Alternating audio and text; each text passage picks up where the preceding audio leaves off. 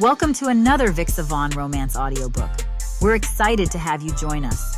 Whether you're into second chance romance, enemies to lovers, fake marriage, or any other trope, Vixa Vaughn offers you the chance to escape into stories that will carry you away into heart-pounding romance and gripping characters. While we want to get you the full experience, some parts of this audiobook are abridged to stay abreast of YouTube's community guidelines. If you want the full experience, you can always head to Vixa Vaughn Romance and use code VIXA40 to get the unabridged version of this audiobook for 40% off. Now sit back and enjoy the show.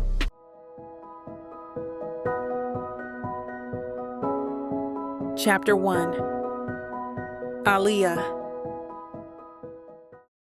The chirp of my alarm reaches into the depths of my dream, yanking me back to consciousness. I groan, stretching my arm out to smack the snooze button, but force myself to resist the temptation. No time for that luxury today. I push myself upright, swinging my legs over the side of my bed. My eyes adjust to the thin morning light, filtering through the cheap blinds of my studio apartment. The space is small. Efficient is what the real estate agent called it, but it's mine. Or at least, it's mine as long as I can keep making rent. Another day, another hustle, I mutter, padding across the cold floor to the kitchenette. While the coffee brews, I lean against the counter, surveying my domain. The Murphy bed I just folded up, the secondhand sofa I found on a curb in Brooklyn, the IKEA desk crammed in the corner with my ancient laptop. Not exactly the penthouse suite I'd imagined for myself by 25, but it's a start. The coffee machine sputters its final gasp, and I pour the steaming liquid into my chipped NYU mug. Graduation feels like a lifetime ago, though it's only been 3 years. 3 years of working so hard at a marketing firm where I was perpetually overlooked for promotion, despite consistently outperforming my colleagues. Youngest marketing associate to land the Wilson account, I remind myself, taking a sip that burns my tongue. First in my family with a bachelor's degree. My mother's voice echoes in my head. You can't just be good, baby girl. You have to be exceptional. And I have been. I've worked twice as hard as everyone else since I was old enough to understand what it meant to be a Black woman with ambition. But somehow, exceptional hasn't been enough to break through the glass ceiling at Henderson Marketing. I walk to the window, coffee in hand, and look out at the slice of New York City I can afford. An air-shaft view of another brick building. The city that promised so much still holds all my dreams, even if they feel slightly tarnished now. My phone pings with a notification. Another past due notice for my student loans. I sigh, setting down my coffee cup harder than necessary. The stack of bills on my desk seems to grow taller every day, a paper tower of adult responsibilities. Time to get serious, I say to the empty apartment. I power up my laptop and settle at my desk. My resignation letter to Henderson sits in my drafts folder, waiting for the moment I secure something better. I can't afford to leave without another job lined up, not with rent in this city. I navigate to the job boards I've been obsessively checking for weeks. The familiar mix of hope and dread churns in my stomach as I scroll through listings. Most are lateral moves at best, but today a new posting catches my eye. Executive assistant to the CEO at Northbridge Financial. Oh God, I whisper, sitting up straighter. Northbridge is one of the top financial firms in the country. Their headquarters dominate the Manhattan skyline. I pass their building every day on my commute, looking up at those gleaming windows and wondering what it would be like to work somewhere where the sky's the limit. The salary listed makes my eyes widen. It's nearly double what I'm making now. With that kind of money, I could actually start paying down my loans instead of just covering the interest. Maybe even move to an apartment with a real bedroom. I scan the requirements, mentally checking them off. Bachelor's degree? Check. Experience in professional office settings? Check. Strong organizational skills? Ability to handle confidential information, excellent communication, check, check, check. This is it, I mutter, excitement building in my chest. This could change everything. The position reports directly to the CEO, which means visibility, networking opportunities, a chance to prove myself in the financial world. It's not exactly the marketing career I'd envisioned, but it's a foot in the door at a prestigious company with room to grow. I pull up my resume, determined to tailor it perfectly for this application. My fingers hover over the keyboard for a moment. This isn't just another job application. This feels like a crossroads. If I land this, it could be the beginning of the career I've been fighting for. Nothing ventured, nothing gained, I tell myself. Thinking of all the nights I stayed late at the office, all the weekends I sacrificed, all the parties I missed because I was determined to get ahead. The bills on my desk seem to stare back at me, reminding me of what's at stake.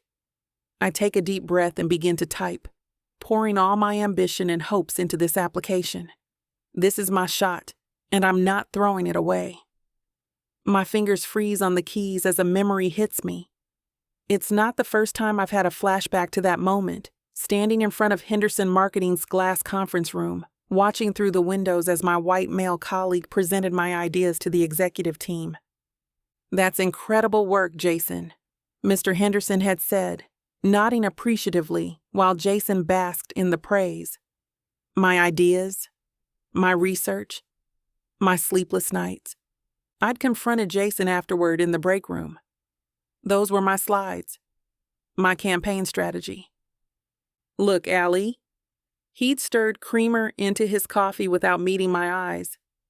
"Henderson wasn't going to listen to it coming from you. I did you a favor. The idea got approved, right?" A favor. My voice had risen despite my efforts to maintain professionalism. "You stole my work." He'd finally looked at me then, his expression a mixture of pity and condescension. "Come on, you know how this works. You've got 2 strikes against you in this industry." His eyes had flicked meaningfully over my face, my hair, my body. "I'm just playing the game." I shake off the memory, refocusing on my Northbridge application. That moment wasn't the first or last time I'd faced such obstacles, but it was the one that made me realize Henderson would never be the place where my career could flourish. I think of my mother, working double shifts as a nurse to put me through college, her hands cracked and dry from constant washing.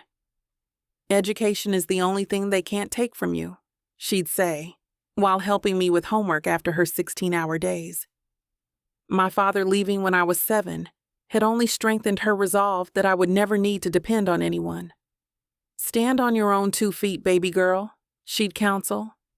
"Make your own way." And I've tried. God, I've tried. I remember my first corporate internship during junior year, showing up in a suit I'd saved for months to buy, only to be mistaken for the coffee girl. The way senior executives would talk over me in meetings, the hints that my natural hair wasn't professional enough, the endless stream of microaggressions wrapped in smiles and backhanded compliments. "You're so articulate." "You don't sound like you're from the Bronx." "You're not what we expected." I'd learned to swallow my anger, to smile and nod, to work twice as hard while appearing half as threatening. I'd learned the elaborate dance required to advance without making others uncomfortable with my ambition. My mother's latest medical bills flash in my mind, the arthritis in her hands worsening, making it difficult for her to continue nursing. My promise to take care of her once I made it feels increasingly hollow with each passing month at Henderson. This Northbridge position could change everything. Not just for me, but for her too. I complete the application with renewed determination, triple-checking for errors before hovering my cursor over the submit button. I take a deep breath and click. The confirmation screen appears. "Thank you for your application to Northbridge Financial." A rush of satisfaction flows through me, followed immediately by a jolt of recognition. Northbridge Financial. CEO position. Why does this feel suddenly familiar? I grab my phone and pull up Instagram, scrolling through Miranda's profile. There it is, a photo from 6 months ago. Miranda in a sleek cocktail dress, with her arm around her father at some charity gala. The caption reads, "Proud daughter moment when dad wins CEO of the year. Hashtag Northbridge Financial. Hashtag Power Moves." Damn, I whisper, staring at Evan Franklin's distinguished face. Miranda's dad. The man I'd met a handful of times during college when he'd visit campus or take us to dinner. Always charming, always impeccably dressed, always exuding that quiet power that seemed to bend the world to his will. The CEO of Northbridge Financial is Evan Franklin, Miranda's father. My mind races. Would this connection help or hurt my chances? Nepotism is real, but so is the awkwardness of mixing personal and professional. Still, I can't deny the flutter of hope in my chest. This might be the edge I need. A familiar face at the top who might actually see me for my abilities. This could actually work, I murmur, allowing myself a moment of optimism. Landing this job would be the game changer I've been waiting for. The opportunity to prove myself in a company where the ceiling might actually be breakable. I pick up my coffee, now cold, and take a sip anyway. The bitter taste matches the determination settling in my bones. I want this job, connection or not. And I'm going to get it. Chapter 2. Evan. I tap my Mont Blanc pen against the polished mahogany of my desk, watching Andrew take a sip of the 18-year-old scotch I'd poured for him. The amber liquid catches the afternoon light streaming through the windows of my corner office. 52 floors up, Manhattan spreads beneath us like a glittering playground. So, Northbridge's Q3 projections are looking solid?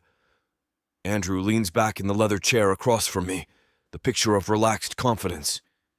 Even with the market fluctuations? More than solid. I slide the portfolio across the desk. We're positioned to weather whatever storm comes. The Asian markets are volatile, but our diversification strategy is paying off.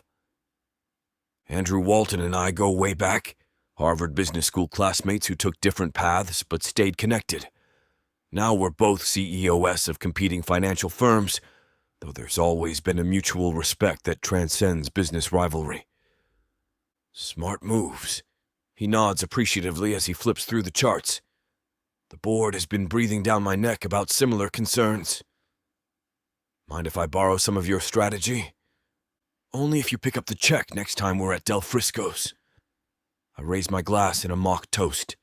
Andrew chuckles, closing the portfolio and setting it aside. Speaking of which, we should schedule dinner soon. I'd like you to meet Elizabeth properly. The shift to personal terrain catches me slightly off guard. Elizabeth, your new bride, right? Congratulations again. How's married life treating you? Transformative. His face softens in a way I've never seen in all our years of friendship. Best decision I ever made. Even with the age difference? The question slips out before I can filter it. Andrew doesn't flinch, especially with it. When you connect with someone at that level, the numbers become irrelevant. I take a thoughtful sip of scotch, and the fact she was your daughter's best friend didn't complicate things? Oh, it was a disaster at first. He laughs, but there's an edge to it. Layla didn't speak to me for a very long time, but they're rebuilding now. The twins helped. Layla can't resist being a big sister after growing up alone her whole life. Twins, I repeat, trying to imagine myself in his position. At your age, that's commitment. Best kind of exhaustion I've ever experienced. Andrew pulls out his phone, swiping to photos of two identical dark-haired boys. 4 years old next week. Elizabeth is incredible with them. I examine the picture, noting the genuine joy on Andrew's face. There's something unsettling yet fascinating about seeing this titan of finance transformed by something as ordinary as fatherhood. Again, at his age. Miranda was about 2 when Stephanie and I split, I muse, setting my glass down. Sometimes I wonder if I missed the best parts, being so focused on building Northbridge. It's never too late, Evan. Andrew pockets his phone. Look at me. A second chance at 52. The company will always be there. But finding someone who makes you want to come home at night, that's the real achievement. I stare out at the Manhattan skyline, the empire I've built stretching before me. My penthouse will be empty tonight, as it is most nights. No one waiting. No reason to leave this office before 9. Stephanie remarried, 12 years ago? Andrew asks. 14. Her husband's a surgeon. Nice guy, actually. The admission still surprises me sometimes, that I can feel genuine goodwill toward the man who sleeps beside my ex-wife. And you haven't had anything serious since? I shrug. Dating, sure, nothing that stuck. The truth is more complicated. There have been women, attractive, intelligent companions who graced my arm at galas and warmed my bed afterward. But I've kept them at a careful distance, never allowing enough proximity for real attachment. The prenup with Stephanie taught me expensive lessons about mixing heart and assets. You should meet Elizabeth's friend, Charlotte. Brilliant woman. She's an artist like herself. Young, too. I don't need you playing matchmaker, Andrew. I shoot him a warning look. The mighty Evan Franklin, afraid of a blind date? He laughs. What happened to the guy who negotiated the Miller acquisition without breaking a sweat? Business is different. Predictable risks. Definable outcomes. I twirl the scotch in my glass. Relationships are messier. That's the whole point. The mess is where the good stuff happens. Andrew leans forward. Look, I spent most of my career building my company into what it is today. I thought that was enough. It wasn't. Now I have Elizabeth and the boys, and suddenly the company seems like just a company. His words hit somewhere uncomfortable. Northbridge has been my identity for so long that the idea of it being just a company feels almost blasphemous. Not everyone needs what you found, I counter. Some of us are content with our empires. Are you? Really?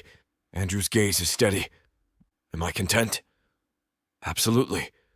The words sound confident even as something shifts uncomfortably in my chest. The company's thriving. Miranda's grown into a successful woman, despite her occasional dramatics, and I have the freedom to do whatever the hell I want. Whenever I want. Andrew tilts his head, clearly unconvinced. That look on your face, I point at him with my glass, is exactly why I don't discuss my personal life with you anymore. I'm just saying. Instead of trying to play matchmaker, I cut him off, leaning forward in my chair. How about you help me find a new executive assistant who can actually be competent at what they do? My current one keeps scheduling meetings during my racquetball time and can't seem to figure out that I don't take calls before 9 in the morning. I'm ready to let her go as soon as the right person comes along. Andrew laughs, a deep rumble that fills my office. From blind dates to administrative recruitment, that's quite a pivot, Evan. At least an assistant serves a practical purpose. I drained the last of my scotch. The last 3 I've had couldn't handle the pace. Too busy updating their Instagram or whatever the hell they do. Fine. I'll keep my eyes open for ultra-efficient executive assistant types who don't mind working for a demanding perfectionist. He winks, standing to refill our glasses. Though I think you're deflecting. That's what you pay your therapist to tell you. Andrew hands me my refreshed drink. All I'm saying is don't be so hard on yourself. Let loose sometimes, man. Remember Cancun, 2005? Christ, are you trying to get my reputation killed? I've spent good money making sure those photos never surface. The memory of that weekend, a corporate retreat that turned into something decidedly unprofessional, pulls a genuine smile from me. See? That guy is still in there somewhere. Andrew taps his finger against my chest. Under all those custom suits and boardroom speeches, I roll my eyes, but there's no real annoyance behind it. That guy didn't have a multi-billion-dollar company to run. That guy knew how to live, Andrew counters. When's the last time you took a vacation? A real one, not just working from a different location. The question makes me pause. I stare into the amber depths of my scotch, searching for an answer that doesn't make me sound like a complete workaholic. Nothing comes to mind. "That's what I thought," Andrew says, reading my silence perfectly. "Promise me you'll consider it." Consider what? Cancun 2.0? I think I'm past the age of tequila body shots and waking up in strange places. Consider letting someone into that fortress you've built around yourself. His words hit with surprising weight. Fortress analogy isn't far off. I've constructed walls around my personal life, reinforced them with each passing year. It's not just about protecting assets now. It's become habit, comfort even. I'm 52, Andrew. I don't have time for some midlife romantic adventure. That's exactly when you should make time. He takes a measured sip of scotch. Look, I'm not saying marry the next woman who walks through your door. But life's about more than quarterly reports and board meetings. I swivel my chair slightly to gaze out at the skyline, the sun casting long shadows across the city. From this height, everything looks ordered, manageable. People become tiny specks moving in predictable patterns. Relationships are messier, just as I told Andrew. Unpredictable, potentially destructive. And yet, something about his contentment gnaws at me. The way his face transformed when he mentioned his family. That's something I haven't felt in decades.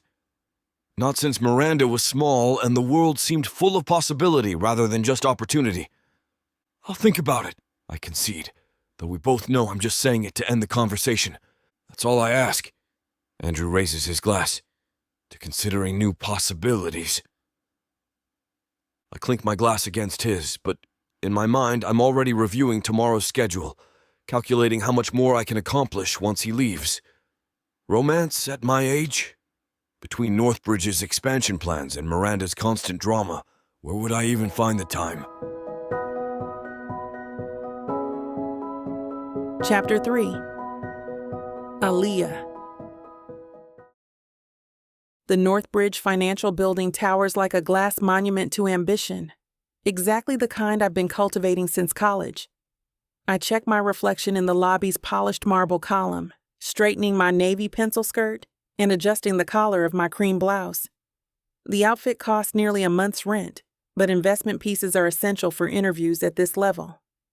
My resume feels heavy in my leather portfolio, MBA from NYU, 3 years at Henderson Marketing, where I've climbed from junior analyst to senior marketing strategist. All carefully curated stepping stones leading me here, to the lobby of the company where I truly want to make my mark. Miss Jenkins? A sleek receptionist with an immaculate bob gestures toward the elevator bank. Mr. Franklin will see you now. 52nd floor. Thank you. I keep my voice steady, professional, despite the rapid drumming of my heart. The elevator glides upward, numbers climbing as my thoughts race.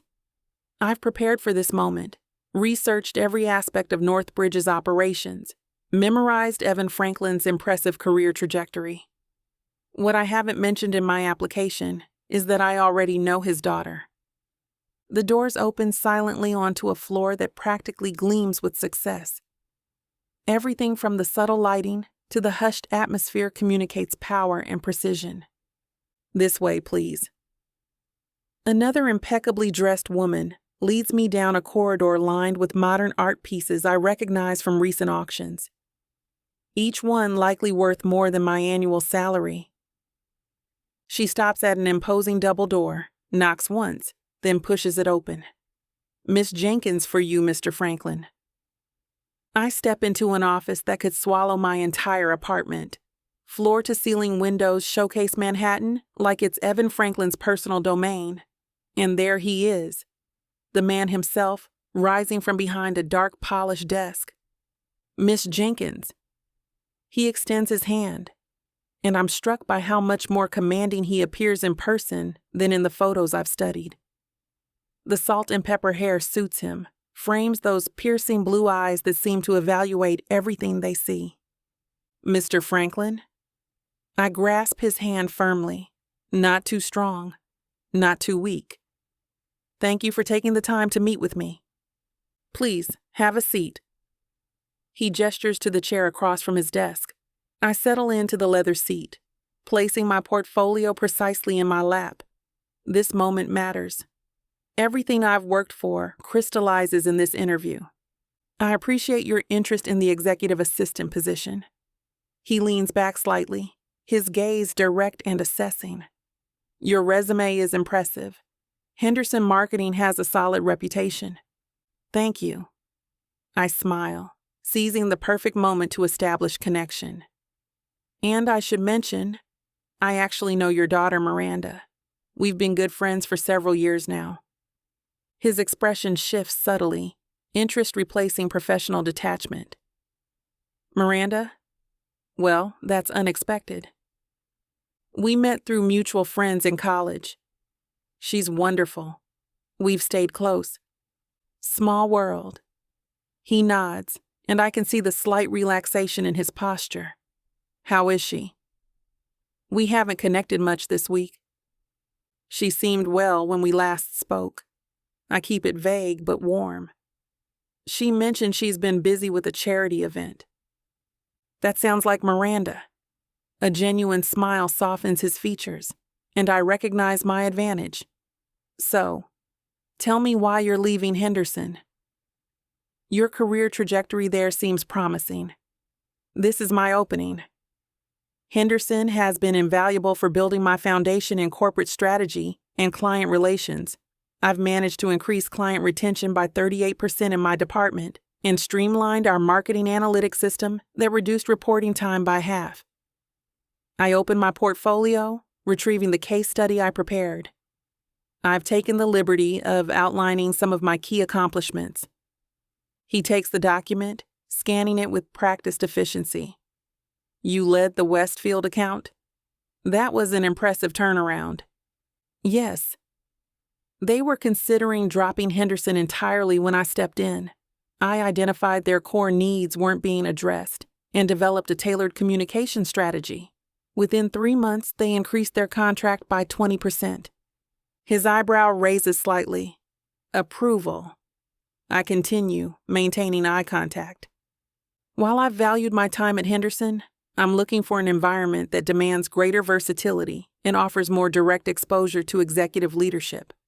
Your reputation for mentorship is well known in the industry, Mr. Franklin. Call me Evan. He sets down my case study. And forgive my directness, but executive assistant positions typically attract candidates from administrative backgrounds. Your qualifications suggest you might be overqualified. I've anticipated this objection. I see it differently. The role of executive assistant to a CEO like yourself isn't administrative. It's strategic. You need someone who can anticipate needs, translate your vision to different departments, and manage complex priorities while protecting your time. My background in marketing strategy has honed exactly these skills. He leans forward, interest visibly piqued. And you don't see this as a step backward? I see it as a calculated lateral move with greater long-term potential. Working directly with leadership provides insights no departmental role can offer. I meet his gaze steadily. Besides, I believe in earning advancement through demonstrated value, not just job titles. Evan rises from his chair, moving to a small seating area near the windows where 2 leather armchairs face each other across a glass coffee table. Let's continue our conversation more comfortably. Coffee? Black, please. I follow him, maintaining my professional posture, even as I sink into the buttery leather. He presses a button on a sleek intercom. 2 coffees, black. Then turns his penetrating gaze back to me. Let me pose a scenario, Ms. Jenkins. Aliyah, please. Aliyah. My name sounds different in his deep voice. It's Monday morning. I have investors arriving from Tokyo at noon, but the quarterly report contains concerning numbers we didn't anticipate. The PR department is also requesting immediate approval on a press release about our sustainability initiative, and my daughter needs me to confirm attendance at her charity gala this weekend. How do you proceed? I don't hesitate. I'd first review the quarterly report myself to identify the specific concerns, then prepare a concise brief highlighting these issues with potential talking points for the investor meeting. I'd connect with the finance team to understand the discrepancies before your day begins. For the PR request, I'd assess whether the sustainability announcement could strategically offset potential market reactions to the quarterly numbers. If so, prioritize approval with suggested edits. As for Miranda's gala, a personal matter takes seconds to confirm, so I'd send that confirmation immediately with a note that you're looking forward to attending. His lips curve slightly. And if the numbers are significantly worse than anticipated, then I'd reschedule non-essential meetings to give you time with the finance team before the investors arrive. I'd also prepare a transparent but controlled narrative about the challenges and, more importantly, the corrective measures already being implemented.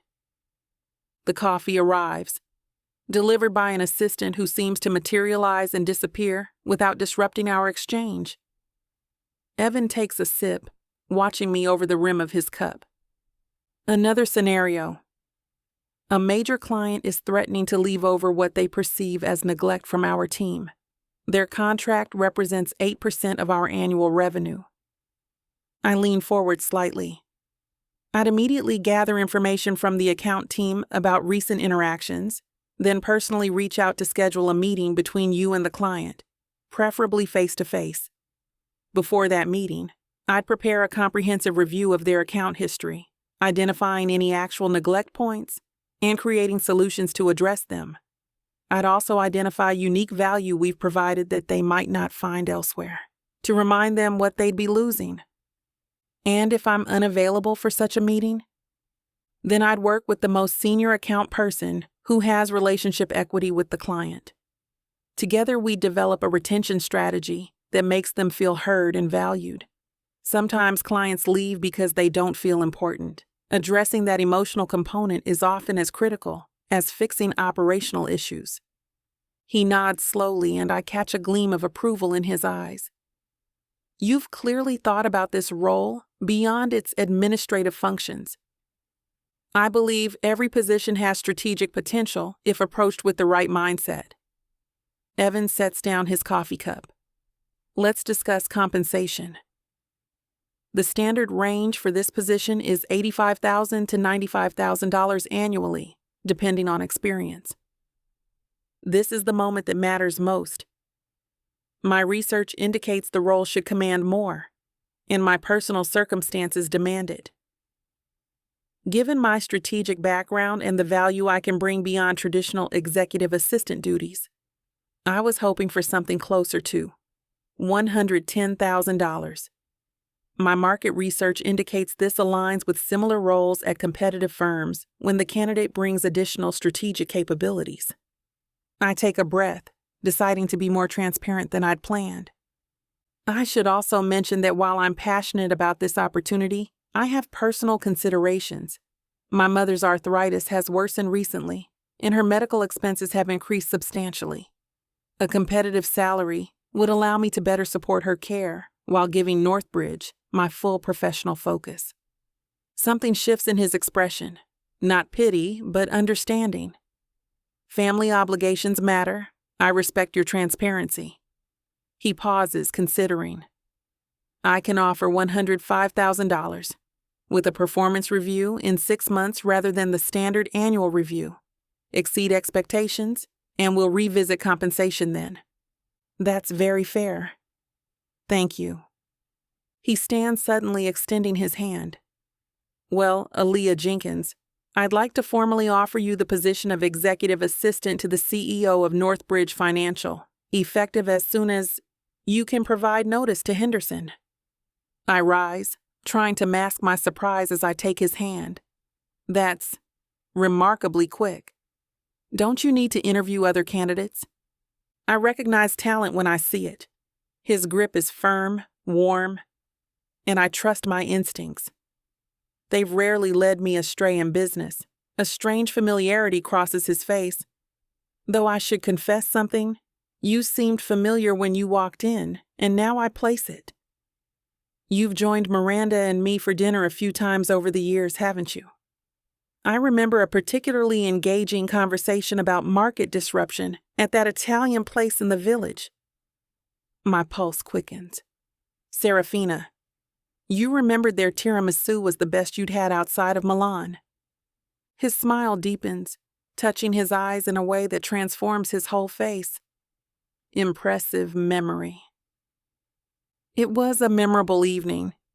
I'm careful to keep my tone professional despite the warmth spreading through me.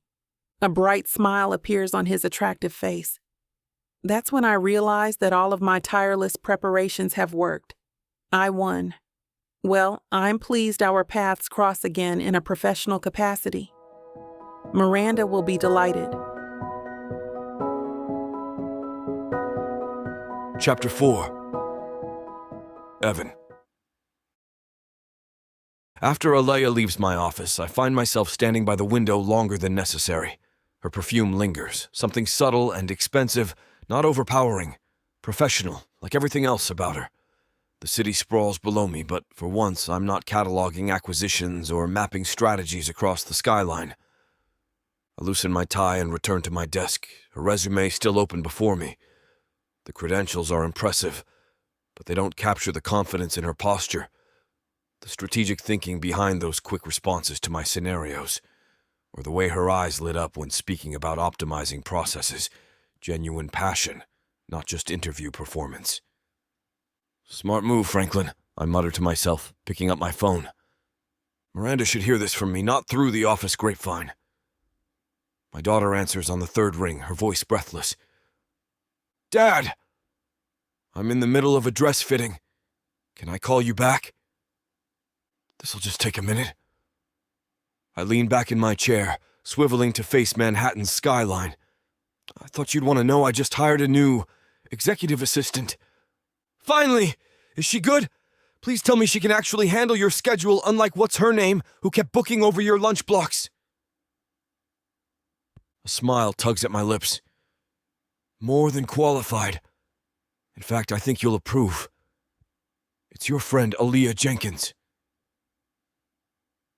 The squeal through the phone forces me to pull it from my ear momentarily. Are you serious? Aliyah, that's amazing. Oh my God, I need to call her. Wait, when did she interview? She didn't even tell me she applied. Just now. I offered her the position on the spot. I don't mention the salary negotiations. Miranda doesn't need to know I went significantly above budget for the role. Dad, you're going to love working with her. She's literally the most organized person I know. Remember when she planned my 21st birthday weekend and had itineraries printed for everyone? And she's smart as hell. She was always helping me with my business classes. I remember. What I actually remember is Aliyah's measured analysis of a case study I'd mentioned at dinner. How she dissected the flawed business model, while the rest of Miranda's friends had been more interested in ordering another round of cocktails. I'd been impressed then. Today only confirmed my initial assessment. And she's gorgeous, right? God, I always told her she could model if the whole corporate ladder thing didn't work out. My grip on the phone tightened slightly. She's certainly professional in her presentation. Professional. A clinical word that doesn't begin to describe the striking woman who just sat across from me. The way her dark curls framed her face, how her eyes, sharp and intelligent, held mine without wavering. The elegant line of her neck when she tilted her head, considering my scenarios. Please, Miranda laughs. She's a knockout, and you know it. Remember how all your golf buddies kept checking her out at my graduation party? Old pervs. I clear my throat. I'm hiring her for her qualifications, Miranda. Obviously, Aliyah's brilliant. I just think it's funny you're being weird about acknowledging she's also hot. I'm not being weird. I'm being her new employer. The distinction feels important to establish, even as I recall the curve of her smile when she'd referenced our previous dinner together. Christ, this train of thought needs derailing immediately. Whatever. Dad! Miranda sounds distracted now. The seamstress is giving me death glares. Can I go? I want to call Aliyah after this. Go ahead. We'll catch up later. After hanging up, I stare at the contract I've already instructed HR to prepare. 2 decades of business success built on rational decisions, on separating personal reactions from professional assessments. Yet sitting across from Aliyah Jenkins, I felt something stir that had no place in a job interview. An awareness that went beyond appreciating her qualifications. Even years ago, when she was just one of Miranda's college friends, I'd noticed her. How could I not? Her beauty was undeniable. But it was her composure that had caught my attention. The thoughtful way she spoke, how she listened intently before responding. Back then, I dismissed my notice as simple appreciation for someone who stood out from Miranda's usual crowd. Now she'll be working directly with me, and that awareness has only intensified. Seeing her handle my interview questions with such poise, watching her mind work, it adds another dimension to her appeal that I find even more compelling than her physical beauty. Dangerous territory, I mutter, standing abruptly. I'll need to establish clear boundaries, keep things strictly professional. I'm her boss now, nothing more. The fact that I find her attractive is irrelevant. The biological response I can and will override with proper professional distance. I press the intercom. Janet, please have HR expedite Ms. Jenkins' paperwork. I want everything ready for her first day next Monday. Already on it, sir, my current assistant responds, and your 3 o'clock is waiting in the conference room. I move through the conference room, commanding attention without effort. The quarterly review slides illuminate the darkened space as I break down our projections to the executive team. These numbers tell us 2 things. I point to the glowing chart, strategically pausing. We've exceeded last quarter's growth metric by 18%, and our competitors aren't keeping pace.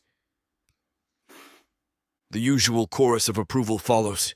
These meetings run like clockwork, data, analysis, strategy, action items. Today, however, my mind keeps drifting to the woman who'll soon occupy the desk just outside my office door. My CFO drones on about capital allocations, but behind my attentive nod, I'm replaying moments from the interview. The subtle shift in Aliyah's posture when I mentioned the salary. The flash of determination in her eyes when discussing career trajectory. The competent efficiency of her hands as she referenced specific points in her portfolio. Evan? James, my COO, interrupts my thoughts. Your take on the Pacific expansion timeline? I don't miss a beat. We'll need to accelerate. The market indicators suggest our window is narrowing. Words flow automatically while part of my mind remains stubbornly elsewhere. 2 hours later, I'm back in my office, jacket discarded, sleeves rolled up as I review acquisition documents. Janet brings coffee and a stack of contracts requiring signatures. Your calendar for next week is updated, she says. I've blocked an orientation morning with Miss Jenkins before I leave. Anything else you'd like me to prepare for her transition? The access credentials for the executive database and priority client files. I sign the last document with a practiced flourish and have it set her up with remote access to my schedule. After Janet leaves, I lean back in my chair, rubbing my temples. The thought of Aliyah having access to every detail of my professional life, and by extension, glimpses into my personal one, stirs something I refuse to name. I recall Andrew's words, that knowing smirk over his glass. Consider letting someone into that fortress you've built around yourself. My phone buzzes. A text from Miranda with a photo of her in what appears to be a wedding reception venue, captioned, "What do you think of this place for the rehearsal dinner?" I respond with appropriate enthusiasm, though my thoughts catch on the unexpected sharp twist in my chest. My daughter's wedding planning should be my focus, not inappropriate musings about her friend. Her friend who will now spend 40-plus hours weekly at my side. Damn, I mutter, standing abruptly to pace before my wall of windows. Manhattan stretches before me, a testament to ambition realized. 25 years building this company, cultivating a reputation for uncompromising standards and impeccable judgment. Not once have I crossed professional boundaries with an employee. The suggestion would be laughable to anyone who knows me. Yet here I am, imagining what it might be like to know Aliyah beyond the constraints of our professional relationship. To discover what makes her laugh outside the polite social chuckles I've witnessed at Miranda's gatherings. To understand the drive behind those intelligent eyes. My reflection stares back at me from the window glass. Distinguished, controlled, successful. The very image of a man who doesn't entertain foolish fantasies about women half his age. She's your daughter's friend, I remind myself firmly. Soon to be your executive assistant. End of story. But Andrew's voice echoes again. I turn back to my desk, methodically organizing documents into their appropriate folders. There are clear lines in business that successful men don't cross. Office romances are messy, unprofessional complications that invariably end poorly. The power dynamic makes it inherently problematic, regardless of mutual interest. Not that there would be mutual interest. The idea that someone like Aliyah would look twice at me outside of professional respect is presumptuous at best. I check my watch. 3 more meetings before I can reasonably call it a day. 3 more hours of pretending my thoughts aren't periodically circling back to dark curls and intelligent eyes and a confident smile that somehow managed to be both professional and tantalizingly warm. Get it together, Franklin, I mutter, straightening my tie and pressing the intercom. Janet, I'm ready for the next meeting. Chapter 5. Aliyah. The hostess leads me through Manhattan's hottest new bistro, a place with a 3-month waiting list that Miranda undoubtedly bypassed with a name drop and a smile. The space glows with amber lighting that makes everyone look airbrushed, the kind of sophisticated ambiance that justifies $40 appetizers. There she is. Miranda waves enthusiastically from a corner booth, her blonde hair catching the light. My corporate badass bestie. I slide into the plush velvet seat across from her, grateful for the relative privacy the curved booth provides. Let me guess. You bullied the maitre d' for this table. Please. She flips her hair over one shoulder, diamond earrings catching the light. I simply mentioned that the Franklin family has been considering venues for my rehearsal dinner. Amazing how accommodating people get. You're terrible. I laugh, reaching for the wine menu. But effective. Miranda grins, already pouring me a glass from the open bottle of champagne in an ice bucket beside our table. We're celebrating, obviously. I nearly dropped my phone when Dad told me he hired you. The bubbles fizz in the crystal flute she hands me, tiny golden stars rising to the surface. I still can't quite believe it myself. Executive Assistant to the CEO of Northbridge Financial. The title feels weighty on my tongue, significant. To my best friend, climbing that corporate ladder all the way to my daddy's office. Miranda raises her glass with a theatrical flourish. May you manage his impossible schedule better than I ever could have. Our glasses clink, and I take a sip, the champagne crisp and expensive on my tongue. When he called me in for an interview, I nearly backed out 3 times. I kept thinking it would be awkward, applying to work for your dad. Are you kidding? It's perfect. Now I have an inside woman. Miranda lowers her voice dramatically. Think of all the company gossip you can feed me. That is absolutely not happening, and you know it. Worth a shot. She shrugs, not the least bit deterred. Seriously, though, I'm thrilled. Dad needs someone competent, and you need a job that actually values your skills instead of making you fetch coffee for mediocre white men. I laugh, though there's truth in her assessment of my previous position. Your dad definitely didn't seem like the coffee-fetching type of boss. God, no. Dad expects excellence, but he's also weirdly loyal to people who deliver. His last good assistant worked with him for 12 years before she retired to Florida. Miranda traces the rim of her glass with one manicured finger. He's intense but fair. Just don't let him intimidate you. He doesn't intimidate me. I say too quickly, then hesitate. That's not entirely true. Evan Franklin's presence fills a room, commanding attention without effort. During the interview, I'd felt a different kind of nervousness, one that had less to do with professional pressure and more to do with how his eyes had held mine, how the corner of his mouth had lifted slightly when I'd made a particularly astute point. Liar. Miranda grins knowingly. Everyone finds Dad intimidating at first. It's the CEO thing. Right, the CEO thing. Not the way his voice drops to that low, resonant tone when he's making an important remark. Not how his hands move with precise, confident gestures when explaining concepts. Not the subtle cologne I caught when he leaned closer to review my portfolio. Any insider tips for working with him? I ask, redirecting both the conversation and my thoughts. He's obsessive about punctuality, like pathologically so. If a meeting starts at 9, he expects everyone there at 8:55, minimum. She pauses as our server arrives with appetizers I don't remember ordering, likely another Miranda executive decision. Oh, and he likes his coffee black before noon with a splash of cream after. Don't ask me why. It's some weird ritual thing.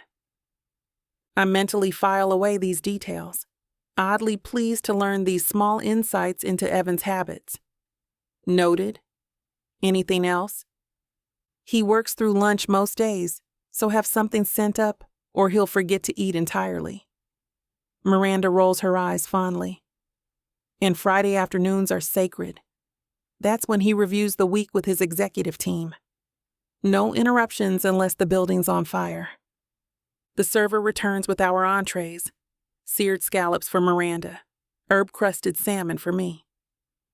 Enough about Dad, Miranda declares, cutting into her scallop with surgical precision. Let's talk wedding. The planner keeps asking about your dress fitting. When can you come in? Next Saturday works, I say, grateful for the topic change. Any color preferences beyond not white? I'm thinking emerald. It would look incredible with your skin tone. Our conversation shifts to floral arrangements and venue options, away from the dangerous territory of my new boss, her father, and how unexpectedly attractive I find him. So we have the church booked, and the Waldorf for the reception. Miranda cuts into another scallop, her engagement ring catching the light as she gestures with her fork. Daniel wanted something smaller, but I told him this is the social event of the season. Half of Manhattan's elite will be there. I nod, taking a sip of champagne while trying to imagine the scale of what she's describing. Miranda's wedding will undoubtedly be the type featured in glossy magazines, the kind normal people flip through while waiting at salon appointments. The flowers alone are costing more than my first car, she continues with a casual wave. But Daddy insisted on flying in this specific orchid cultivar from Thailand. Apparently, they only bloom for like 2 weeks a year. That sounds excessive. I can't keep the hint of amusement from my voice. It's a Franklin wedding. She grins, unabashed. Excessive is the minimum requirement, which reminds me, you'll need to coordinate with Daniel's sister for the bachelorette weekend. I'm thinking Capri, but I'm open to Saint-Tropez if the weather forecast looks better. The casualness with which she mentions international destinations for a weekend trip still catches me off guard sometimes, despite our years of friendship. The financial stratosphere the Franklins inhabit operates by different rules. Ones where private jets and impromptu European getaways are simply Tuesday decisions. I might need to check my schedule first, I say carefully. Starting a new job and all. Please. Miranda rolls her eyes. Dad will give you the time off. I'll make sure of it. She reaches across the table and grabs my hand, her expression softening. Seriously, though, I can't tell you how happy I am about this. You working with Dad means I'll get to see you all the time now. I know. It's perfect timing. I squeeze her hand back. Between wedding planning and you being at Northbridge, we'll be closer than ever. Her eyes brighten with genuine excitement. You can come to family dinners when Dad brings work home. You can help me surprise him on his birthday. God, I've been trying to get someone I actually like into that office for years. I smile, pushing down the flicker of unease her words trigger. Miranda has no idea how complicated this could become. How complicated it already feels. It'll definitely be a change. For the better. No more of you disappearing into 60-hour work weeks at that awful marketing firm. She refills my champagne without asking. Now your insane work ethic will actually be appreciated. Dad texted me after your interview, you know. Said you were remarkably thorough. That's basically a standing ovation in Franklin speak. Heat rises to my head at this revelation. He did? I've never seen him decide on an assistant so quickly.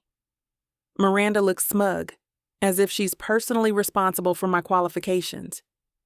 Usually he tortures candidates through at least 3 rounds of interviews.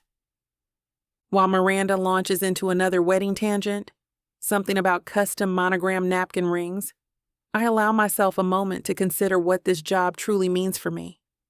Beyond the impressive salary and the prestige of working directly for Evan Franklin, it represents stability, security, the kind I've been chasing since I was old enough to understand what financial uncertainty feels like. No more late rent payments.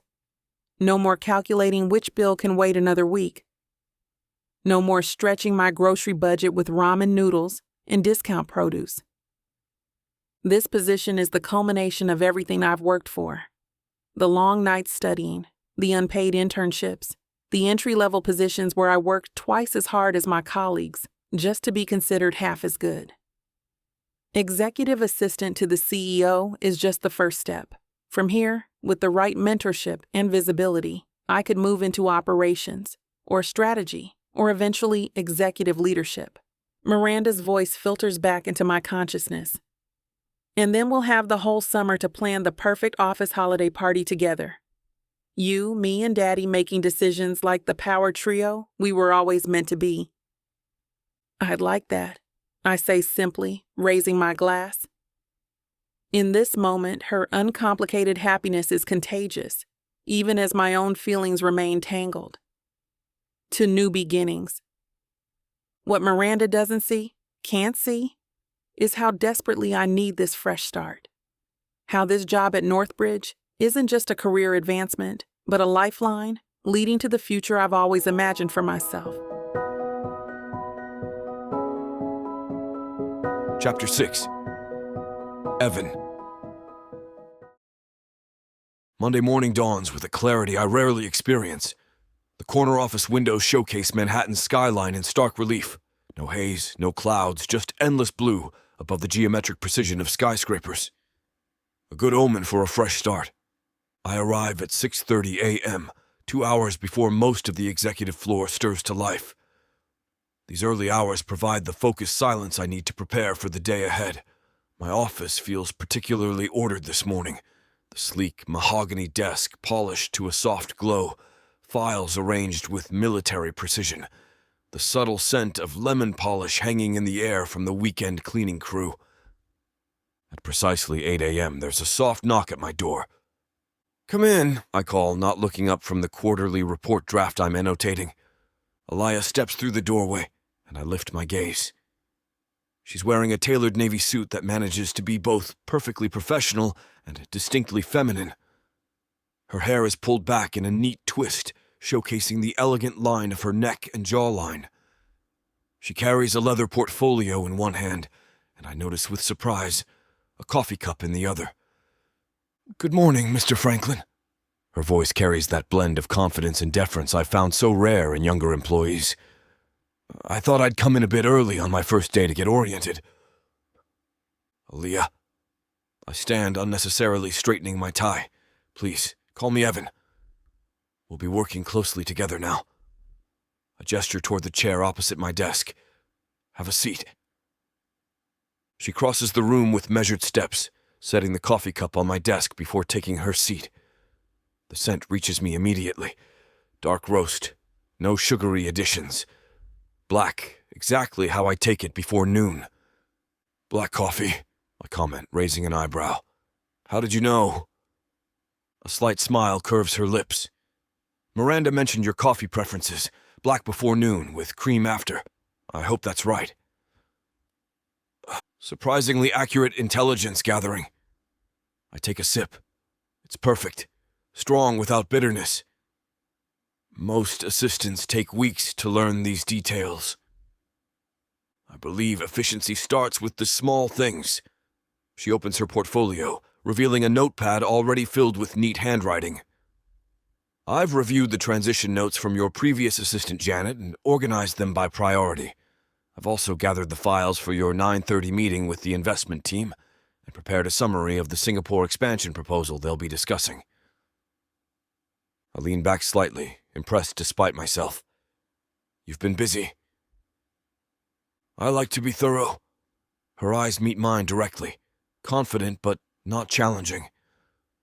I also took the liberty of updating your calendar integration between your phone and computer systems. The previous sync was dropping appointments occasionally. You found that already? The calendar sync has been a minor but persistent annoyance for months. It helped me resolve it this morning. I arrived at 7. She taps her pen against her notepad once, a small gesture that betrays a hint of nervousness beneath her composed exterior. I've also prepared a list of questions about your preferences for handling correspondence, meeting preparations, and travel arrangements when necessary. I can't help the smile that forms. Her preparation is impeccable. Exactly what I need in the whirlwind that is Northbridge's executive suite. I push aside the quarterly report and give her my full attention. Let's go through your responsibilities systematically, then. I pull up the job description on my computer.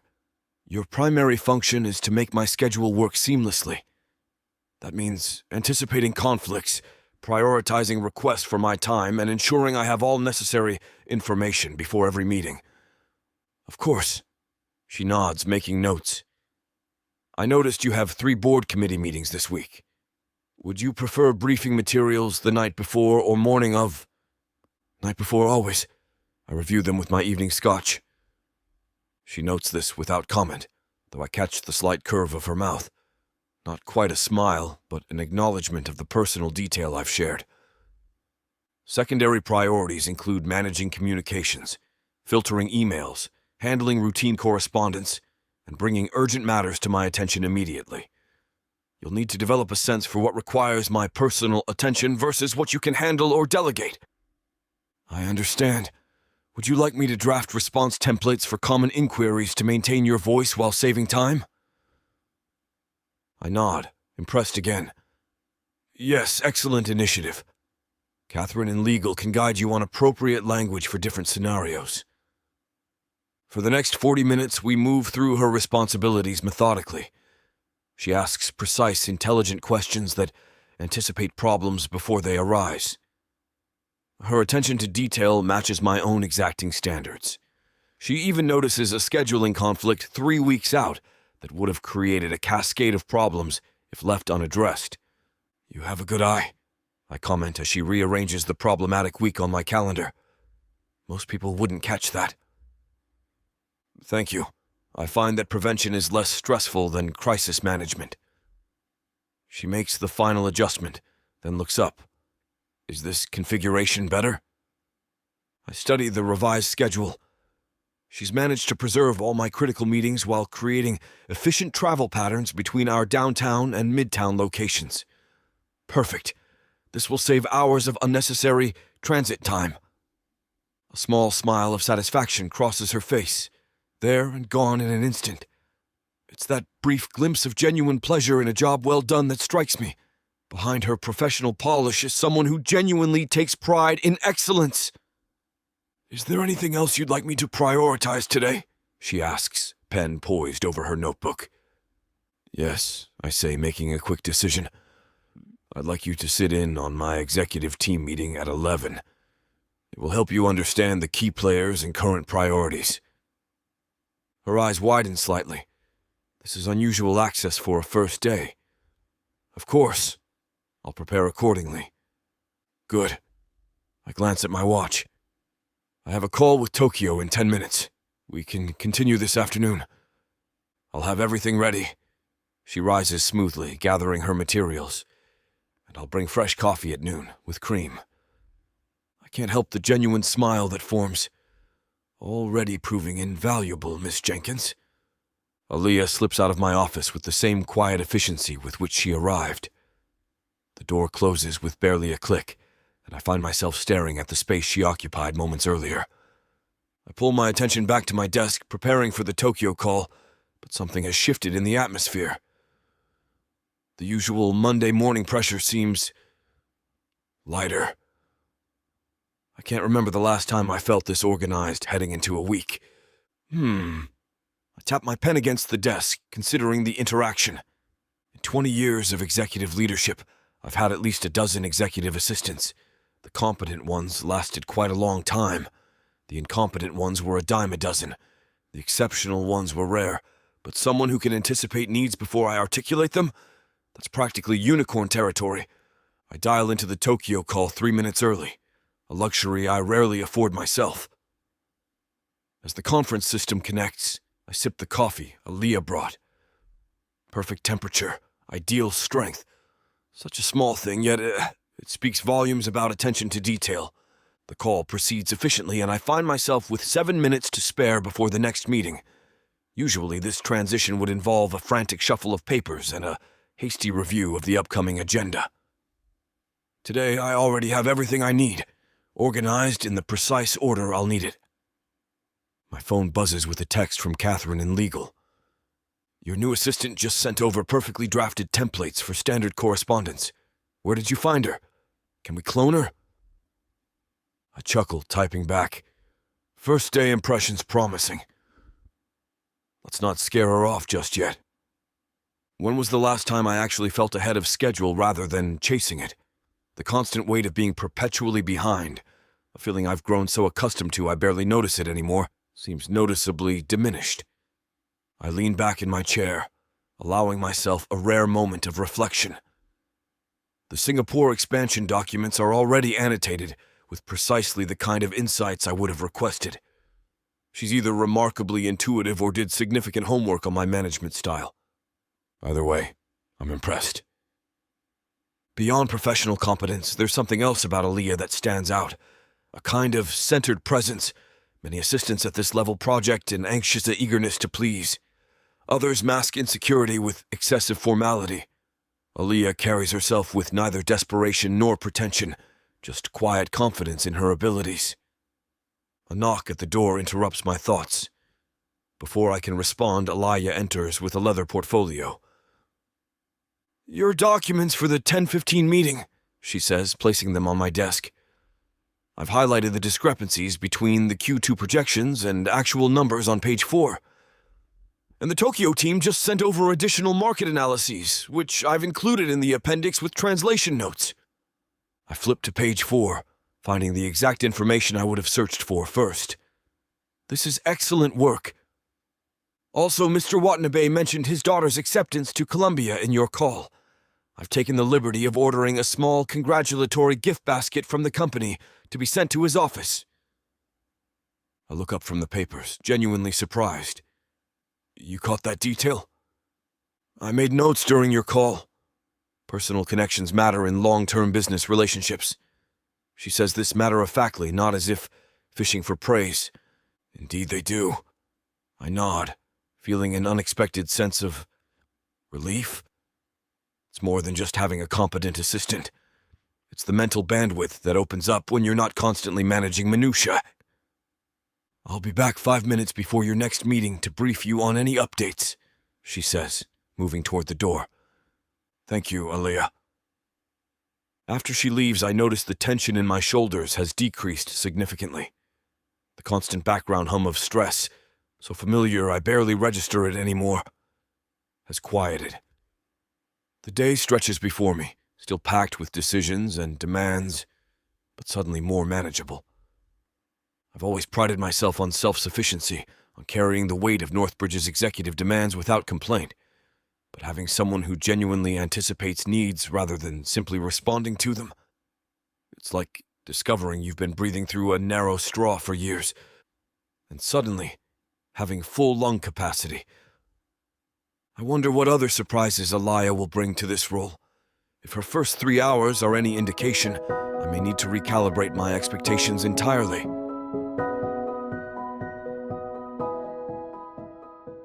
Oh, so you think you're ready for some hockey romance, huh? Baby, you don't even know what you're about to step into. This is not your grandma's romance collection. No, sir. We're talking muscles on the ice, dirty talking men who can handle a stick. And I do mean every kind of stick. 8 full-length audiobooks, over 30 hours of heat, sass, and love stories that'll melt more than just the ice. And honey, these aren't just some regular old stories. These are the kind that'll have you fanning yourself, yelling at your headphones, and staying up till 3 a.m. talking about one more chapter. Normally, a collection like this would cost you a small fortune. But baby, you know we don't play like that. Right now, it's already sitting at a jaw-dropping 70% off. If you order today and use the YouTube exclusive code VIXA40, that's VIXA40. Boom. Even bigger savings. That's right. Your romance binge just got cheaper than your last DoorDash order. One click, endless passion. Vixa Vaughn Romance.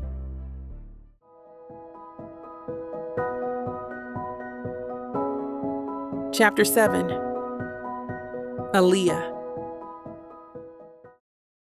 The 7th consecutive morning I arrive at Northbridge Financial before the sun fully crests the skyline, and yet I feel none of the exhaustion that should accompany such early hours. I set my purse in the bottom drawer of my desk, arranging Evan's morning coffee, black, precisely at the temperature he prefers, on a simple silver tray alongside the morning briefing I've prepared. What a difference a week makes. This time last Monday, my stomach twisted with nervous energy, uncertain whether I'd made the right choice accepting this position. Now my hands move with practiced confidence as they arrange his schedule cards by priority. Good morning, Aliyah. I look up to find Catherine passing by, coffee in hand. The Heinberg contract revisions are ready for your review when you get a chance. I'll have them back to you by lunch, I reply, feeling a small thrill at how easily I've integrated into Northbridge's professional ecosystem. The elevator dings, and I straighten instinctively. Right on time. Evan steps onto the executive floor exactly at 7:15, same as every morning this week. His charcoal suit today is impeccably tailored, highlighting broad shoulders that taper to a trim waist. The subtle blue in his tie brings out his eyes, making them appear even more piercing than usual.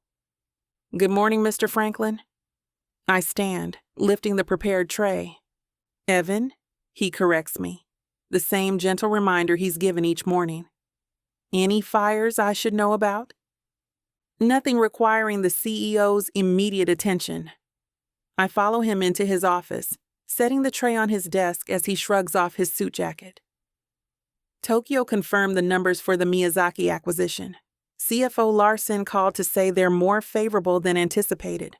I've highlighted the details in your morning brief. And Miranda sent an email about changing dinner plans from Thursday to Wednesday. He nods, scanning the brief while taking his first sip of coffee. Perfect temperature again. How do you do that? Trade secret. I smile, enjoying his appreciation more than I should. The investment team needs your signature on the Singapore documents. I flagged the pages. And the board chairman hoped to steal 15 minutes of your time today. Find a slot for Lawrence after 2. And thank you for the Miranda update. Did she say why the change? Something about a gallery opening on Thursday. I've already adjusted your calendar, and made a new reservation at 11 Madison Park.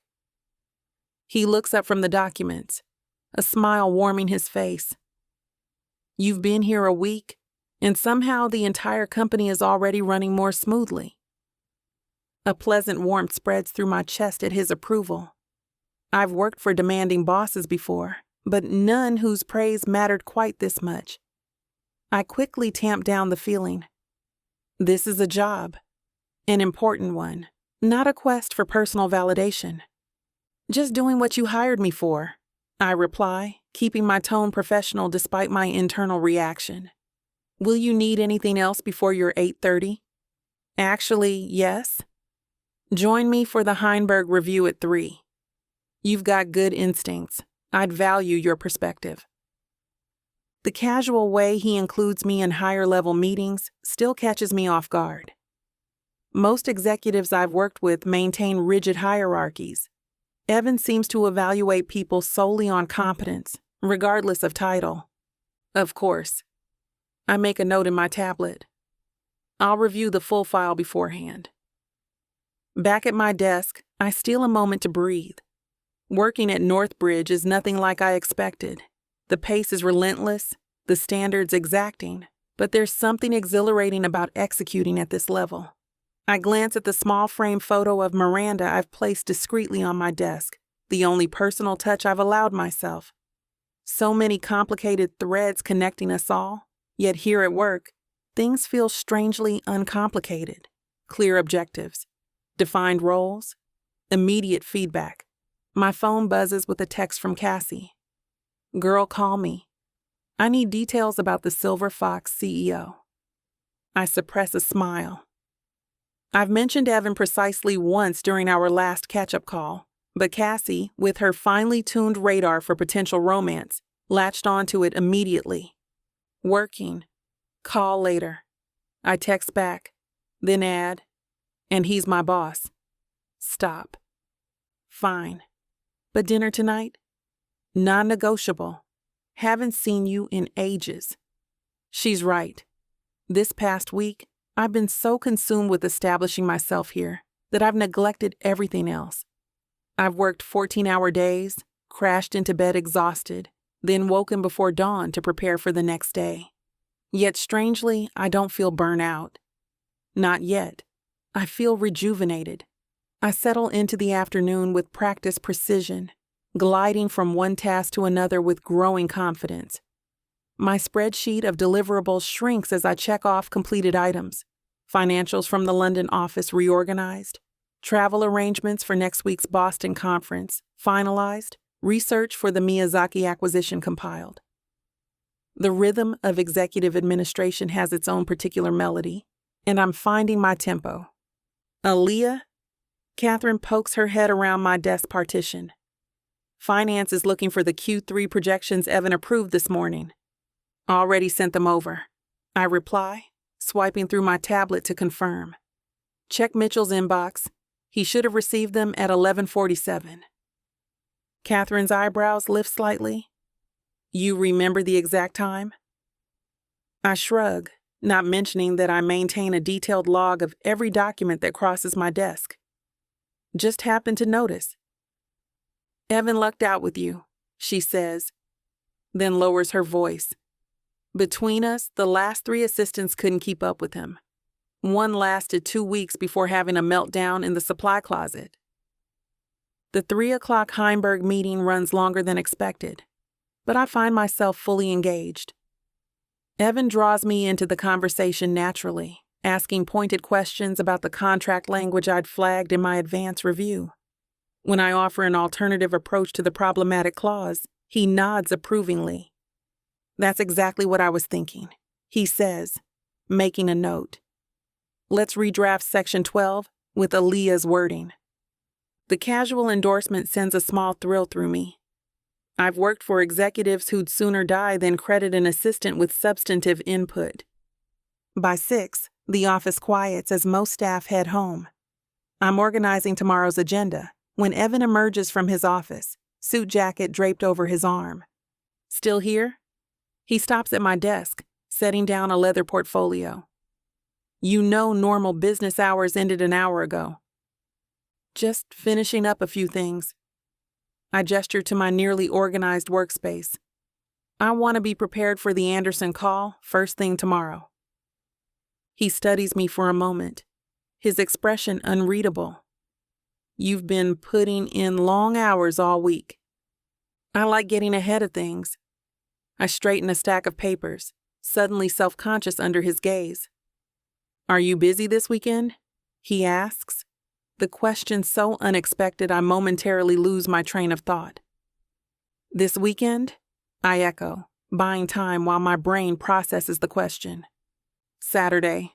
He clarifies, leaning casually against my desk. I'd like to take you to dinner. There are some upcoming projects I want to discuss away from office distractions. Oh. I clear my throat, trying to maintain professional composure, while my pulse does something entirely unprofessional. No, I'm not busy. Good. He smiles, the corners of his eyes crinkling in a way that makes him appear more approachable. There's a place in Tribeca, Estuary. 8 o'clock work for you?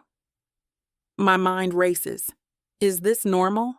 Do CEOs regularly take their executive assistants to dinner at upscale restaurants on weekends? But the confidence in his manner suggests this is perfectly standard procedure.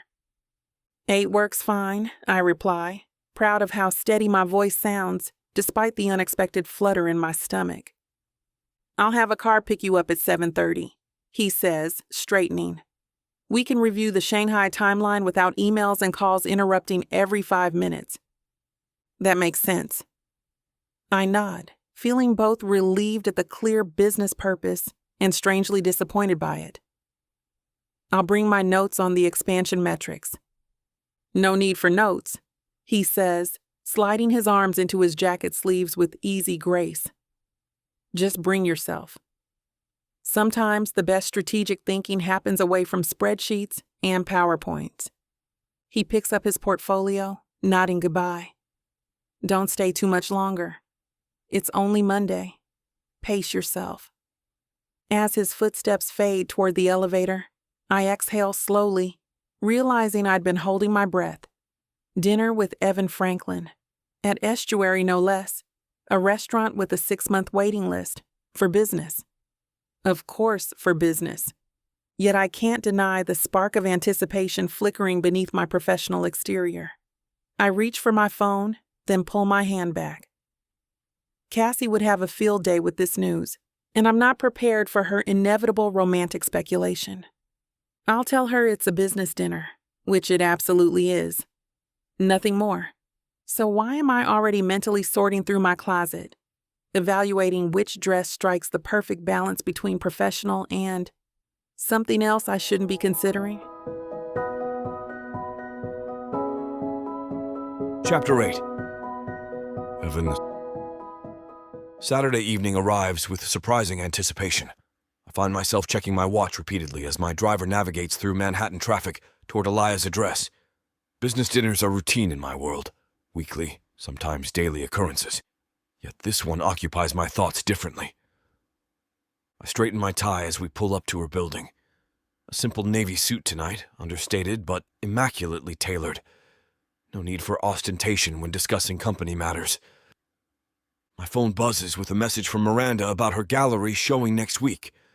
I make a mental note to respond later, just as Aliyah emerges from her building.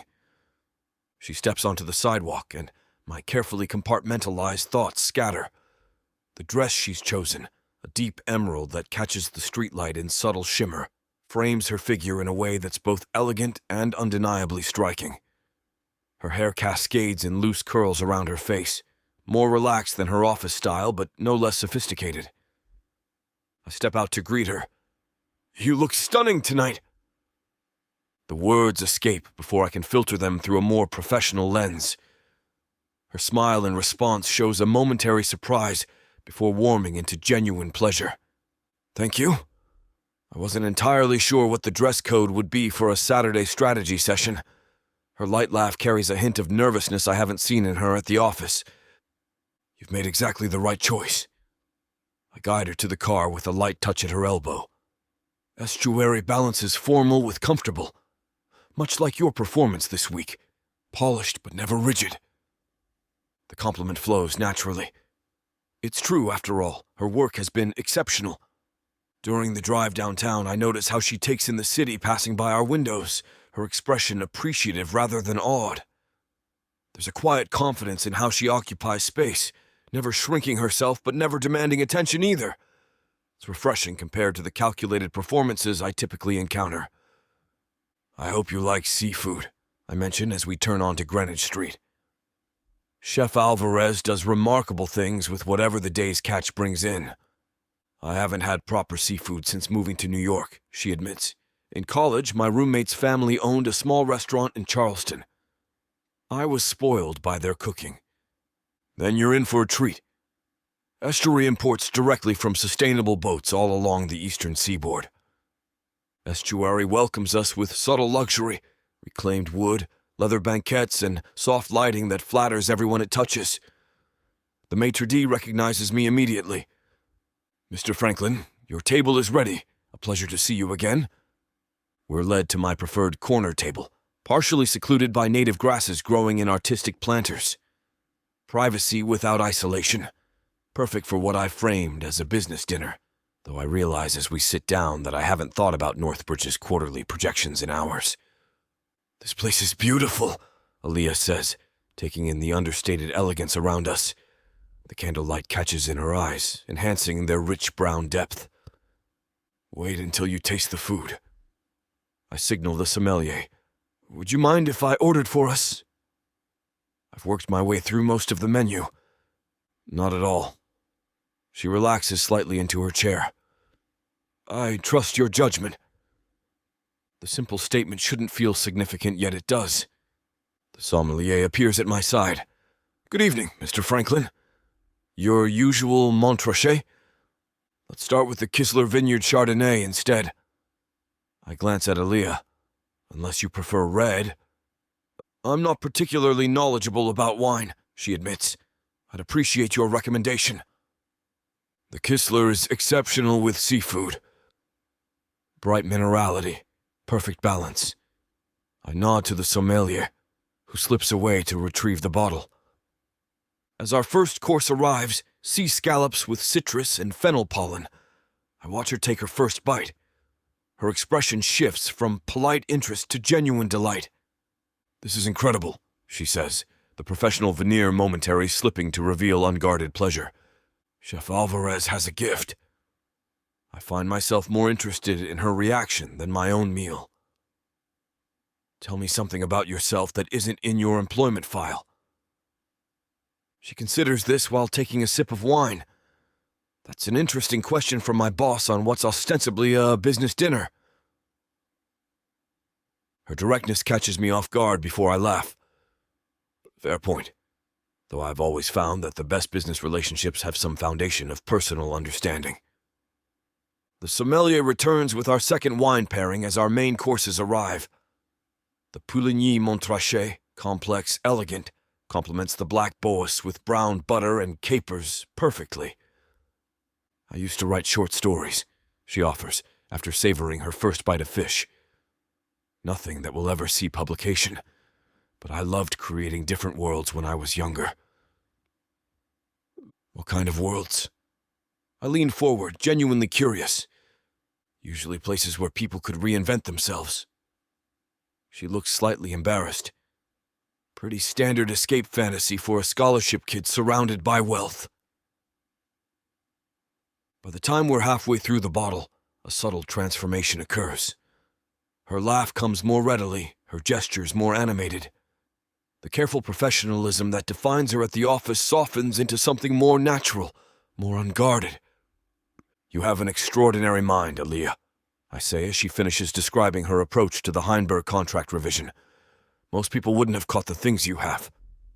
We're lucky to have you at Northbridge. The compliment lands differently than I intended, not as a CEO praising a subordinate, but as a man admiring a woman's intellect. I watch the shift register in her eyes, a fleeting moment of recalibration before she offers a smile that seems to come from somewhere more genuine than professional courtesy. Thank you. She traces the rim of her wine glass with one finger, nails painted a subtle shade that complements her dress. Though I have to say, it's easier to think clearly when you have solid leadership. The whole team responds to your confidence. Is that your professional assessment of my management style? I can't help the smile tugging at my mouth. Partially professional. Her eyes meet mine with unexpected boldness. Partially an observation that you command a room without trying. That's rare. The restaurant hums around us, other diners and conversations fading into pleasant background noise. In this moment, our table feels like its own distinct universe. I've been doing this a long time. I take another sip of wine, savoring both the complex notes and this unexpected turn in conversation. Though I'm curious what other observations you've made. About you? Her smile turns playful, a side of her I've never seen at the office. And that's dangerous territory for an employee at a business dinner. Let's suspend the hierarchy for dessert, then. I signal the waiter, speaking merely as two people sharing a meal. The dessert menu arrives, and Aliyah studies it with the same focus she brings to contract clauses. The caramelized honey panna cotta sounds divine. Excellent choice. I'll have the same, I tell the waiter, then return my attention to her. Now, those observations? She leans back, considering me with new openness. You're patient when most executives would interrupt. You actually listen in meetings rather than waiting for your turn to speak. Her assessment is unexpectedly perceptive. Not the usual flattery I've grown accustomed to from those hoping to climb the corporate ladder. And, I prompt, finding myself genuinely curious about how she sees me. And you're aware of the effect you have on people, but you don't exploit it. Her eyes shine with intelligence and something warmer. That's surprisingly refreshing. The dessert arrives, honey golden panna cotta with delicate lavender shortbread, momentarily distracting us both.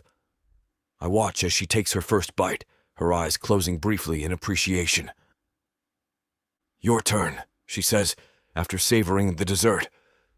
What observations have you made about me beyond my contract revisions? You're principled.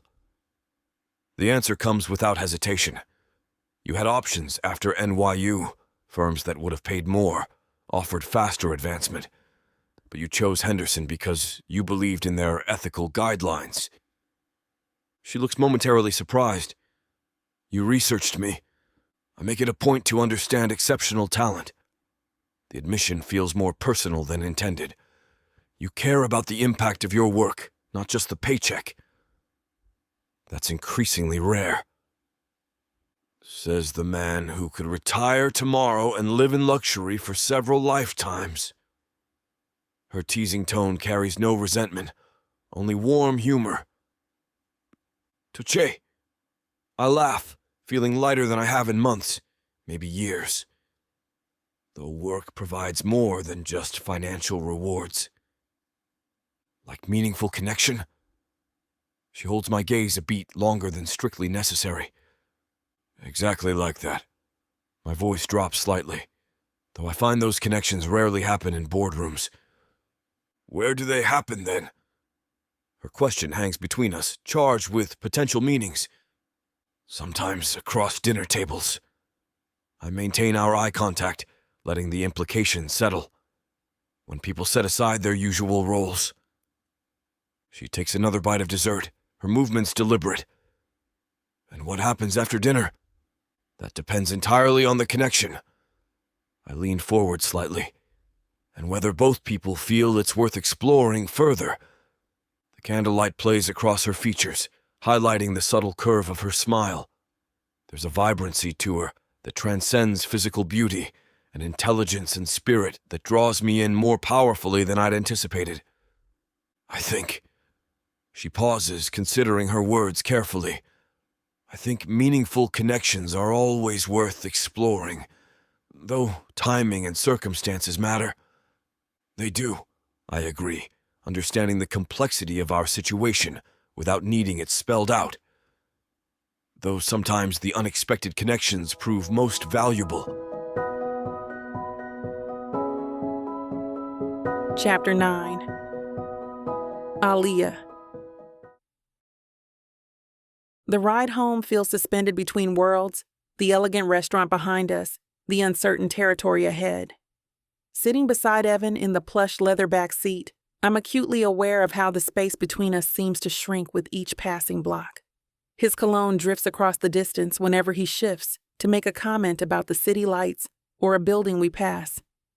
"Thank you for dinner," I say, my voice sounding softer than intended in the hushed interior of the car. It was unexpected. In a good way, I hope. His eyes catch mine, the blue in them deepened by the passing streetlights. Very good. I can't remember the last time I enjoyed a meal that much. Or the company, I add silently. His smile creates a slight crinkle at the corners of his eyes. The pleasure was entirely mine. The double meaning hangs between us, neither acknowledged nor denied. My apartment building appears ahead, and I feel a strange reluctance as we pull up to the curb. The evening feels unfinished, a conversation interrupted mid-thought. "I'll walk you up," Evan says. Not a question, but not quite a command either. The driver opens my door, and cool night air rushes in, breaking the intimate cocoon of the car. Evan follows me out onto the sidewalk, his hand coming to rest lightly at the small of my back as we approach the entrance. That simple touch, barely there through the fabric of my dress, sends warmth cascading up my spine. "Your building has good security," he observes as we pass through the lobby, where the night doorman nods respectfully. "One of the reasons I chose it." I tap my keycard against the elevator panel, though the real selling point was the rooftop garden. It's my little sanctuary in the city. The elevator arrives with a soft chime. We step inside, and suddenly the space feels impossibly small. I'm aware of everything. The slight scuff on his otherwise impeccable shoes, the way his suit jacket falls open to reveal a perfectly pressed shirt, how he stands just close enough that I can feel the heat radiating from his body without actually touching me. The elevator climbs smoothly to the 8th floor. Neither of us speaks, but the silence isn't uncomfortable. It's charged like the air before a summer storm. When the doors open, I step out first, suddenly conscious of how my dress moves against my body with each step down the hallway. This is me. I stop at 8C, turning to face him. The hallway lighting is softer than the harsh fluorescence at the office, casting gentle shadows that soften his features while somehow making him seem more intense. "Thank you again for dinner and the wine education." I smile, trying to maintain some semblance of professionalism even as my pulse quickens. We barely scratch the surface on wines. His voice drops slightly lower. "There's so much more I could show you." The double entendre hangs between us, unmistakable this time. I meet his gaze directly, no longer hiding behind professional courtesy. "Is that right?" I lean slightly against my door, feeling unexpectedly bold. "And what else might be on that curriculum, Mr. Franklin?" "Evan," he corrects me, stepping closer. "I think we've moved well beyond surnames tonight, Aliyah." The way my name sounds in his mouth, like something precious, something desired, sends a shiver through me that has nothing to do with the building's air conditioning. "Evan," I repeat, testing how it feels to say it aloud rather than just in my thoughts. His name tastes different now, richer somehow. There's a whole world beyond what we've explored tonight. His eyes drop briefly to my lips before meeting my gaze again. But discovering it would require stepping outside some carefully drawn lines. My apartment door presses against my back, cool and solid, while everything else feels fluid, changeable. The distance between us has shrunk to almost nothing. Though he hasn't moved his hands from his sides, the restraint in that non-touch feels more intimate than any contact. "Lines can be redrawn," I hear myself say, hardly recognizing my own voice, lower, more certain than I feel. "They can." His eyes remain locked with mine. but not without consideration, not without being certain. The air between us seems to crackle with possibility. I'm suddenly intensely aware of the driver waiting outside, of my empty apartment behind me, of all the reasons this moment should end right here with a professional good night. Yet I can't bring myself to step away, to break whatever this is that's forming between us. "And are you?" I ask, my voice barely above a whisper. "Certain." His gaze intensifies, and I watch as he deliberately considers his answer, rather than rushing to respond. "I'm certain that tonight has been extraordinary." His voice is steady, but with an undercurrent I hadn't heard before. "And that whatever is happening between us deserves more than a hasty decision in a hallway." His words hover between us, measured and thoughtful. The space separating our bodies feels electric, charged with possibility and restraint. I watch his eyes darken as they track over my face, lingering on my mouth. "So what are you suggesting?" My voice emerges as a breath more than actual sound. "I'm suggesting..." He steps closer, eliminating the last whisper of space between us. "That we acknowledge what's happening here, without rushing into something we might regret tomorrow." My back presses firmly against my apartment door. And what exactly is happening here? Instead of answering with words, Evan's hand rises to my face. His fingers trace the line of my jaw with exquisite gentleness, as though I might shatter under firmer contact. The touch ignites every nerve ending, sending heat spiraling through my body. "This," he murmurs, his thumb brushing over my lower lip. Something breaks loose inside me. Desire, need, a hunger I've been suppressing behind professionalism and caution. My hand finds his tie, fingers curling around the silk, and I pull him toward me with surprising boldness. Our lips meet in a collision that steals my breath. His mouth is firm against mine, confident but not demanding. Then I part my lips, and everything changes. The kiss deepens, transforms into something consuming and urgent. His hands frame my face, thumbs stroking my cheekbones as our mouths explore, retreat, advance again. I taste the lingering flavor of wine on his tongue as it slides against mine.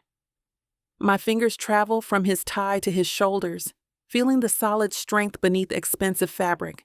He makes a sound, half groan, half sigh, that vibrates through me, settling low in my belly with liquid heat.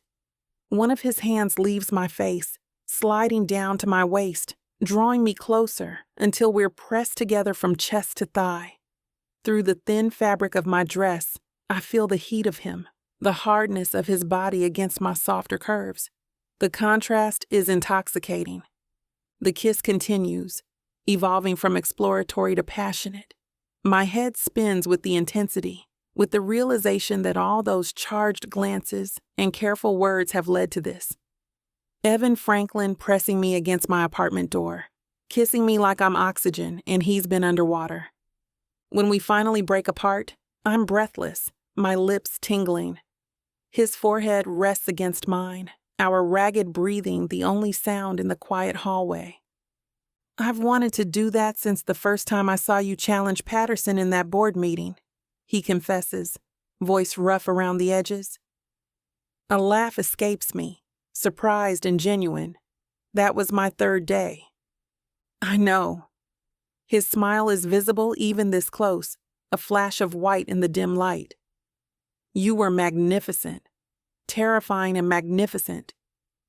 His hands slip reluctantly from my waist as he straightens, creating a small space between us again. The loss of contact leaves me cold, despite the heat still coursing through my veins. "Good night, Aliyah."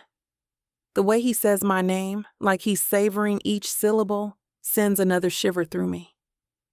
"I'll call you tomorrow." I nod, not trusting my voice yet. My fingers fumble behind me for the doorknob, finding it after an embarrassing moment of blind searching. "Good night, Evan." I manage a smile that I hope doesn't reveal how thoroughly he's affected me. Drive safely. Opening the door, I slip inside my apartment before I can change my mind and drag him in with me. The door closes with a soft click, and I lean back against it, listening to his retreating footsteps in the hallway. My knees suddenly give way, and I slide down the door until I'm sitting on the floor, my dress pulled around me. My fingers rise to my lips, still swollen and sensitive from his kiss. "What the hell?" I whisper to the empty apartment. My heart hammers against my ribs like it's trying to escape. I fan my face with my hand, though it does little to cool the heat in my cheeks or calm the fire still burning under my skin. Did I just make out with Evan Franklin, the CEO, my boss, in the hallway of my apartment building? Like some kind of romance novel cliché? The evidence is all over me. My smudged lipstick, my racing pulse, the lingering taste of him on my tongue. I press my palms against my eyes, trying to process what just happened. "Get it together, Aliyah," I mutter. But there's no real conviction behind it. Instead, I find myself replaying every moment of that kiss, from the first touch of his lips to the reluctant parting, each memory sending fresh waves of desire through me. Chapter 10. Evan. I glance at my watch, another Wednesday morning meeting scheduled to start in 10 minutes. My restless energy has me pacing near the windows of the North Bridge executive floor instead of reviewing my notes. 3 weeks and 4 days since I kissed Aliyah outside her apartment. Not that I'm counting. The memory still burns fresh. Her soft gasp when our lips met. The way her fingers curled into my jacket, pulling me closer.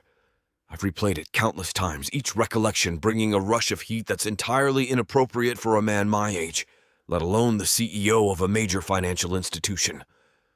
The smooth glass beneath my fingertips does nothing to cool my thoughts as I stare across the skyline. We've been professional since that night. Impeccably, frustratingly professional. Our meetings remained focused on quarterly projections and strategic initiatives. Our emails maintain proper corporate etiquette. But there's an undercurrent now, a live wire running between us that electrifies even the most mundane interactions. Yesterday, she handed me a report, our fingers brushing for the briefest moment. Such an inconsequential touch, yet I felt it reverberate through my entire body like a shockwave. The slight dilation of her pupils told me she felt it too, though her voice remained steady as she discussed market fluctuations. "Get it together," I muttered to myself, straightening my tie in the reflection of the window. I've built a career on discipline and control. I've navigated hostile takeovers and market crashes without breaking a sweat. Yet one kiss from Aliyah Jenkins has me coming undone like a goddamn teenager. The familiar ding of the elevator pulls me from my thoughts. I turn, expecting to see the marketing team arriving for our meeting. Instead, a flash of blonde hair catches my attention. Miranda. My daughter strides confidently through the reception area, her designer handbag swinging from the crook of her arm. What the hell is she doing here unannounced? Before I can call out to her, Miranda spots something, or rather, someone, and her face lights up with genuine delight. Following her line of sight, I see Aliyah emerging from the break room, coffee mug in hand. "Aliyah!" Miranda's voice carries across the office, drawing curious glances from nearby employees. "Surprise!" Aliyah's expression transforms from professional composure to warm surprise. "Miranda! What are you doing here?" They embrace with the easy affection of longtime friends. I stay rooted in place, unable to look away from this collision of my worlds. My daughter and the woman I can't stop thinking about. I was in the neighborhood for a meeting with that gallery on 57th, and I thought, why not ambush my bestie at her fancy corporate job? Miranda's laugh rings through the space. Plus, I have the most insane news about Jake and Sophia. Aliyah leans in, her face animated as Miranda launches into what appears to be juicy gossip about mutual acquaintances. I watch Aliyah's eyes widen, her hand coming up to cover her mouth in theatrical shock before both women dissolve into laughter. The sight hits me like a physical blow. This is why I've maintained distance since that night. This is the reminder I need whenever my mind wanders down dangerous paths. Aliyah isn't just any brilliant employee I'm attracted to. She's Miranda's best friend, my daughter's confidant. The complication extends far beyond corporate hierarchies into the realm of family, loyalties, and trust. Miranda links her arm through Aliyah's, still talking animatedly. Aliyah nods, her attention completely focused on my daughter, but then, as if sensing my gaze, she looks up. Our eyes lock across the office floor. Something passes between us, unspoken but profound. Her smile falters for just a moment before she recovers, returning her attention to Miranda. Guilt churns in my stomach alongside desire, an unpleasant cocktail I've become familiar with these past weeks. I shouldn't want her this much. I shouldn't think about her late at night when I'm alone in my penthouse. I shouldn't remember the exact pressure of her lips against mine, or how perfectly she fit against me in that hallway. Yet here I am, watching my daughter chat excitedly with the woman who's become my most persistent thought, feeling like the worst kind of betrayer. Not just of Miranda, but of the professional boundaries I've maintained throughout my career. Miranda suddenly turns, finally noticing my presence by the windows. She waves enthusiastically, pulling Aliyah along as she walks toward me. I straighten my shoulders and paste on my best fatherly smile, steeling myself for the performance ahead. Daddy, I was wondering where you were hiding. Miranda releases Aliyah to give me a quick hug. Not hiding, just preparing for a meeting. I keep my tone light, careful not to look directly at Aliyah. This is an unexpected surprise. The best kind, right? Miranda grins. I was just telling Aliyah about the disaster that was Sophia's engagement party. You remember Sophia from my art history class? Vaguely, I lie, having no recollection of the person in question.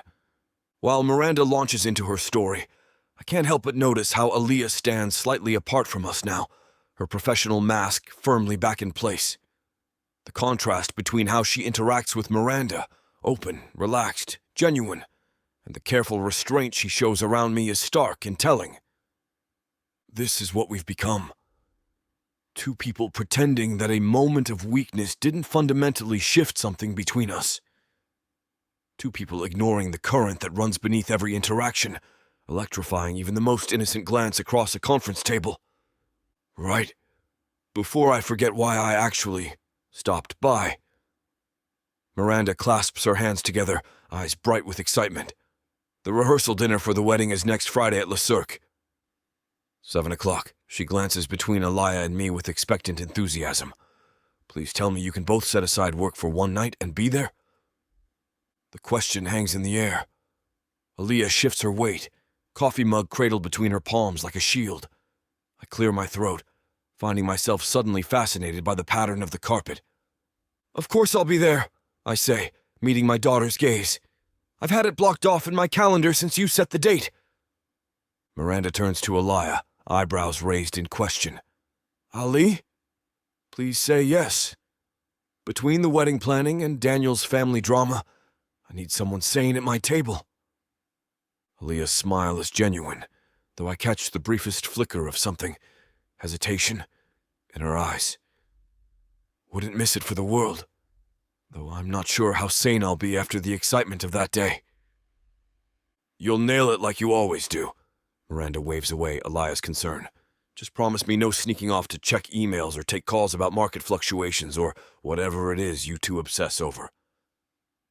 Market fluctuations are extremely fascinating, I deadpan, earning an eye roll from Miranda and, more dangerously, a suppressed smile from Aliyah that sends heat crawling up my spine.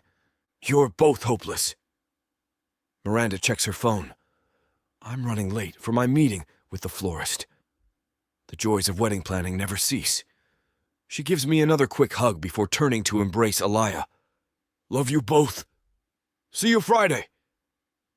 With a final wave, Miranda strides toward the elevator, leaving behind a trail of expensive perfume and the uncomfortable reality of what just happened. Aliyah and I stand in silence for a beat too long after the elevator doors close. Her gaze finally meets mine, direct, unfiltered, for the first time today. The pretense of professional distance momentarily abandoned. "I should get back to my desk," she says softly. "The quarterly reports won't review themselves." But she doesn't move immediately, and neither do I. The space between us feels charged with everything unsaid. The upcoming rehearsal dinner now looms as another complicated setting where we'll have to pretend nothing exists beyond professional courtesy. "Aliyah, Mr. Franklin." We speak simultaneously, then stop. A ghost of a smile touches her lips. "After you," I offer, desperate to hear whatever she was about to say. She shakes her head slightly. "It wasn't important. Just, I'll make sure the Paulson files are on your desk by the end of day." The professional veneer slides back into place so seamlessly, it would be impressive if it weren't so frustrating. I watch her walk away, the gentle sway of her hips in her pencil skirt making my mouth go dry. The memory of her body pressed against mine that night outside her apartment flashes unbidden through my mind. Back in my office, I close the door and sink into my chair, loosening my tie to ease the sudden constriction in my throat. The guilt crashes over me anew, heavier now with Miranda's innocent expectation that her father and best friend will support her at her rehearsal dinner, completely unaware of what transpired between us. I should end this, whatever this is, before it goes any further. I should maintain appropriate distance. I should focus on being a good father, a responsible CEO. I should. Yet beneath all the shoulds is the undeniable truth. I don't want to fight these feelings for Aliyah. Despite the complications, despite the professional risk, despite my daughter's friendship with her, I want her with an intensity that defies rational thought. My fingers hover over my phone. One text would be all it takes to suggest a private meeting, to create another moment alone with her. One message to potentially unravel everything I've built. I drop my hand and turn to my computer instead. The Paulson account figures blur before my eyes, my thoughts fixed on next Friday's dinner and how I'll manage to sit across from Aliyah, surrounded by my daughter's wedding party, pretending that my entire body doesn't ignite whenever our eyes meet. Chapter 11. Aliyah. The wine slides down my throat, warm and velvety. I close my eyes and savor it, a small luxury after a day of spreadsheets and meetings. My tiny studio apartment feels like a sanctuary tonight, away from the gleaming glass walls of Northbridge and the penetrating blue eyes of its CEO. Stop thinking about him, I mutter to myself, pouring another generous glass of Cabernet. 3 weeks since that kiss. 3 weeks since it's been haunting me ever since. My fingers absently trace the rim of my glass. The memory ambushes me again. Evan's hands cupping my face, the intoxicating pressure of his mouth against mine, the way my entire body responded like a tuned instrument. I've never been kissed like that before. Like I was something precious and necessary all at once. I glance around my apartment, the small dining table doubling as my desk, the love seat that barely fits 2 people, the kitchenette with its mini fridge and 2-burner stove. This is my reality, not corner offices and billion-dollar deals, not men who command boardrooms with a single word. Get it together, Jenkins, I whisper, taking another sip. The wine is making my thoughts fuzzy at the edges, but it doesn't dull the confusion swirling inside me. It's been a month at Northbridge as executive assistant to Evan Franklin. On paper, it's been a professional triumph, handling complex schedules, drafting communications, sitting in on high-level meetings. In reality, it's been an exercise in exquisite torture, professional by day, conflicted by night. Miranda's face flashes in my mind, her bright smile this morning at the office, the excitement in her voice about the rehearsal dinner. My stomach twists with guilt. What kind of friend kisses her best friend's father? The question hangs in my empty apartment, accusatory and sharp. This opportunity at Northbridge could fast-track my career in ways I'd only dreamed of, and now I'm trapped between ambition and loyalty, between professional advancement and personal ethics. It was just a kiss. I say aloud, as if speaking the words might make them true. But it wasn't just a kiss, and we both know it. It was a detonation, a line crossed, a door opened that never quite closed again. I take another long drink, feeling the wine's warmth spread through my limbs. I should call Miranda, make plans for brunch this weekend, remind myself of all the reasons why indulging these feelings for Evan is a terrible idea. Instead, I refill my glass and curl deeper into the couch, letting the guilt and desire wage war inside me. A sharp knock startles me from my thoughts. I frown, glancing at my phone. It's past 9 and I'm not expecting anyone.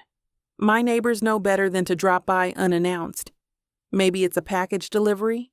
But at this hour, the knock comes again, more insistent. I set my glass down and smooth my oversized sweater, suddenly conscious of my leggings and messy bun. When I peer through the peephole, my heart nearly stops. Evan Franklin stands in my hallway, still in his work suit, though his tie is loosened and his collar unbuttoned. He looks both powerful and somehow vulnerable under the hallway lighting. My fingers fumble with the chain and deadbolt. When I finally pull the door open, the sight of him up close knocks the air from my lungs. Evan. His name escapes before I can catch it. I mean, Mr. Franklin, what are you... You left this? He holds up a delicate silver bracelet, the one my grandmother gave me years ago. I found it near the conference room after everyone left. Oh. My hand instinctively goes to my wrist, confirming its absence. I didn't even realize. He shifts his weight, his gaze traveling over my casual attire before meeting my eyes again. I was in the neighborhood. Thought you might want it back. The lie hangs between us. My apartment is nowhere near in the neighborhood of anything related to his usual haunts. We both know it. Thank you. I reach for the bracelet, my fingers brushing against his palm. Even that slight contact sends electricity skating up my arm. Neither of us moves. He doesn't step back. I don't close the door. Would you like to come in? The invitation slips out before my better judgment can intervene. The wine has made me braver, or perhaps just more reckless. His eyes darken, and for a moment I think he'll refuse. Do the right thing. The professional thing. Instead, he nods once and steps across my threshold, bringing with him the subtle scent of expensive cologne and the unmistakable energy that seems to radiate from his very being. I close the door behind him, painfully aware of how small my apartment feels with his presence filling it. He looks out of place among my IKEA furniture, and thrift store finds like a wolf accidentally wandered into a rabbit's warren. I was just having some wine. I gesture awkwardly toward the bottle on my coffee table. Would you like a glass? Please. His voice is lower than usual, rougher around the edges. The 3 steps to my kitchenette feel like crossing an ocean. I can feel his eyes on me as I reach for a second glass, my movements less coordinated than they should be. I fumble with the bottle, my normally steady hands betraying me. A splash of deep red wine escapes the glass, landing on my countertop. Sorry, I'm a bit... I trail off, unsure if I should admit my slightly tipsy state to my boss, who's suddenly in my apartment at night. No need to apologize. Evan takes the glass from my trembling fingers, his knuckles brushing against mine. Thank you. I grab a dish towel and dab at the spilled wine, buying myself a moment to gather my scattered thoughts. When I turn back, he's studying my apartment with interest, not judgment. His presence makes everything look different, smaller, more intimate, charged with potential. It's not much, I say, gesturing vaguely at my humble living space. It's perfectly you. His eyes meet mine over the rim of his glass as he takes a sip. Unpretentious, warm. Heat climbs up to my ears at the compliment. I take another swig of wine to hide my reaction, but the alcohol only intensifies the buzzing under my skin. I'm hyper aware of everything. The soft lighting casting shadows across his angular features, the controlled power in his stance, the slight wrinkles at the corners of his eyes. So, I begin, desperately searching for safe conversation. Did you really just happen to be in the neighborhood? A half smile plays at his lips. No. One simple word, but it changes everything between us. I should feel uncomfortable with this admission. Instead, wild energy pulses through me, something reckless and unfamiliar. This isn't like me. I don't invite my boss into my apartment. Don't stand too close. Don't imagine what his hands would feel like against my skin. Why are you here, Evan? My voice comes out huskier than intended. He sets his glass down on the counter, his movements deliberate. I couldn't stop thinking about you. About that kiss. My heart hammers against my ribs. We shouldn't have done that. No, he agrees, stepping closer. We shouldn't. But I can't bring myself to regret it. The wine makes my head swim, or maybe it's his proximity. Everything feels heightened, the soft rustling of his suit as he moves, the faint ticking of my wall clock, the shallow rhythm of my breathing. I've tried to stay professional, he continues, his gaze dropping to my lips. I've tried to ignore this, pull between us. Me too, I whisper, swaying slightly on my feet. His hand reaches up, fingers gently tucking a loose strand of hair behind my ear. The simple gesture feels more intimate than it should. You're extraordinary, Aliyah. His voice wraps around me like velvet. Brilliant. Determined, his palm cups my cheek. And so goddamn beautiful it drives me crazy. Something snaps inside me, the last thread of restraint breaking. I surge forward, my mouth finding his with desperate hunger. My hands fist in the expensive fabric of his shirt, pulling him closer as our lips clash in a frantic dance. Evan responds immediately, matching my intensity. His arms encircle me, strong and secure, lifting me slightly so our bodies align perfectly. The taste of wine mingles between us, rich and intoxicating. His hands slide into my hair, dislodging my messy bun, sending pins scattering across the floor. I'm drunk on wine and desire, acting on pure instinct. This wild, uninhibited woman isn't me. I'm calculated, cautious, always planning 3 steps ahead. But with Evan's mouth hot against mine, all that careful restraint vanishes. He blindly sets his wine glass on the counter, freeing both hands to roam my body. I gasp against his lips when his fingers press into the small of my back, drawing me impossibly closer. We should stop, he murmurs, even as his mouth trails down my neck. No, I breathe, arching against him. Please don't stop. The logical part of my brain, the part that knows this is my boss, my best friend's father, fades beneath the roaring in my blood. I take his hand in mine, our fingers intertwining, and begin walking backward, leading him deeper into my apartment. Aliyah. He says my name like a question, like he's giving me one last chance to come to my senses. I answer by pulling him toward my bedroom door, heart racing with wine-soaked abandon. I want this, I tell him, surprising myself with my boldness. I want you. His eyes darken as he follows me, crossing the threshold into my bedroom, into territory we can never walk back from. Fake love? Baby, ain't nothing fake about what you're about to feel. 9 full-length audiobooks, dozens of hours of passion, drama, and the kind of chemistry you can't fake. Oh, these couples swear it's just for show. Fake fiancés, pretend dates, contracts and schemes. But baby, when the sparks start flying, somebody's catching feelings. Enemies turned lovers, friends turned more. And listen here, this ain't no skimpy sample pack. You're getting the whole buffet.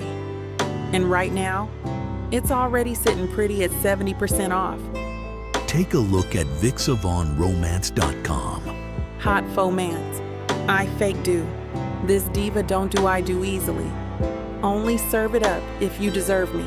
Playeress. A fake southern fiance. Fake lover. Faux love. Wife for hire. The Fake Love Romance Audiobook Bundle. It's time to play pretend and never look back. Vixa Vaughn Romance.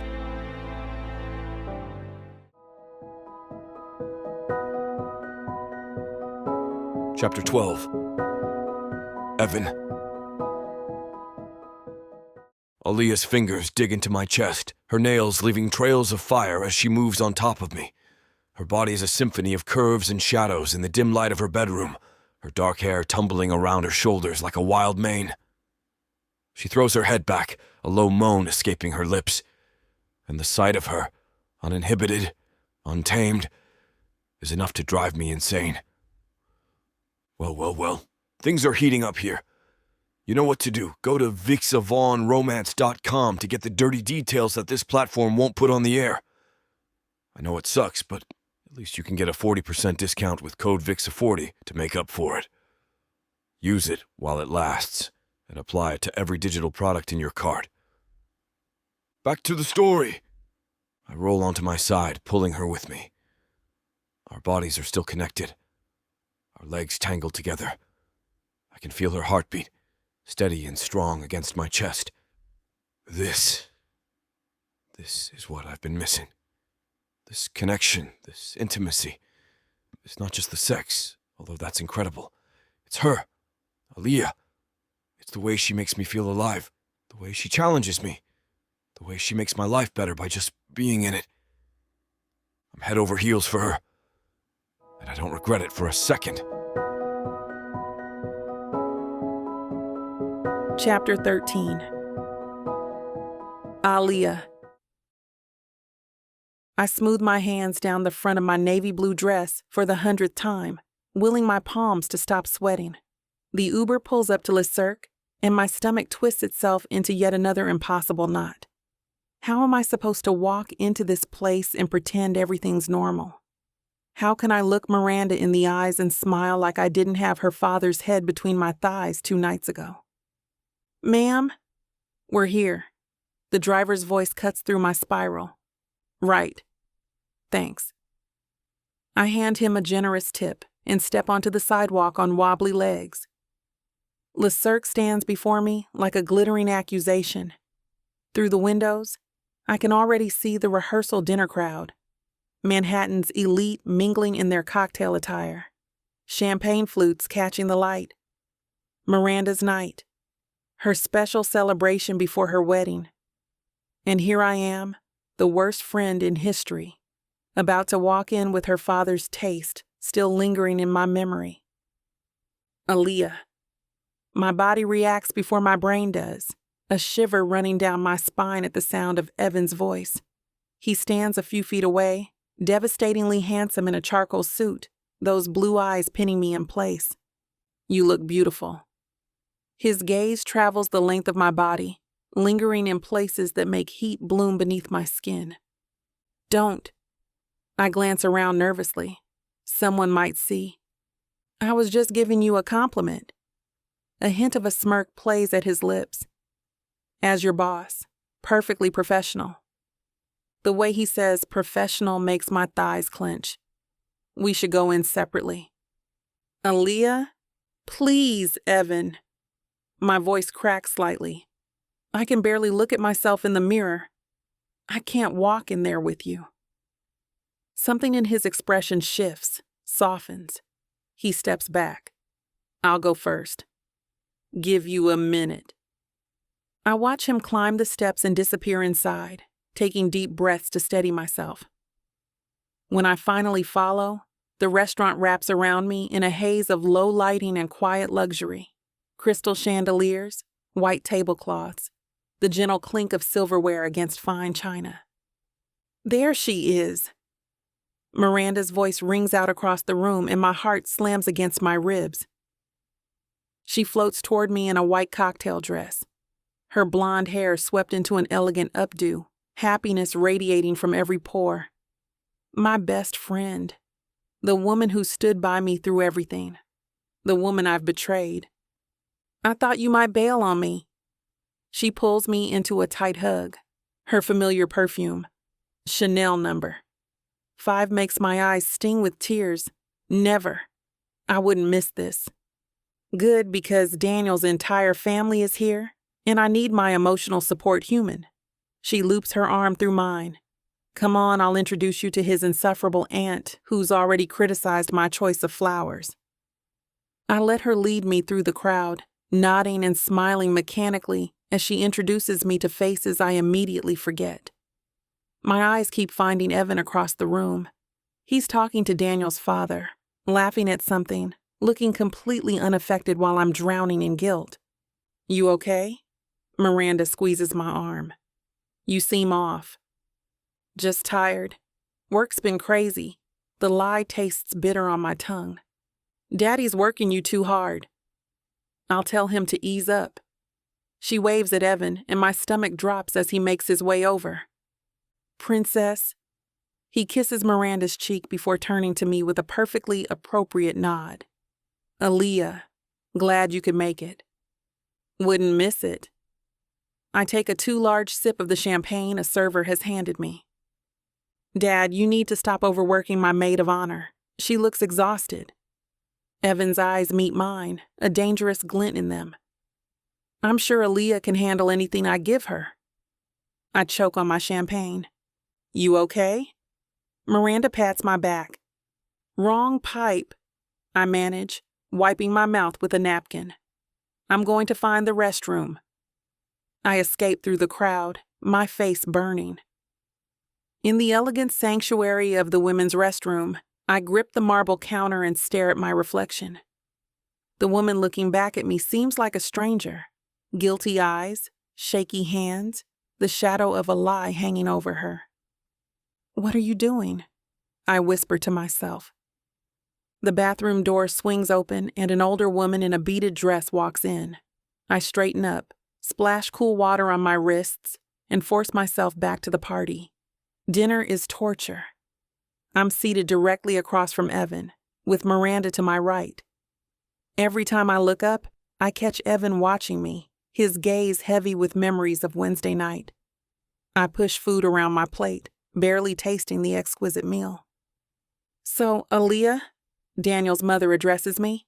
Miranda tells us you're doing wonderfully at Northbridge. She's brilliant. Miranda jumps in before I can respond. Dad was just telling me yesterday how impressed he is with her work. Evan sets down his wine glass. Aliyah brings a unique perspective to the team. She's not afraid to challenge the status quo.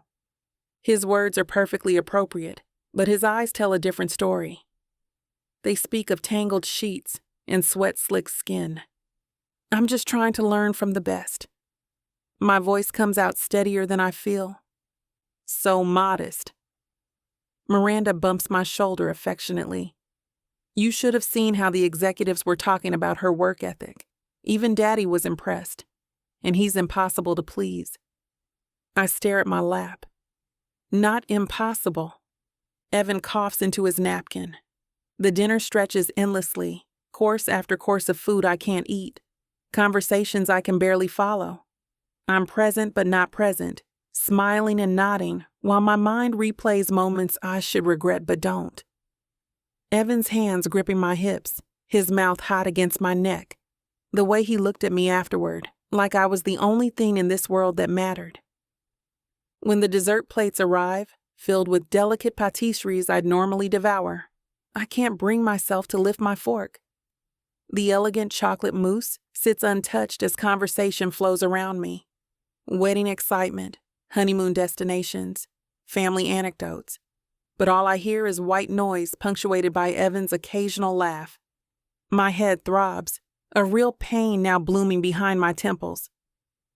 Each time I accidentally meet Evan's gaze, the pressure intensifies. His eyes say everything his mouth can't, and I can't bear another minute of this dual reality, The public facade versus the intimate truth we're hiding. Miranda leans close, whispering about Daniel's grandmother's outdated views on honeymoons. She actually asked if we're waiting until marriage. Can you believe it? I force a smile that doesn't reach my eyes. Scandalous. You haven't touched your dessert. She eyes my plate with concern, her perfectly manicured nail tapping the tablecloth. The chocolate mousse is to die for. I'm just not feeling great. The first honest thing I've said all night. She presses a cool hand to my forehead. You do look a little weak. Is it a migraine?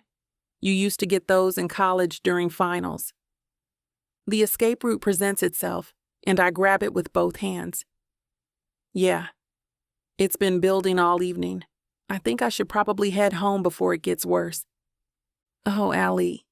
Her face falls, genuine concern washing over her features. The guilt slices through me again. You should have said something earlier.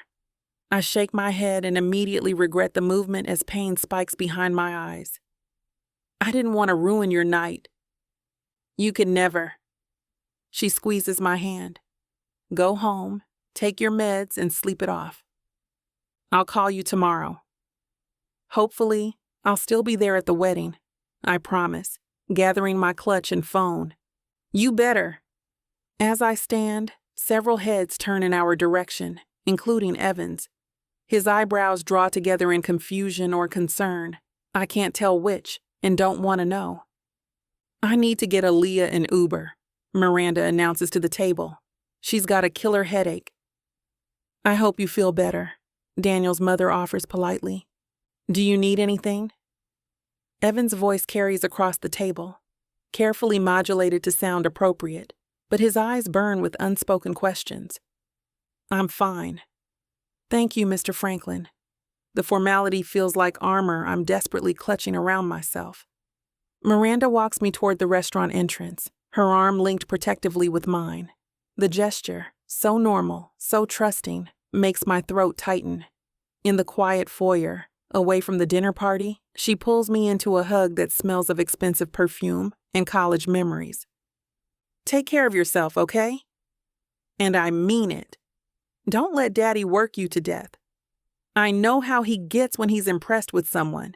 He'll squeeze every brilliant idea out of you if you let him. If she only knew exactly what her father has squeezed out of me. I promise. My voice sounds hollow, even to my own ears. I won't let work get the best of me. She pulls back, studying my face with genuine affection. Get some sleep. I want you in top form tomorrow. Outside, the night air hits my face like salvation. I gulp it down, feeling the constriction in my chest ease slightly as I step away from the glittering restaurant.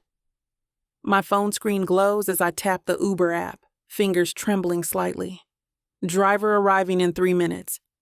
3 minutes until escape. 3 minutes until I can stop pretending. I lean against the cool stone exterior of the building, closing my eyes against the spinning city lights. Aliyah. My eyes snap open. Evan stands a few feet away, his expression unreadable in the shadowy entrance. Don't. I hold up my hand, voice barely above a whisper. Please, I can't do this right now. A sleek black car pulls up to the curb, my salvation. I practically dive for the door handle. Feel better. Evan calls after me, the perfect picture of professional concern for anyone watching. I slip into the back seat without responding, give the driver my address, and finally, let myself breathe. Chapter 14. Evan. 3 weeks. 3 weeks of nothing but, yes, Mr. Franklin, and right away, Mr. Franklin, in that polite, professional tone that makes me want to throw something through my office window. 3 weeks of watching Aliyah slip in and out of meetings without making eye contact.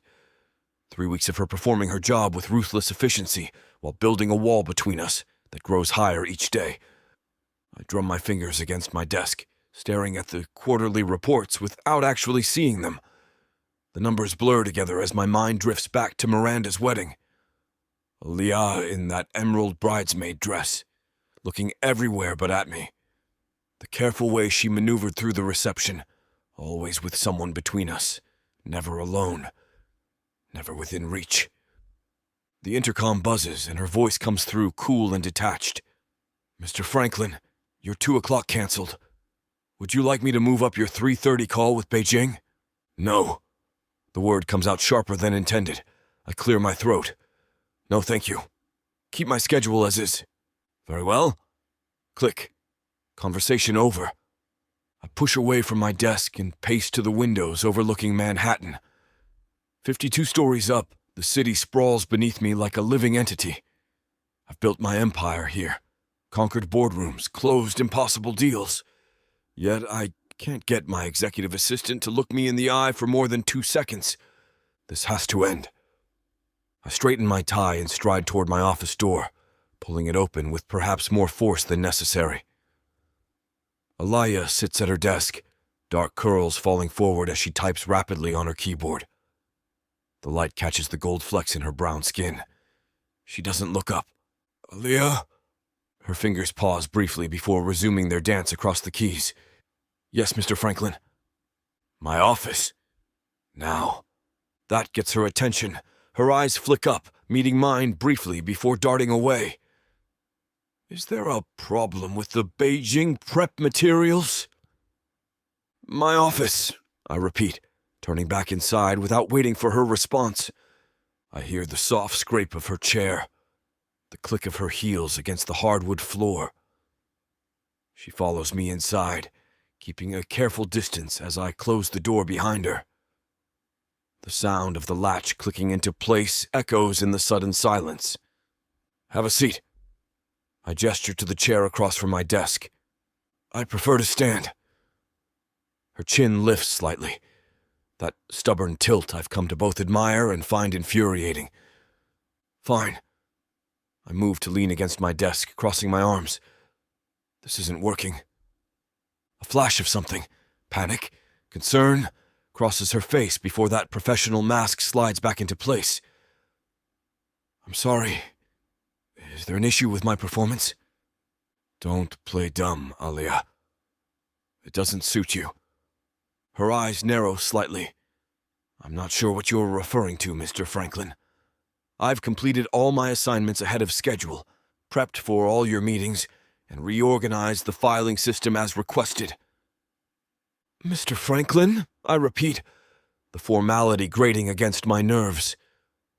3 weeks ago it was Evan when you were coming apart in my arms. Now you can't even look at me." A flicker of surprise flashes in her eyes, but her expression remains neutral. That was a mistake. Was it?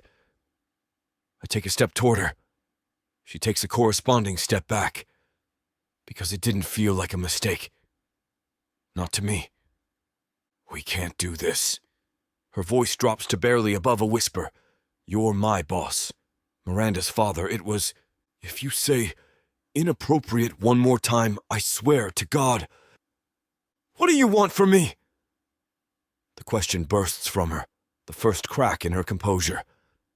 "What exactly are you hoping to accomplish here?" I run a hand through my hair, frustration building. "I want you to stop avoiding me. Stop looking through me like I'm a ghost. Stop treating what happened between us like it was some shameful secret." "Ah, huh? It is a secret. Maybe it should be shameful." Her hands clench at her sides. "Miranda is my best friend. You're my boss. There are a dozen reasons why what happened was wrong. And yet it happened." I step closer, relieved when she doesn't retreat this time. "You can't tell me there wasn't something between us before that night, Aliyah. Something that's been building since the day you walked into this office." Her eyes meet mine, finally, fully. "It doesn't matter what was building. We can't act on it." "Why not?" "Because..." She gestures between us, at the office, at everything. "Look at the position you're putting me in. I worked so hard to get here, to be taken seriously. If word gets out that I'm sleeping with the CEO, everything I've achieved goes out the window. I become the girl who managed her way to the top. I flinch at her bluntness. No one would think that. Everyone would think that. Her eyes blaze. And let's not forget Miranda. Your daughter. My best friend. The person who would be hurt the most by this. I move closer, close enough that I can smell her perfume. Something light that's become as familiar to me as my own cologne. I'm not asking you to hang a billboard in Times Square. I'm asking you to stop pretending that night didn't mean anything. What it meant doesn't change the reality. Her voice softens, and for a moment I see past the professional exterior to the woman underneath. Conflicted, uncertain. We can't go back. I don't want to go back. I want to go forward. I reach out, my fingers brushing against hers. She doesn't pull away. With you. For one breathtaking moment, I see her waver. Her eyes search mine, and I hope, she's about to change her mind. Then her phone buzzes in her pocket. The spell breaks. She steps back, pulling her hand from mine.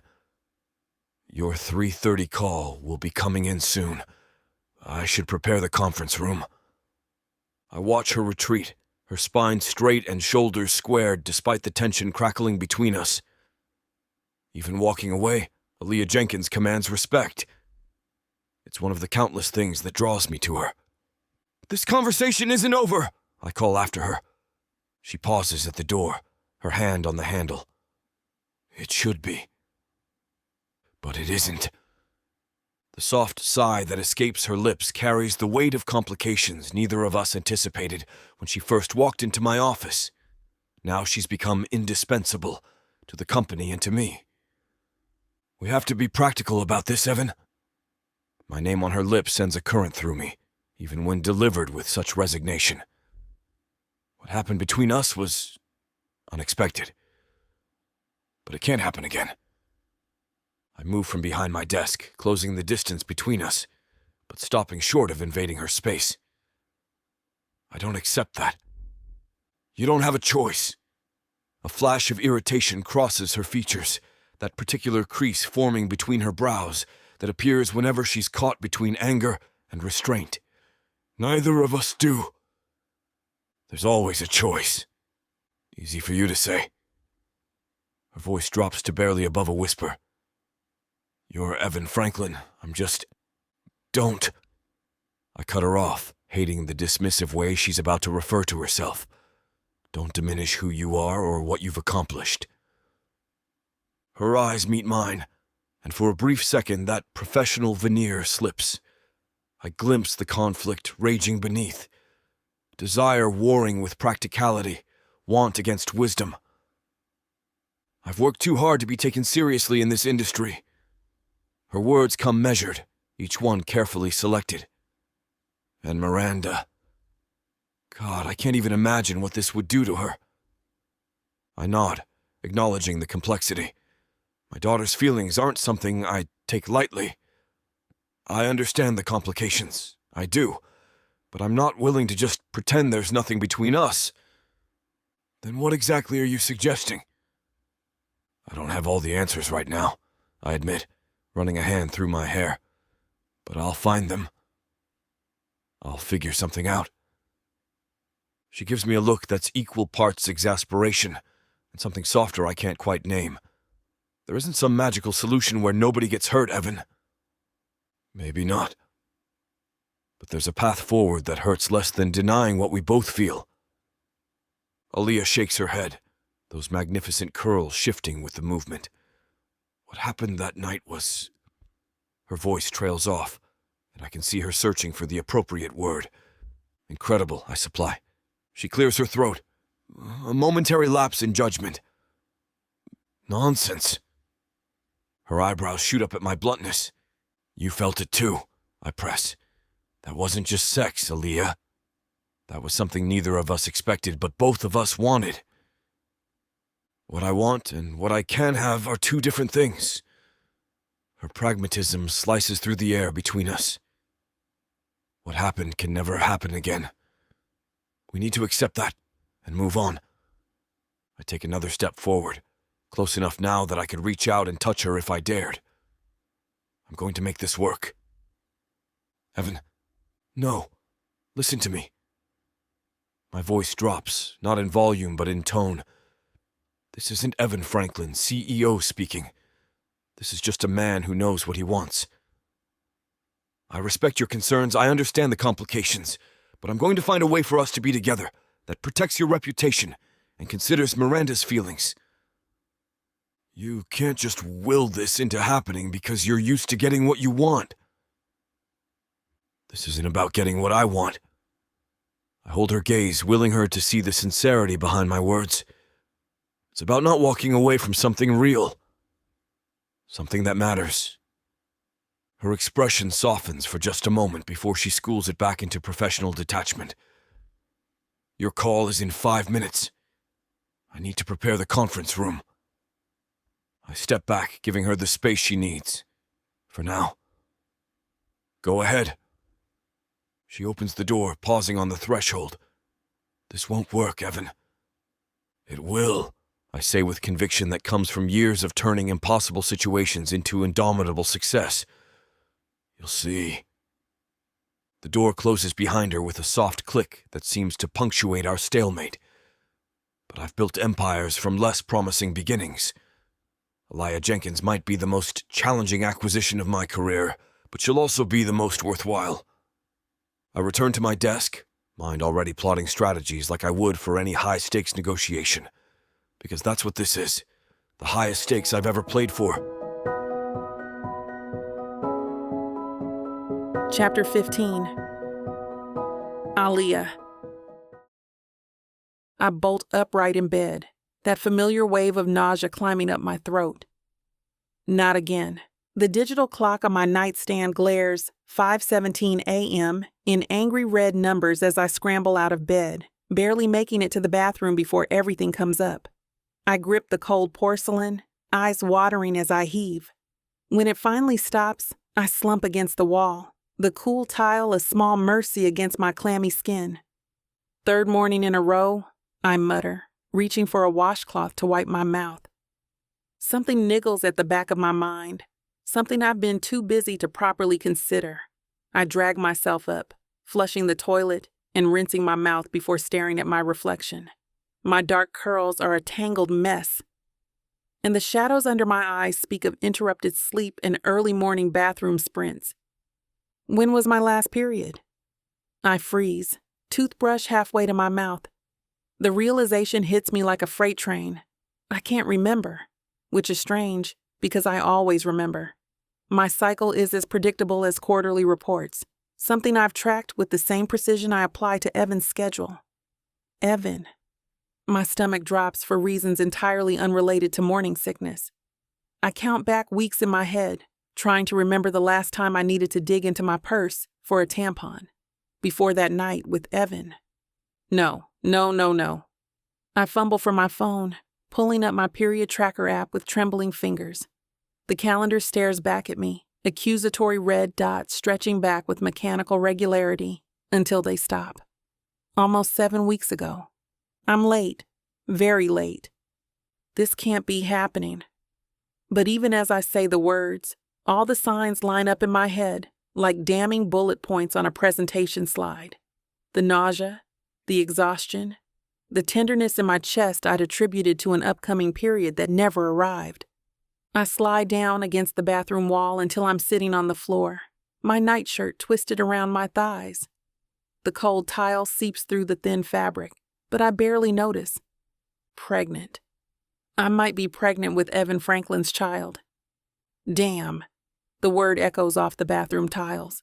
Damn. I press the heels of my hands against my eyes until I see stars. This can't be real. I need to know for sure. I check the time again.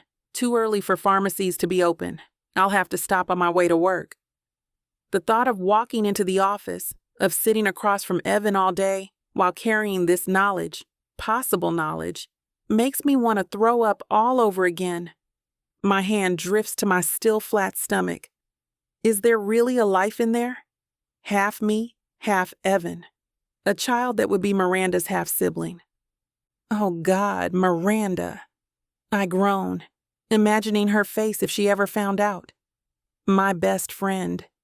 How would she feel knowing I slept with her father and now might be carrying his child? I push myself up from the floor and stumble back to my bedroom, collapsing on the edge of the mattress. What am I going to do? Keep working for Evan while growing round with his child? The image is so absurd it would be laughable if it weren't so terrifying. A new thought slices through the panic. I want this baby. The realization surprises me with its clarity and immediacy.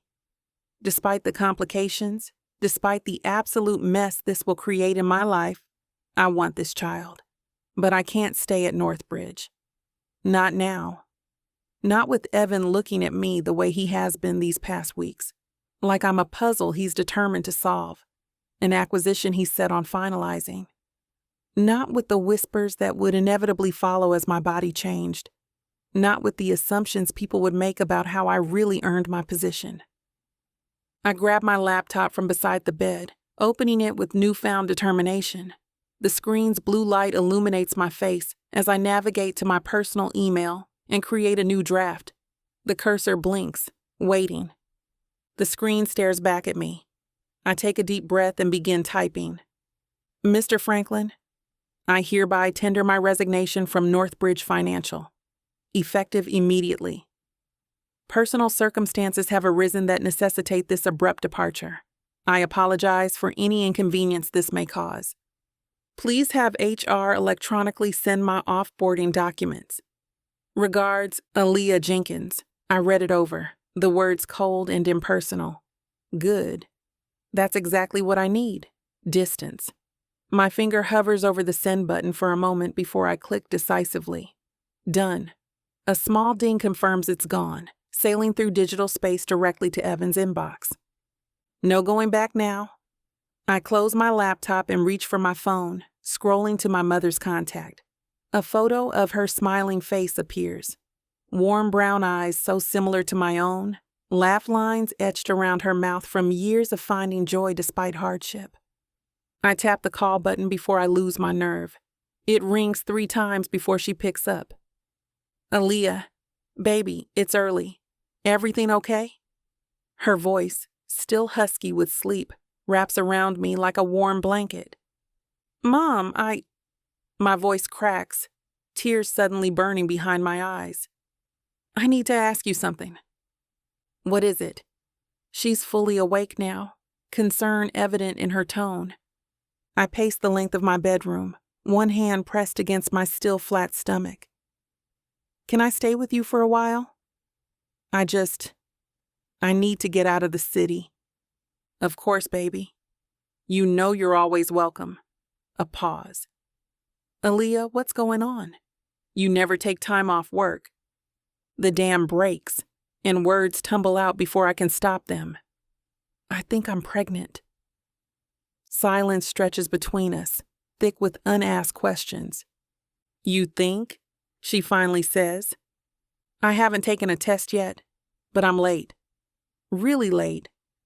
And I've been sick every morning this week. Oh, Aliyah. Not judgment, just maternal concern coloring those 2 words. I just quit my job.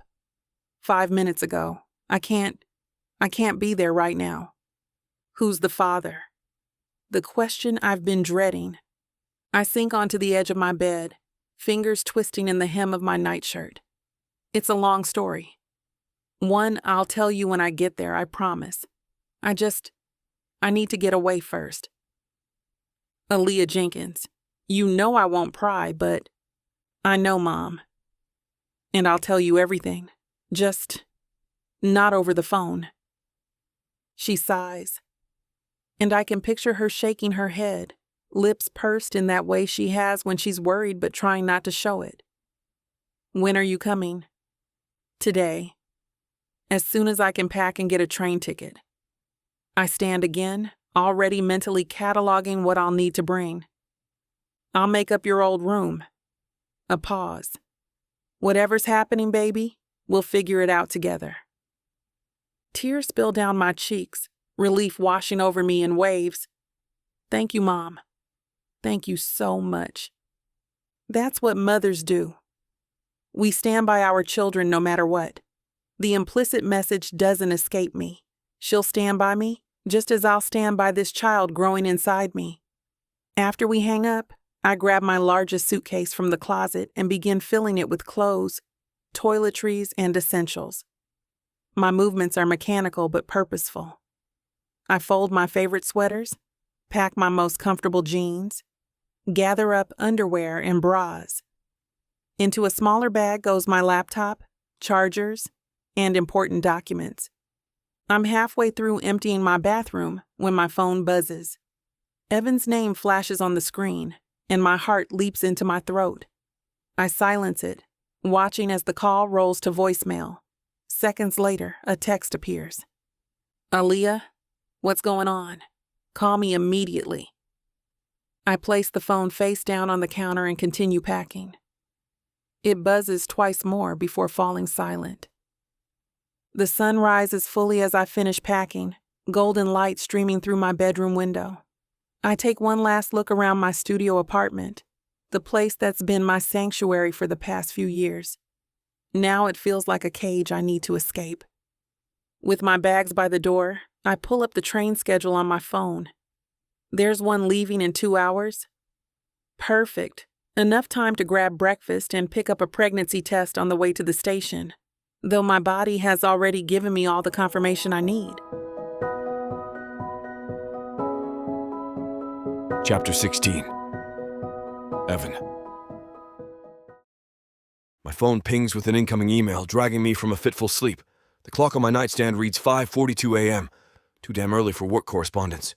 I consider ignoring it, but years of business instinct won't let me. Some deals are made or broken in these pre-dawn hours. I grab my phone, squinting at the screen's harsh light. The sender's name jolts me fully awake. Aliyah Jenkins. My thumb swipes across the screen, opening the message as something cold settles in my stomach. Mr. Franklin, I hereby tender my resignation from Northbridge Financial, effective immediately. What the hell? I bolt upright, reading the terse paragraph again. The words don't change. Clinical. Detached. Nothing like the warm, brilliant woman who's become essential to both my company, and if I'm honest with myself, my life. I hit the call button without hesitation. It rings and rings before shifting to voicemail. Her professional voice greets me, giving no hint of the woman who's walking away without explanation. Aliyah, it's Evan. What the hell is this email about? Call me back immediately. I end the call and immediately dial again. Same result. I text her. Aliyah, what's going on? Call me immediately. No response. Something's wrong. Deeply wrong. This isn't the Aliyah I know. The woman who meticulously plans everything, who wouldn't dream of leaving a project unfinished. The woman whose dedication rivals my own. I swing my legs over the edge of the bed and stand, already calculating how quickly I can get to her place. Something happened. Something significant enough to make her throw away her career. My mind races through possibilities as I pull on jeans and a sweater, not bothering with my usual morning routine. Did I cross a line? Did someone at the office say something? Is she sick? The last thought freezes my blood. What if she's ill? What if this is some misguided attempt to spare me from watching her deteriorate? God damn it, Aliyah, I mutter, grabbing my keys and wallet. You don't get to disappear on me. I'm in my car and pulling out of my assigned parking spot within minutes. The streets of New York are quiet this early, allowing me to maneuver through the grid with uncharacteristic speed. My knuckles whiten on the steering wheel as I replay our interactions over the past weeks. The night we spent together. The careful dance we've been doing since. The way her eyes sometimes linger on me when she thinks I'm not looking. The way I can't stop thinking about her. I smack the steering wheel. Damn! This is my fault. I crossed professional lines. I got involved with an employee, something I swore I'd never do. And now she's running. Traffic lights blur past as I push the speed limit, cutting through the awakening city with single-minded determination. I park haphazardly outside her apartment building, barely remembering to lock my car before striding toward the entrance. The doorman recognizes me from previous business drop-offs. "Mr. Franklin?" "You're here early, sir." "I need to see Aliyah Jenkins, apartment 8C. I don't slow my pace. I haven't seen her come down today yet, sir. I just arrived for my shift." "That's something at least. She's still here." I take the elevator, impatiently watching the numbers climb. When the doors slide open to her floor, I stride down the hallway, counting doors until I reach hers. My knuckles rap against the wood, the sound echoing in the quiet corridor. "Aliyah! It's Evan. Open the door." Nothing. I knock again, harder this time. "Aliyah, I know you're in there. We need to talk about this. You can't just resign with a 2-sentence email." The silence stretches, broken only by the distant hum of the building's air system. I press my ear to the door, straining to hear movement inside. Nothing. "Aliyah!" My palm flattens against the door. "Whatever's going on, we can figure it out. Is it something at work? Is it—" I lower my voice. "Is it about us?" The hallway remains quiet, my words hanging unanswered in the air. My chest tightens with unfamiliar anxiety. This isn't like her. To hide, to run, to shut down communication. I try a different approach, softening my voice. "I'm worried about you. This isn't like you." I try the doorknob, a last desperate attempt before I do something drastic. Locked, of course. I glance down the empty hallway, weighing my options. This isn't just about a resignation letter anymore. This is about Aliyah disappearing without explanation. My gut tells me something's wrong. Screw professional boundaries, I mutter, fishing out my wallet. Inside, behind my license, is a thin metal tool set, a remnant from my less privileged days when locked doors were occasionally negotiable obstacles. I haven't used these skills in decades, but some things you never forget. I kneel before her door, inserting the tension wrench into the keyhole. My fingers remember the movements, finding the pins and applying gentle pressure. The lock is decent, but basic. Building standard, not personal security. "Come on," I whisper, feeling the familiar click of pins falling into place. The lock turns with a soft thud that echoes in the quiet hallway. I hesitate for one heartbeat. This crosses a line, barging into her home uninvited. But the alternative, leaving without answers, is unacceptable. I push the door open. "Aliyah!" Her apartment is silent. The living room looks normal at first glance, furniture in place, no signs of struggle. Her minimalist taste means everything has its place, making it easy to notice what's missing. The framed photo of her college graduation that usually sits on the bookshelf. Gone. The vintage record player she found at a flea market and restored herself. Still there. The collection of first edition novels she treasures, untouched. "Aliyah?" I move deeper into the apartment, past the kitchen with its clean countertops and single coffee mug in the dish rack. Her bedroom door stands ajar. I pause before pushing it open, suddenly feeling like an intruder. "I'm coming in," I announce to the empty apartment, as if that somehow makes this violation acceptable. The bed is made with military precision, but the closet door hangs open. Several empty hangers dangle where clothes should be. The jewelry box on her dresser lies open, half empty.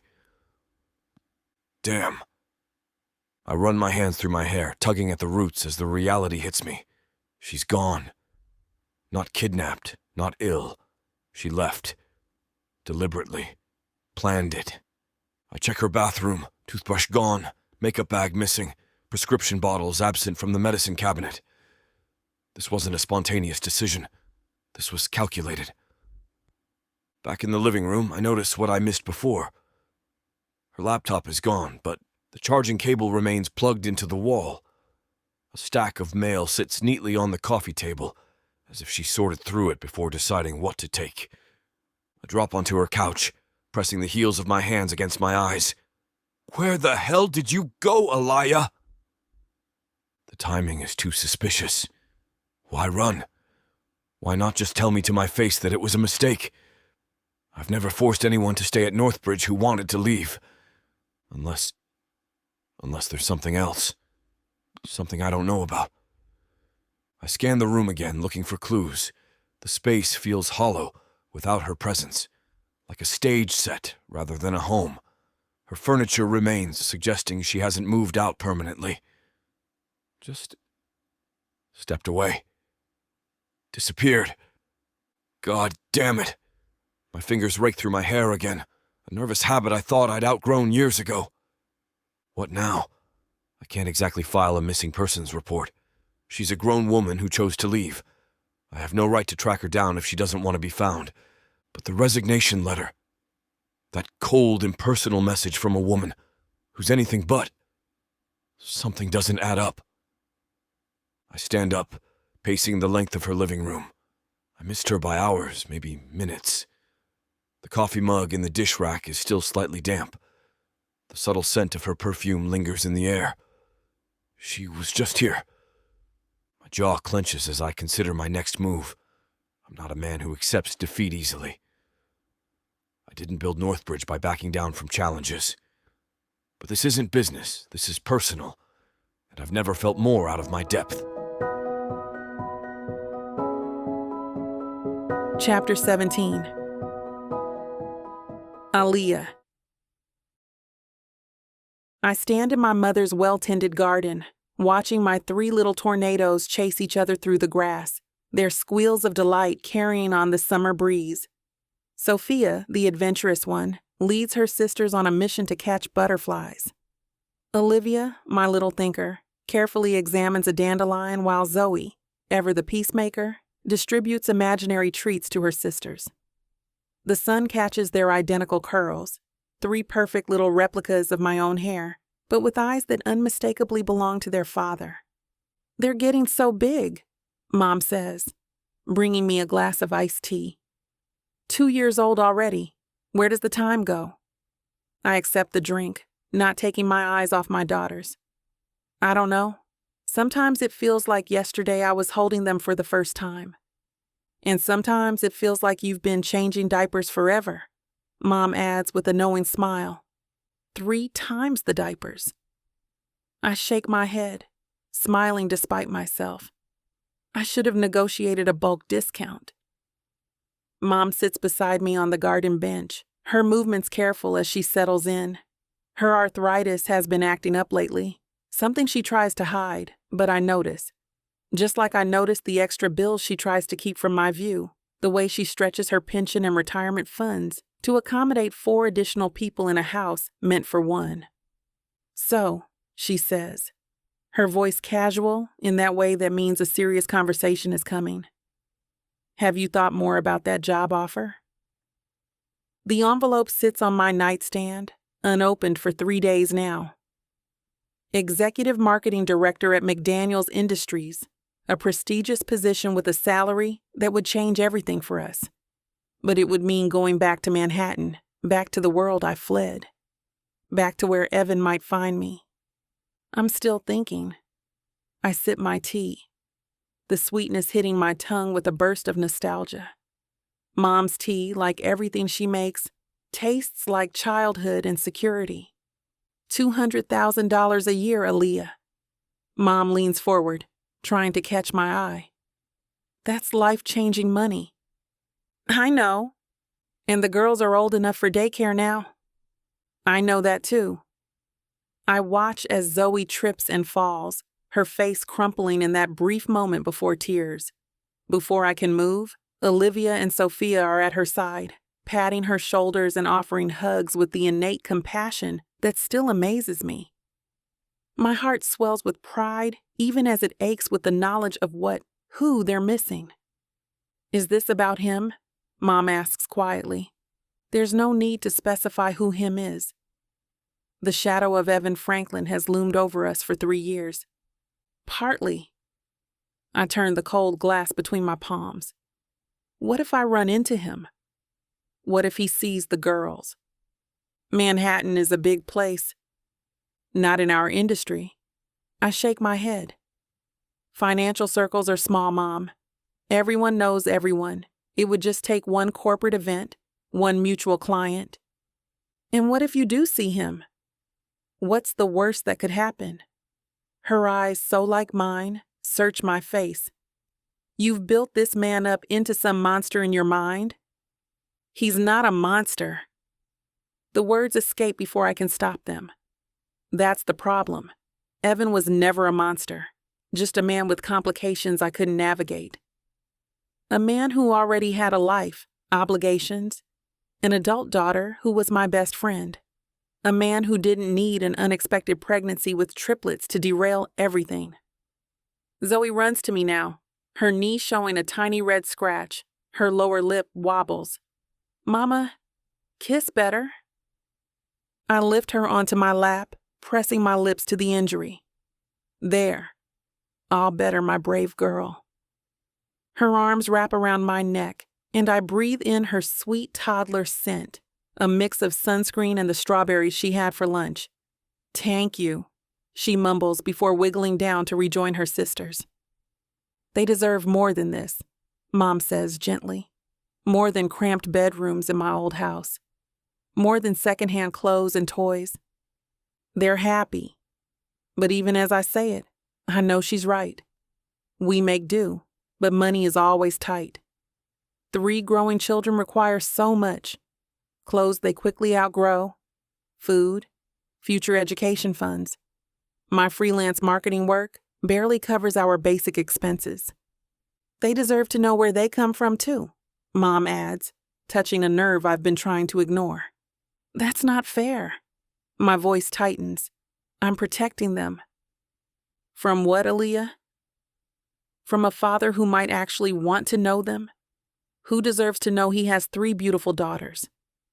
I never gave him the chance to know about the pregnancy. I ran as quickly as I could. But was it a mistake? Should I have spoken to him before disappearing from Northbridge? I set my glass aside, my throat tight with emotions I've been trying to suppress for years.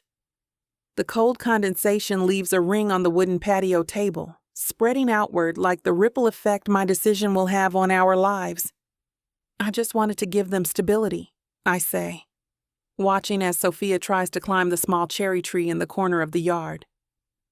A normal childhood, or as normal as possible with no father in the picture. You've done that. Look at them. Mom gestures toward my beautiful girls.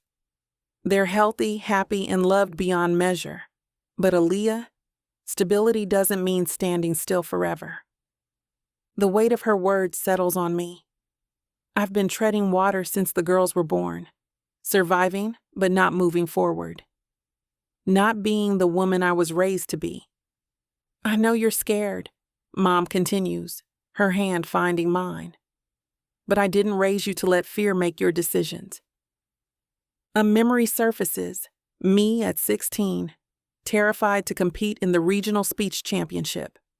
Mom driving me there anyway, refusing to let me back out. You'll regret the chances you didn't take more than the ones that didn't work out, she'd said. I won first place that day. I miss her sometimes, I admit quietly. The old me. The woman who walked into rooms and commanded attention, who had goals beyond making it through bedtime without a meltdown. She's still in there. Mom squeezes my hand. Being a mother doesn't erase who you are, Aliyah. It just adds another layer. I watch Olivia carefully pluck petals from a daisy, her little face screwed up in concentration. My analytical child, always observing, processing, so much like her father in ways that sometimes catch me off guard. $200,000, I say, the figure still unreal to me. Plus benefits, Mom adds with a small smile. And a future. I'd have to find childcare. My mind races through logistics. An apartment. New clothes for interviews. All solvable problems. And Evan, the name still feels foreign on my tongue after years of referring to him only as their father, or avoiding mentions altogether. Mom's expression softens. Manhattan has over 8 million people, honey. What are the odds? Higher than she thinks, but I don't say that. Instead, I watch my daughters play, their little bodies full of life and potential.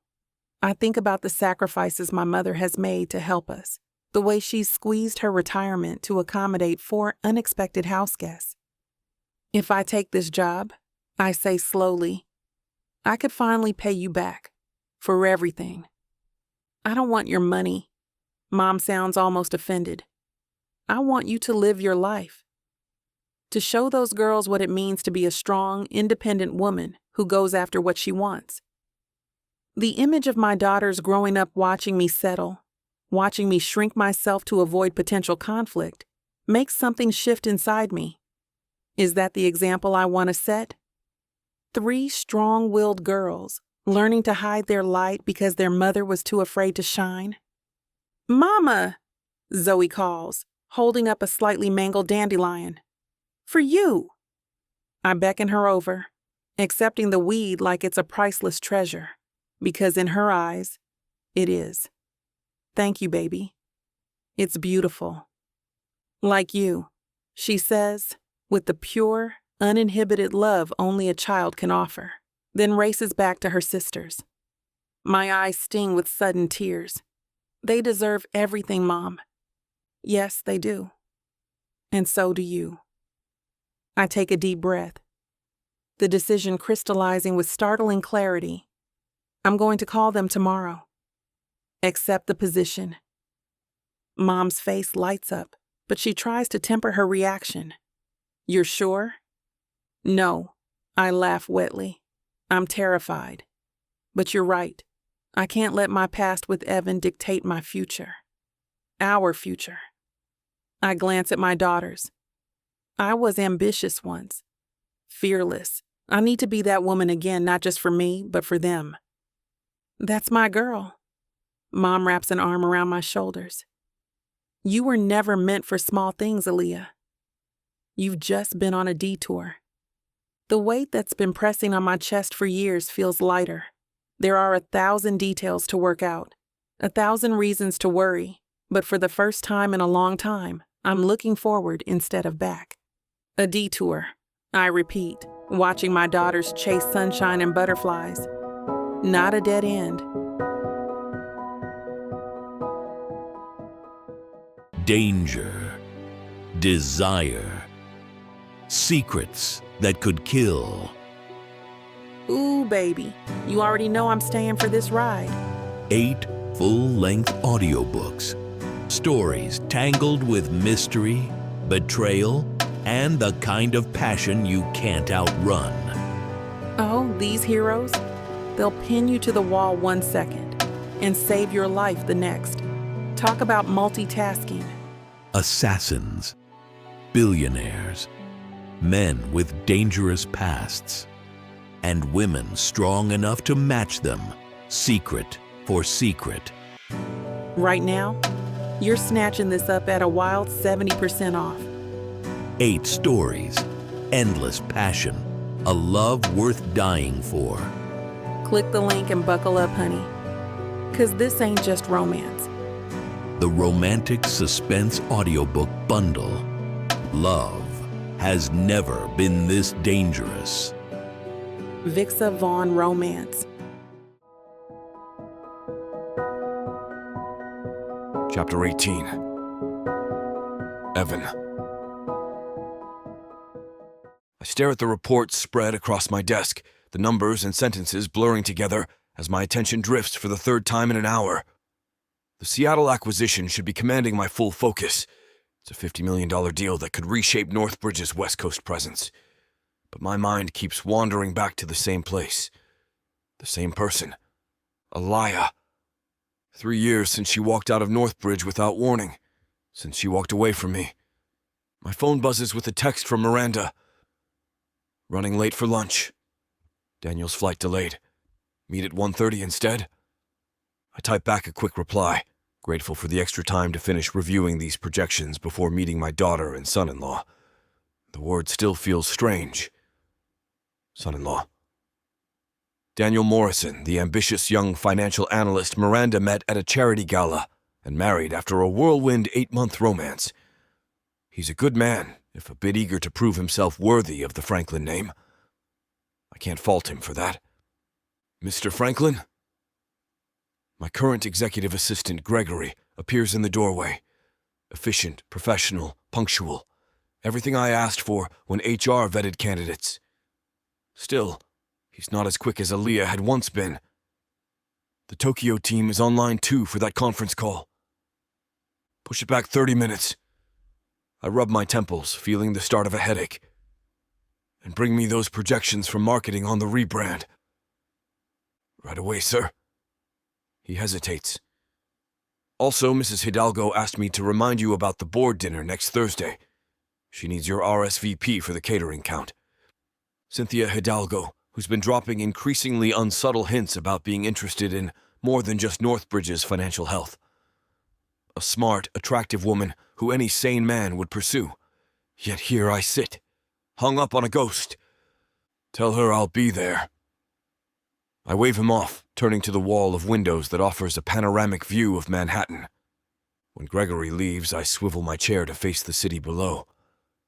Somewhere out there, Aliyah Jenkins is living her life. Is she still in New York? Did she leave the state? The country? Is she happy? Successful with someone new? That last thought twists something painful in my chest. The resignation letter she left offered nothing, citing personal reasons for her departure. No explanation, no goodbye, no chance to understand what went wrong. I reach for the bottom drawer of my desk, the one I rarely open anymore, and pull out a small velvet box. Inside, a platinum ring with a princess-cut diamond catches the light streaming through the windows. I bought it 3 years ago, 2 days before she disappeared from my life. It was impulsive, perhaps reckless, but I'd never been more certain of anything. I snapped the box shut, returning it to its hiding place. No point in torturing myself with what-ifs. The intercom buzzes. Mr. Franklin, the Paris office needs your approval on the due friend contract amendments. Send them through. I straighten my tie and force my focus back to the present. This is my life now, balancing international deals, navigating Miranda's marriage, fending off Cynthia's interest, maintaining Northbridge's market dominance. All while trying not to wonder if Aliyah ever thinks of me. The elevator chimes outside my office, followed by Miranda's distinctive laugh. She walks in without knocking, a habit from childhood she's never outgrown. Her husband trails behind her, looking harried but handsome in his tailored suit. Daddy! She kisses my cheek, her perfume familiar and expensive. Sorry we're late. Daniel's flight from Chicago was a disaster, wasn't it, honey? Daniel adjusts his tie. Mechanical issues. We sat on the tarmac for an hour. At least you're here now. I stand, clasping his hand firmly. Successful trip? Very. He beams with the pride of someone who's just closed their first major deal. The Westbrook account is locked down. 3-year contract. Full portfolio management. He was brilliant, Miranda adds, sliding her arm through his. Dad, we should give him the Thompson account too. He has this amazing strategy for... Let's discuss it over lunch. I cut her off gently, reaching for my jacket.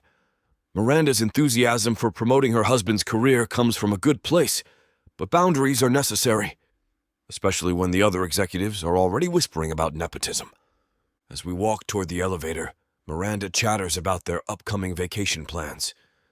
I nod at appropriate intervals, but my mind drifts again. 3 years of this, going through the motions, running the company on autopilot, watching Miranda build her life with Daniel while mine stands still, frozen in the moment Aliyah walked away. Dad? Miranda's voice breaks through my thoughts. Are you listening? I asked if you wanted to join us in the Hamptons next weekend. The cottage has plenty of room, and you haven't taken a day off in months. I force a smile. I'll check my calendar. The elevator descends, and I watch the floor numbers tick down, more aware of the silence between us than Miranda's continued discussion about the Hamptons house they've rented. Daniel catches my eye, offers a small smile of understanding. He knows my mind isn't here. The restaurant should have our table ready, I say, pulling my phone out to check the time. I made reservations at Delmonico's. Perfect. Miranda claps her hands together. I've been craving their lobster Newburg for weeks. We exit into the lobby, the familiar marble and glass surroundings I've walked through thousands of times. Gregory has already arranged for the car to be waiting, and we step out into the crisp autumn air, the driver holding the door. After you. I gesture to Miranda and Daniel, watching them slide into the back seat. In the car, Miranda talks animatedly about the charity gala she's organizing, diamond tennis bracelet catching light as she gestures. Daniel nods supportively beside her, occasionally adding details when she pauses for breath. They make a good-looking couple, I'll give them that. Young, ambitious, seemingly well-matched. I wonder if that's how Aliyah and I would have looked together. Not matched on paper, certainly. The age gap, the professional hierarchy, the fact that she was Miranda's college friend. But there was something between us that transcended those complications. Something I've never experienced before or since. Don't you think, Dad? Miranda's question pulls me back. I'm sorry, what was that? She rolls her eyes, annoyed at my inattention. I said we should invite the Prescotts to the foundation dinner. Their son just took over their family office. Good idea. They manage nearly $1 billion in assets now. The conversation continues, but my mind drifts again. 3 years on, and I still catch myself planning conversations with Aliyah that will never happen. I still occasionally pick up my phone to text her about something that would make her laugh. The car pulls up to Delmonico's, and we're quickly ushered to our regular table, the maitre d' greeting me with practiced deference. We order drinks, scotch for me, wine for them, and I go through the motions of small talk about market trends and industry gossip. Daniel closed the Westbrook account, with better terms than even Johnson could get, Miranda says, squeezing her husband's hand on the table. I told him he should ask for a corner office now. That's not how it works, Daniel murmurs, looking uncomfortable. It might be time for a promotion, though. I concede, more to ease his discomfort than anything else. Let's discuss it at the quarterly review. The waiter arrives with our drinks, and I take a longer sip of my scotch than strictly necessary. Are you feeling all right, Dad? Miranda tilts her head, studying me with those analytical eyes she inherited from me. You seem distracted. Just tired. The Tokyo expansion is taking more oversight than expected. Daniel nods sympathetically. I heard their regulatory framework has shifted again. I let him elaborate on Japanese financial regulations, grateful for the redirect. The truth, that I'm sitting here wondering if Aliyah still wears her hair in those tight curls, if she still drinks those black coffees, if she ever thinks about what we almost had, isn't something I can share. The lunch progresses predictably. We order our usual dishes. Miranda talks about her social calendar. Daniel discusses market strategies that aren't as innovative as he thinks they are. I nod and comment appropriately, playing my role as the proud father and mentoring CEO. But inside, I'm living in a parallel universe where I had the courage to pursue what I wanted 3 years ago. Where I didn't hesitate because of what the board might think or how it might complicate Miranda's friendship. Where I told Aliyah how I felt before she disappeared from my life. In that universe, perhaps we're having lunch together today. Perhaps I'm watching her gesture passionately about some new business strategy, her intelligence and drive captivating me as always. Perhaps under the table her leg is pressed against mine, a private intimacy in a public setting. Instead, I'm here, a man going through the motions, running a company I built from nothing. Proud of my accomplishments, but hollow where it matters most. Dad. Miranda's voice cuts through again. You're doing it again. Sorry. I try for a smile. What were you saying? Chapter 19. Aliyah. I tap my access card against the sensor, pushing through the glass doors of McDaniels Industries with my leather portfolio tucked under my arm. The Manhattan evening stretches before me, the sky turning that particular shade of dusky blue that means I've once again worked later than intended. Aliyah, hold the elevator. I thrust my arm between the closing doors, watching them retract as Nathan McDaniels hurries across the marble lobby. My new boss looks exactly like what Central Casting would send if you requested successful finance CEO, early 40s. Tall, with salt and pepper hair at the temples, designer suit, and a perpetually busy expression that somehow never comes across as stressed. Another late night? His voice carries that slight southern lilt that occasionally surfaces when he's tired. I thought you promised to be out by 6 this week, says the man who's also leaving at 7:30 on a Thursday. I adjust my blazer as the elevator descends. The Singapore presentation needed one more revision. The presentation you weren't supposed to finish until next Tuesday? Nathan's eyebrows lift as he checks his watch. You're making the rest of us look bad, you know. I work efficiently. I shrug, unable to contain a small smile of pride. The past week has been a whirlwind of learning curves, meeting new colleagues, and establishing myself in a role that frankly terrifies and exhilarates me in equal measure. Executive Marketing Director. When Nathan headhunted me for this position after I started putting myself out there again, I almost laughed at the ambitious title. The elevator doors open to the underground parking garage, its concrete expanse nearly empty at this hour. Rebecca tells me I need to stop encouraging your workaholic tendencies. Nathan falls into step beside me as we head toward our respective cars. Something about setting healthy boundaries for new employees. Your wife is very wise. 20 years of marriage and she still hasn't given up on reforming me? His laugh echoes in the cavernous space. Speaking of which, she insists you join us for dinner next week. Nothing formal, just the garden patio and whatever experimental recipe she's currently testing on us. I'd like that. The sincerity in my voice surprises even me. The McDaniels have been nothing but welcoming since I started. Nathan with his straightforward mentorship, and Rebecca with her warm texts checking if I've settled in properly. It's refreshing to work for someone who values both my professional contributions and my well-being. How are the girls adjusting to the new daycare?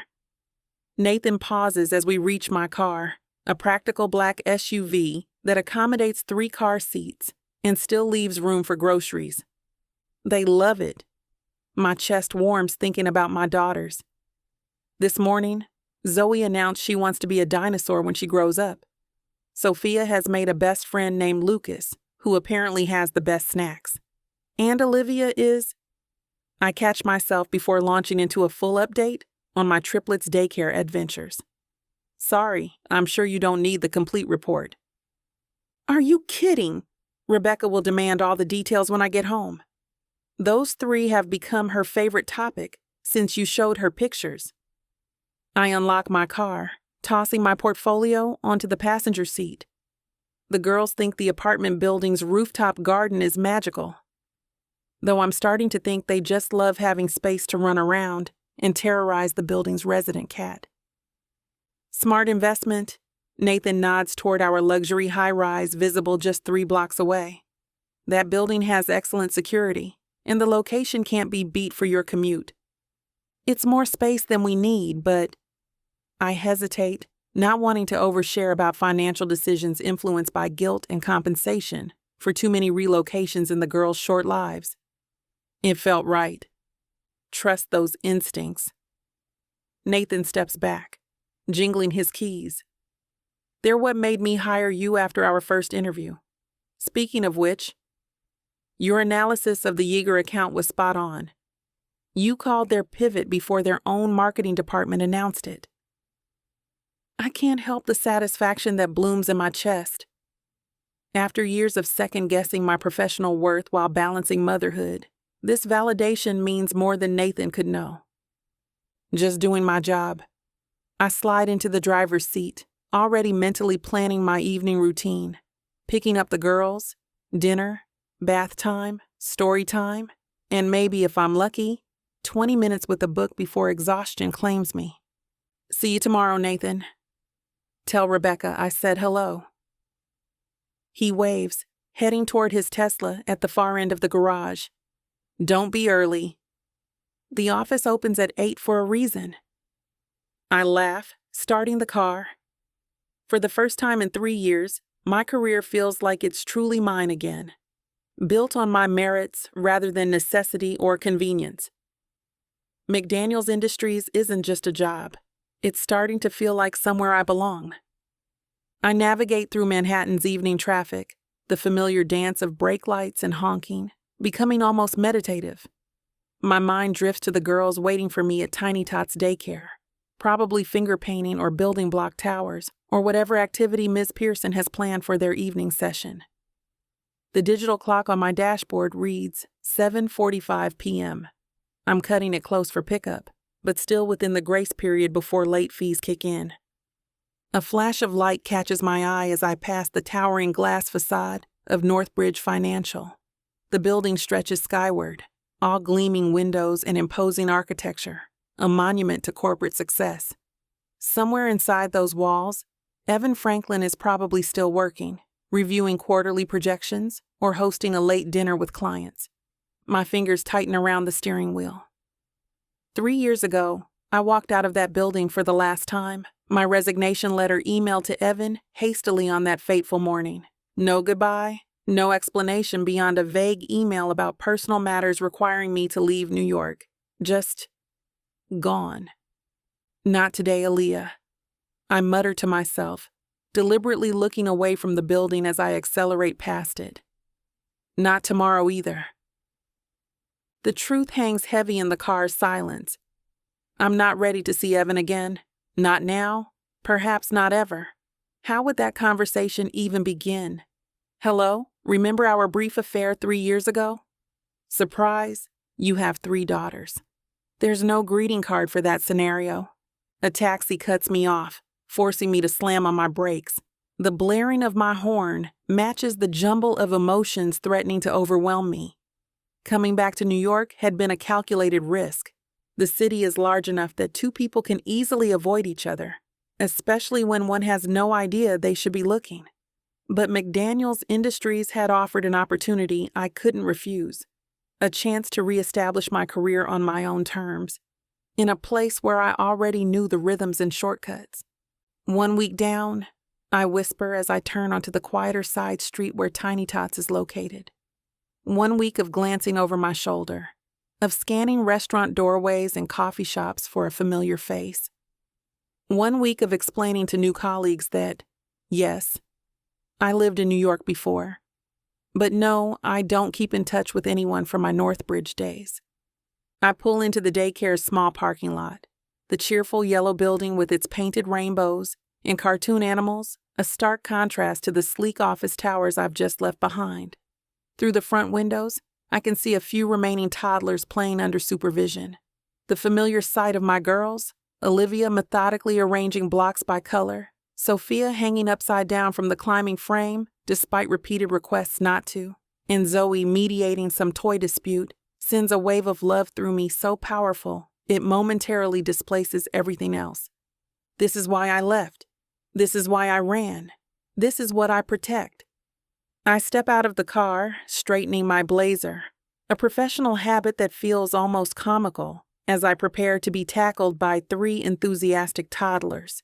My heels click against the pavement as I approach the entrance, swiping my access card.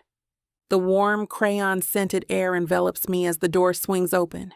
Ms. Pearson looks up from where she's helping a child gather art supplies and offers a relieved smile. "Right on time, Ms. Jenkins," she says, though we both know I'm pushing it. The girls have had a wonderful afternoon. Olivia completed a puzzle meant for 4-year-olds. Of course she did. Evan's analytical mind lives on in our oldest by 2 minutes daughter. "Mama!" 3 voices call out in unison as my daughters spot me, abandoning their activities to rush toward me in a chaotic parade of tiny feet and enormous smiles. I kneel down, arms wide, bracing for impact. These moments, these perfect, uncomplicated collisions of love, are why I made the choices I did. Why I'll continue making them, regardless of how often I drive past Northbridge Financial, or how many times I wonder what might have been. Hello, my loves. I whisper into their hair as they crash into me. I missed you today. The city awaits outside, with all its complications and possibilities and ghosts of relationships past.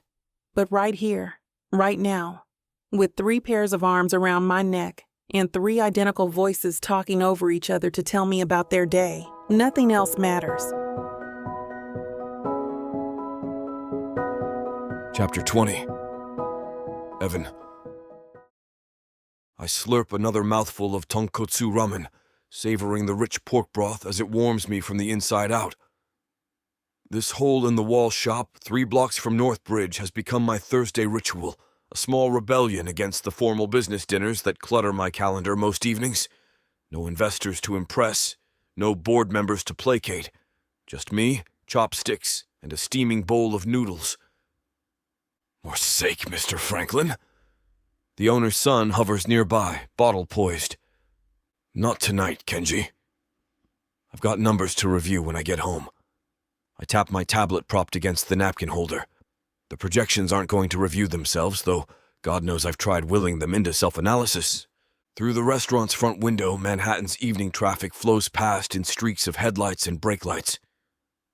My office view might be more impressive, but there's something grounding about watching the city at street level. The colorful storefronts across the street glow in the early evening. A laundromat, a bodega, and Tiny Tot's daycare with its garish yellow facade and cartoon animals painted on the windows. I check my watch. 7:48 p.m. late for most parents to be picking up their kids, which explains why a handful of children still play inside the bright interior, visible through the daycare's large front windows. A black SUV pulls into the small lot next to the daycare. Nothing remarkable.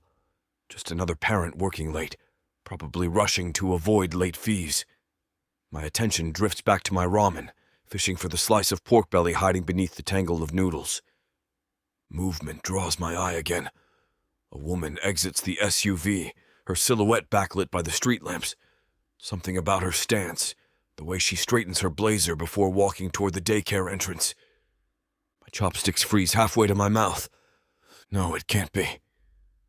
But as she turns toward the light spilling from the daycare windows, there's no mistaking that profile. The elegant curve of her neck, the way she walks with purpose in every step. Aliyah. 3 years of silence, of wondering where she disappeared to and why. And here she is, less than 50 feet away, swiping an access card at a daycare entrance. I set down my chopsticks with fingers that suddenly feel numb. The ramen's steam fogs my vision, or maybe that's just my mind struggling to process what I'm seeing. After she vanished, I hired investigators, called mutual acquaintances, even checked hospitals in a moment of desperate panic. Nothing. No trail, no explanation beyond that terse email resignation citing personal matters that required her immediate departure from New York. The daycare door closes behind her, and I catch myself half rising from my seat, as if I might dash across the street and... What? Demand answers. Grab her shoulders and ask why she disappeared without a word? Everything okay with your food, sir? Kenji asks, concern furrowing his brow. Fine. Everything's fine. I sink back down, my eyes never leaving the daycare's windows. Through them, I can see Aliyah kneeling down as 3 small children rush toward her. Wait. 3! They collide with her like tiny meteorites, their identical heights and similar outfits suggesting... Triplets, I whisper, the word barely audible even to myself. My mind races, calculating timelines with cold CEO precision. 3 years since Aliyah left. Those children look about 2, maybe 3 years old. The possibility crashes through me like a wrecking ball. Aliyah gathers the children into her arms, her face transformed by a smile I never saw during our time together. Radiant, unguarded, complete. One little girl reaches up to touch her mother's face, while another tugs at her sleeve, clearly impatient to show her something. My heart hammers against my ribcage. Those children. Her children. Could they possibly be... Check, please. I manage, though my voice sounds foreign to my own ears. As Kenji hurries off, I watch Aliyah collect small backpacks and artwork, efficiently organizing 3 identical coats while maintaining what appears to be 3 separate conversations with 3 very animated little girls. She moves like someone who has perfected a complicated dance, anticipating needs before they're expressed. The timing fits. The disappearance makes sense now. But why wouldn't she tell me? Why vanish completely? Unless... I fumble with my wallet, pulling out my credit card on autopilot, then reconsider. Cash leaves no trail, no record of my evening here if anyone ever asks. I extract 5 crisp hundreds from my money clip, the emergency cash I always carry but rarely use, and slide them toward Kenji as he returns with my check. Keep the change. My eyes never leave Aliyah as she corrals her daughters toward the exit. Kenji's eyes widen to comical proportions. Sir, your bill is only $42. I know. I grab my coat and stand, feeling oddly unsteady on my feet. Consider the rest staff appreciation. I don't wait for his response. Don't want to deal with the awkward gratitude that such an excessive tip will generate. My focus narrows to the glass front door of Tiny Tots Daycare, where Aliyah now shepherds 3 identical little bundles into the night air. 3 little girls. Triplets. The timing matches perfectly with Aliyah's abrupt departure from Northbridge and from my life. The implication sends a jolt through my system more potent than any espresso. Could they be mine? The possibility knocks the wind from my lungs. Through the restaurant window, I watch Aliyah kneel to zip up 3 identical purple coats. Each girl has her hair in different styles, one with pigtails, one with a single ponytail, one with what looks like tiny braids, presumably to tell them apart. Even from this distance, I can see features that echo Aliyah's, the shape of their foreheads, the way they gesture with their small hands while talking. But what else might I see in their faces if I got closer? Aliyah stands, takes 2 small hands in hers, while the third child, the one with braids, clutches a stuffed animal to her chest and walks slightly ahead. They move toward the black SUV parked in the small lot. Nothing flashy or attention-grabbing about the vehicle. Practical, anonymous. Exactly what someone might choose if they didn't want to be noticed. I push through the restaurant door onto the sidewalk just as Aliyah opens the SUV's rear door. With practiced efficiency, she helps each girl climb into what must be booster seats, securing 3 sets of safety belts with the focused attention of someone who handles this routine daily. The entire process takes less than 2 minutes, an impressive feat for 3 toddlers. She closes the door, walks around to the driver's side, and slips behind the wheel. The SUV's lights come on and it pulls smoothly into traffic. I jog to the curb, frantically scanning for a taxi, but the street is momentarily empty of available cabs. Damn it. My car and driver are back at Northbridge, 20 minutes away if I called now. 20 minutes too late. My heart races as I watch the SUV's taillights blend with the flow of evening traffic. She's getting away again. 3 years of questions, now multiplied exponentially, and I'm about to lose her again. Screw that! The words escape through clenched teeth as I step into the street and thrust my arm out with the authoritative impatience only a New Yorker can master. A yellow cab materializes as if summoned by my desperation, screeching to a halt inches from my outstretched hand. I wrench open the back door and slide in. Follow that black SUV, I say, pointing at Aliyah's vehicle, now stopped at a red light half a block ahead. The Cadillac Escalade, don't lose it. The cabbie, a heavy-set man with graying temples, gives me a look through the rearview mirror that's equal parts amusement and skepticism. You serious, mister? This ain't the movies. I pull out another $100 bill and hold it where he can see it. Deadly serious. There's another like this when we reach our destination. Just don't get too close. I don't want her to know she's being followed. The cabbie's eyebrows shoot up at the word her, like that explains everything. He pockets the bill and pulls away from the curb, keeping a discreet distance between us and Aliyah's SUV. "Lady Trouble, huh?" he asks, misreading the situation entirely. "More complicated than that." I lean forward, eyes locked on the vehicle ahead of us. Much more complicated. Chapter 21. Aliyah. "Mommy, I got a star today." Sophia squirms in her booster seat, kicking her little feet against the back of the passenger seat. I check the rearview mirror, catching her triumphant grin. "That's amazing, sweetie. What did you get a star for?" "She builded the tall tower," Olivia announces before her sister can answer, her analytical mind always cataloging her siblings' achievements. "Mine fall down." "Mine too," Zoe adds cheerfully, clutching her stuffed elephant. "But it's okay because we can try again tomorrow." The rhythmic swish of windshield wipers keeps time with my thoughts as we navigate through Manhattan traffic. 1 week back in New York, and already the city's familiar chaos feels both foreign and like home. The girls have adapted to tiny tots faster than I expected. Probably faster than I have adjusted to being back myself. "Guess what we're having for dinner tonight?" I ask, seizing on the first child-friendly meal that pops into my mind as we hit another red light. 3 identical voices erupt in a chorus of suggestions. "Pizza, chicken nuggets, Pasghetti." I laugh, tension from my workday melting away. "How about mac and cheese?" The unanimous cheer from the backseat confirms I've made the right choice. Simple victories like this still surprise me. How easily happiness comes to them. How completely their joy fills the spaces between my worries. "With the orange cheese?" Olivia asks seriously, always concerned with specifics. "Yes, with the orange cheese," I confirm, turning onto our street. "And maybe some broccoli trees on the side." The collective groan makes me smile. Some battles aren't worth fighting tonight. Our apartment building's garage entrance looms ahead, and I press the remote clip to my visor. The gate slides open with mechanical precision, welcoming us into the fluorescent-lit concrete cavern that still doesn't quite feel like ours.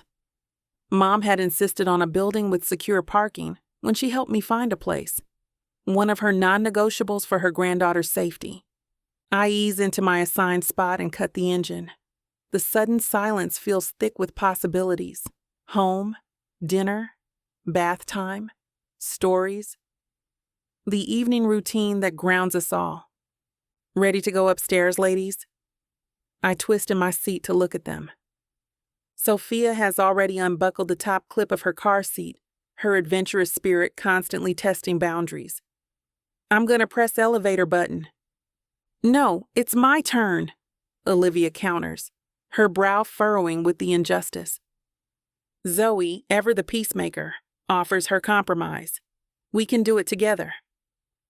Perfect solution, Zoe. I step out and open the rear door, greeted by 6 eager hands reaching toward freedom. One at a time, remember? Safety first. Unbuckling 3 sets of car seat straps requires the patience of a saint and the dexterity of a surgeon. Sophia wiggles impatiently while I free her from the 5-point harness. "I can do it myself," she insists as I lift her down to the concrete.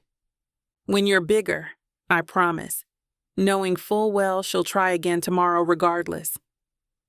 Olivia waits patiently for her turn, analyzing the buckle mechanism as if memorizing it for future reference. Zoe hums softly to her elephant, living in her own gentle world until I reach for her last. With all 3 finally standing beside the SUV, I shoulder their tiny backpacks and grab my purse and work tote. The unbalanced weight pulls at my shoulder, a physical reminder of the dual worlds I navigate daily. "Stay together," I remind them, holding out both hands. Sophia and Olivia each take one, while Zoe clutches her elephant in one hand and Olivia's sleeve with the other. Our usual formation. The elevator ride to the 7th floor becomes an adventure with toddlers, buttons to press with all 3 tiny fingers overlapping on the 7, mirrors to make faces in the thrill of the stomach-dropping sensation as we ascend. We going up, up, up? Zoe giggles, bouncing on her toes. Like a rocket ship. I agree, adjusting my grip on their backpacks. The doors slide open to reveal our hallway, still smelling faintly of new carpet and fresh paint. Our apartment, 7D, waits at the end, its unfamiliarity still jarring after years in our cozy Albany home with my mother. Who remembers our apartment number? I ask as we approach our door. 7D, they chant in unison, their synchronized response still startling me sometimes. I dig through my purse for keys, the girls bouncing with hungry impatience around my legs. 1 week in, and this still doesn't feel like home, just a way station between our past and whatever comes next. But the girls don't know that. To them, this is an adventure, complete with a new daycare, new bedroom, and the excitement of exploring a city they're too young to remember being born in. Mac and cheese coming right up, I promise, finally locating my keys and unlocking the door to our haven. I slide the pot of water onto the burner and turn the knob to high, the familiar click, click, click of the gas ignition grounding me in the moment. The girls have scattered across the living room floor, their backpacks abandoned by the door like colorful lumps of childhood. Mommy, Elephant wants this one. Zoe holds up a picture book, its corners worn from countless bedtime stories. Elephant has excellent taste, I call back, tearing open the box of mac and cheese. Maybe you and your sisters can read to him while dinner cooks? Sophia has already constructed a fort using couch cushions, her natural engineering skills on display. Olivia, the blanket. The big one. I'm not tall enough, Olivia protests, practical as always. Use the step stool, I suggest, measuring milk for the sauce. The one in the bathroom. Just be careful. Their voices blend into a soothing background soundtrack as I move through the kitchen, my body on autopilot with the familiar routine. Water boils. Pasta goes in. Timer set. I lean against the counter, watching them through the open concept layout. 3 perfect little humans. Somehow mine. Mine. The word catches in my throat. These past 3 years, they've been just mine in every way that counted. My mother helped, of course, but the daily decisions, the midnight fevers, the first steps and words, all recorded in my heart alone, with no one to turn to and say, "Did you see that?" The girls huddle together now, a tangle of identical curls bent over a colorful page, their voices rising and falling in animated character voices. They don't know who they're missing, or who might be missing them. A gentle knock interrupts my thoughts. My head snaps toward the door, eyebrows pulling together. We haven't met many neighbors yet, and I'm not expecting deliveries. The girls don't notice, wrapped up in their storybook world. Stay right there, girls. Mommy's checking the door. I wipe my hands on a kitchen towel and cross the living room, mentally running through possibilities. Maybe the super? A package delivered to the wrong unit? I check the peephole, a habit my mother drilled into me, and the floor seems to tilt beneath my feet. No, it's impossible. My hand freezes on the doorknob. Behind me, my daughters giggle at something in their book, blissfully unaware that their world might shatter with a single turn of metal. I pull the door open just enough to slip into the narrow opening, keeping my body as a barrier. Evan? He stands in my hallway looking every inch the CEO in a tailored charcoal suit, his salt and pepper hair perfectly styled, blue eyes locked on mine with an intensity that makes my skin prickle. The same eyes that stare back at me from 3 identical faces just feet away. Aliyah. My name sounds different in his mouth after all this time. Deeper. Weighted with things unsaid. How did you? The questions tangle on my tongue, too many to articulate. I took a taxi. Followed your car from Tiny Tots. He shoves his hands in his pockets, a gesture I once found endearing. Told the doorman we're dating. He let me up. The casual invasion of privacy sends a wave of anger through me. You can't just, "Who's that, Mommy?" Sophia's voice carries from inside, curious and clear. Evan's eyes shift past me, toward the voice, and I see something flash across his face. Recognition, realization, hunger. "You need to leave." I keep my voice low, steady, though my heart hammers against my ribs. This isn't appropriate. He shakes his head slowly, eyes never leaving the space behind me. Are those... His voice cracks, forcing him to clear his throat. Are those girls mine? The question sits between us like a live grenade. 3 years of building a life separate from him, of protecting my heart and my daughters from complications too big for their little lives, all of it threatened. "Please," I whisper, hating the pleading in my voice. "Not like this." "Mommy!" "The mac and cheese," Olivia calls from the kitchen, her practical nature once again coming to my rescue. Evan gestures toward the apartment, his expression hardening. Are those my daughters, Aliyah? Chapter 22. Evan. I watch Aliyah's face transform from defiance to panic as her daughter's voice calls out again about boiling pasta. She glances over her shoulder, torn between protecting her secrets and saving dinner. "I have to," she starts. "Go," I tell her, my voice steadier than I feel. "I'm not leaving. She hesitates another heartbeat before rushing inside, leaving the door slightly ajar. I take it as the invitation it wasn't meant to be. I step into the apartment, my expensive shoes sinking into plush carpet. The space is modest but warm, toys organized in colorful bins, framed photos on walls, a half-built blanket fort dominating the living room. Nothing like the sterile perfection of my penthouse. And there they are. 3 small girls, carbon copies of each other with a perfect blend of Aliyah and me. Spiral curls frame cherubic faces. Brown skin, a shade lighter than their mother's. And their eyes. Christ, they have my eyes. The exact same blue that stares back at me from my mirror every morning. My daughters. The word resonates through me with the force of a physical blow. One of them notices me first, abandoning a picture book to stare with unfiltered curiosity. She stands with her hands on her tiny hips, assessing me with a confidence that reminds me of boardroom executives. "Who are you?" she demands, her head tilted up to take in my height. The other 2 turn in unison, their movements synchronized in that uncanny way identical multiples have. 3 sets of eyes, my eyes, examining me with varying degrees of interest. "I'm Evan," I say, my voice rough around the edges. I clear my throat, trying to sound normal when nothing about this moment is normal. "I'm a friend of your mom's." "I'm Sophia," declares the bold one who spoke first. "That's Olivia, and that's Zoe an elephant." Olivia gives a small, precise wave while Zoe clutches what appears to be a well-loved stuffed animal, regarding me with quiet curiosity. "Nice to meet you all." The words feel absurdly inadequate. I want to gather them up, memorize their faces, catalog every detail I've missed for...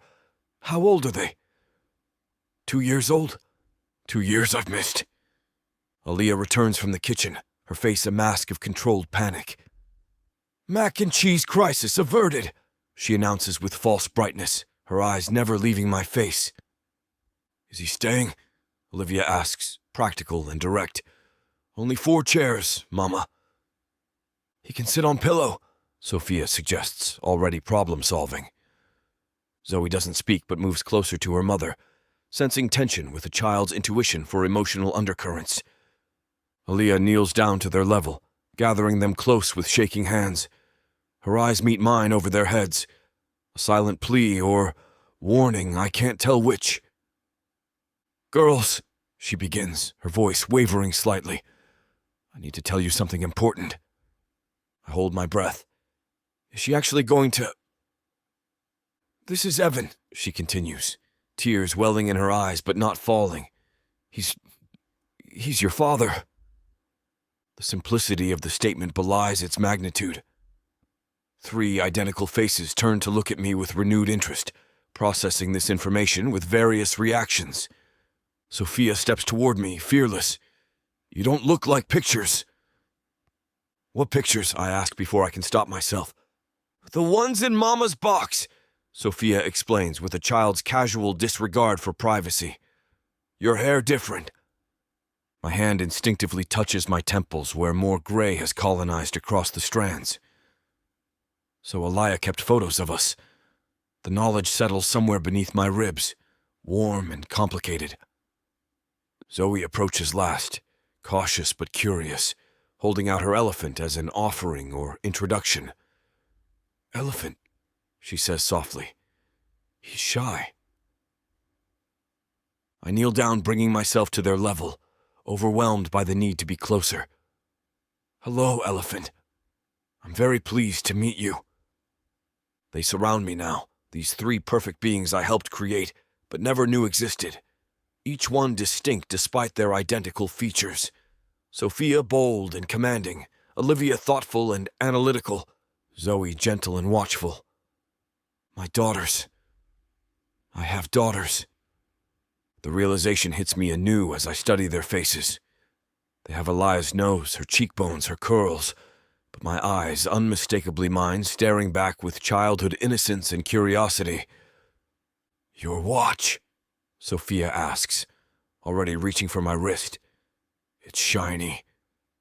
"Here you go," I manage, extending my arm. My $30,000 Patek Philippe suddenly seems like the most insignificant thing I own.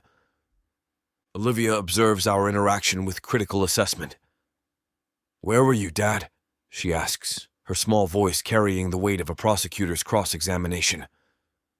The question hits like a sucker punch. What do I tell them? That I didn't know they existed? That their mother kept them secret? Neither answer seems appropriate for 2-year-olds. My voice falters. I glance up at Aliyah, searching for guidance. She's still kneeling a few feet away, hastily wiping tears from her cheeks. The sight twists something painful in my chest. Despite everything, I hate seeing her cry. "Your daddy has been..." Aliyah starts, then stops, clearly struggling. "I've been away," I say, finding my voice. "For work. But I didn't know about you 3, or I would have come sooner." The simplified truth feels right, even as it skirts the complexity of what happened. "On an airplane?" Sophia asks excitedly. "Many airplanes," I confirm with a smile that feels foreign on my face, unguarded, genuine. "All over the world." Zoe, the quiet one, takes a half-step forward. "Did you bring presents?" she whispers, clutching her elephant tighter. My heart sinks. "Not today," I admit. "But next time I will. I promise." The words escape before I can consider their implications. Next time. Will there be a next time? I look to Aliyah, whose face reveals the same question. "I'd like to spend more time with you all," I say, directing my words to the girls but meaning them for their mother, too. "If that's something your mom thinks is okay." Aliyah's expression shifts through a rainbow of emotions: fear, doubt, resignation, and something softer I can't name. She absently tucks a curl behind her ear, a gesture I remember from years ago. "Please, Mama?" Sophia bounces on her toes. "He said presents." "I want to show my toys," Olivia adds, more measured but equally interested. Zoe doesn't speak, but her eyes, my eyes, plead silently. Aliyah draws a deep breath. "We can try that," she says carefully. Maybe Evan could come for dinner sometimes. Or to the park." Relief floods through me, powerful enough to make my knees weak. "Thank you," I say, the words embarrassingly inadequate for the gift she's just offered. "Can he stay?" Olivia asks, practical as ever. "No," Sophia declares with authority. "Adults don't eat cheese." A laugh escapes me, unexpected and rusty. Well, I happen to like mac and cheese very much. You do? Zoe's eyes widen as if I've just claimed to breathe underwater. Absolutely. It's the best food. See? Sophia turns to her mother triumphantly. He can stay! Aliyah's posture softens slightly. I suppose we can manage that. There's plenty. I'll sit on the floor, I offer, saving her from Sophia's pillow solution. My chair, Zoe suggests quietly, the first unprompted thing she said directly to me. Something warm unfurls in my chest. I want to memorize this moment. The smell of pasta, the soft carpet under my knees, the three perfect faces looking at me with cautious acceptance. My daughters. Thank you, I say again to Aliyah, hoping she understands I mean for everything. For this chance, for these children, for not slamming the door in my face when she had every right to. She nods once, a fragile truce. Girls, go wash your hands while I set another place. As they scatter, Aliyah and I are left in momentary privacy. Words crowd my throat, apologies, questions, declarations, but nothing seems adequate for this seismic shift in our reality. I don't know how to do this, she whispers, vulnerability bleeding through her composed facade. Neither do I admit, but I want to try. I can't finish, overwhelmed. I know. Her voice softens. Just don't hurt them. All the unspoken words we want to say hang between us. Instead, Aliyah sniffles as she sets up an extra placemat, keeping her eyes on everything else except me. Chapter 23. Aliyah. I balance Zoe on my lap while she shovels mac and cheese into her mouth with surprising dexterity for a 2-year-old. More.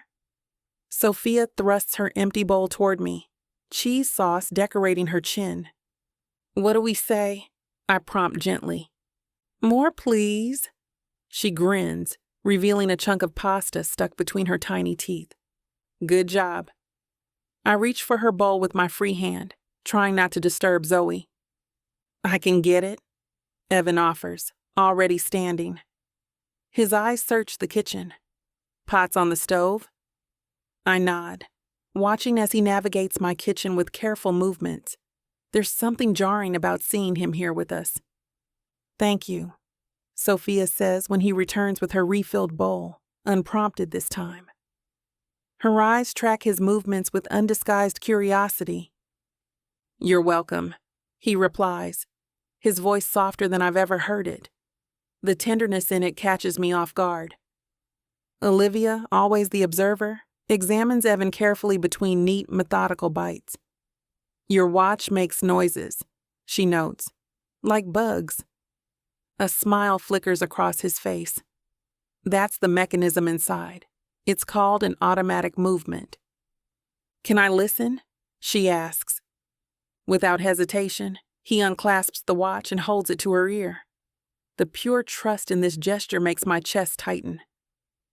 It sounds like big bugs, Olivia declares with delight. I want to hear. Sophia abandons her mac and cheese sauce now decorating her sleeve as well. Even Zoe shifts on my lap, curious but too shy to ask directly. May I? Evan asks, glancing at me before holding the watch toward Zoe. I nod, feeling something crack inside me as Zoe leans forward, pressing her ear to the watch face. Her eyes widen with wonder. It's counting, she whispers. That's exactly right, Evan says, looking at her with such naked amazement that I have to look away. It's counting seconds. The moment stretches between them, this quiet connection that feels too intimate to witness. I'm suddenly drowning in what-ifs. What if I told him? What if the girls had known him from the beginning? Mama, you're squishing, Zoe protests, wiggling against my unconsciously tightened hold. Sorry, baby. I loosen my grip, forcing myself back to the present. Dinner continues with surprising ease. The girls pepper Evan with questions. What's his favorite color? Does he like unicorns? Can he do a somersault? And he answers each one with genuine consideration. Not once does he check his phone or seem impatient, despite the simplicity of the conversation. After dinner comes the girls' favorite part of the evening routine, story time. I expect Evan to make his exit, but instead, he accepts Sophia's insistent tugging toward the living room with remarkable grace. This one. Sophia thrusts a well-worn picture book at him. Dragons. And this one, Olivia adds, placing another book on his lap with careful precision. Zoe, still shy, simply watches from the edge of the blanket fort, clutching Elephant to her chest. I think I can manage that, Evan says, settling cross-legged on the floor. The sight of him, power suit rumpled, designer shoes kicked off, sitting among stuffed animals and coloring books creates a strange flutter in my chest. I busy myself cleaning up dinner, trying to ignore the warm timbre of his voice as he reads. The theatrical growl he adopts for the dragon, the delighted giggles it draws from my daughters. Our daughters. When I return, he's deep into the second book, Zoe now nestled against his side. She's offered him Elephant to hold, a sign of trust she rarely extends to anyone outside our small family circle.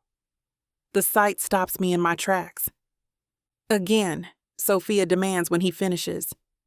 It's bedtime, monsters, I announce, ignoring their chorus of protests. Say goodnight to... The word father sticks in my throat. To Evan. They swarm him with hugs, Sophia throwing herself bodily into his arms while Olivia offers a more reserved embrace. Zoe hesitates before pressing a fleeting kiss to his cheek, then scurrying behind my legs. Will you come back? Olivia asks, practical as always. Evan looks to me, a question in his eyes. We'll figure that out, I hedge. Now, teeth, pajamas, bed, march. I herd them toward their bedroom, feeling Evan's gaze on my back. The bedtime routine takes longer than usual, filled with excited chatter about their new discovery. Is Daddy staying? Olivia asks as I tuck her in. The word lands like a physical blow. Daddy. So simple for them to accept. So complicated for me to hear. No, sweetie. He has his own home. But he'll be back? Zoe whispers from beneath her covers. I think so, I say carefully, not wanting to make promises I can't keep. Now sleep tight. I kiss each forehead, turn on their nightlight, and slip out, closing the door quietly behind me. Evan stands in my living room, hands in his pockets, looking both out of place and somehow right at home. The contradiction mirrors the turmoil in my chest.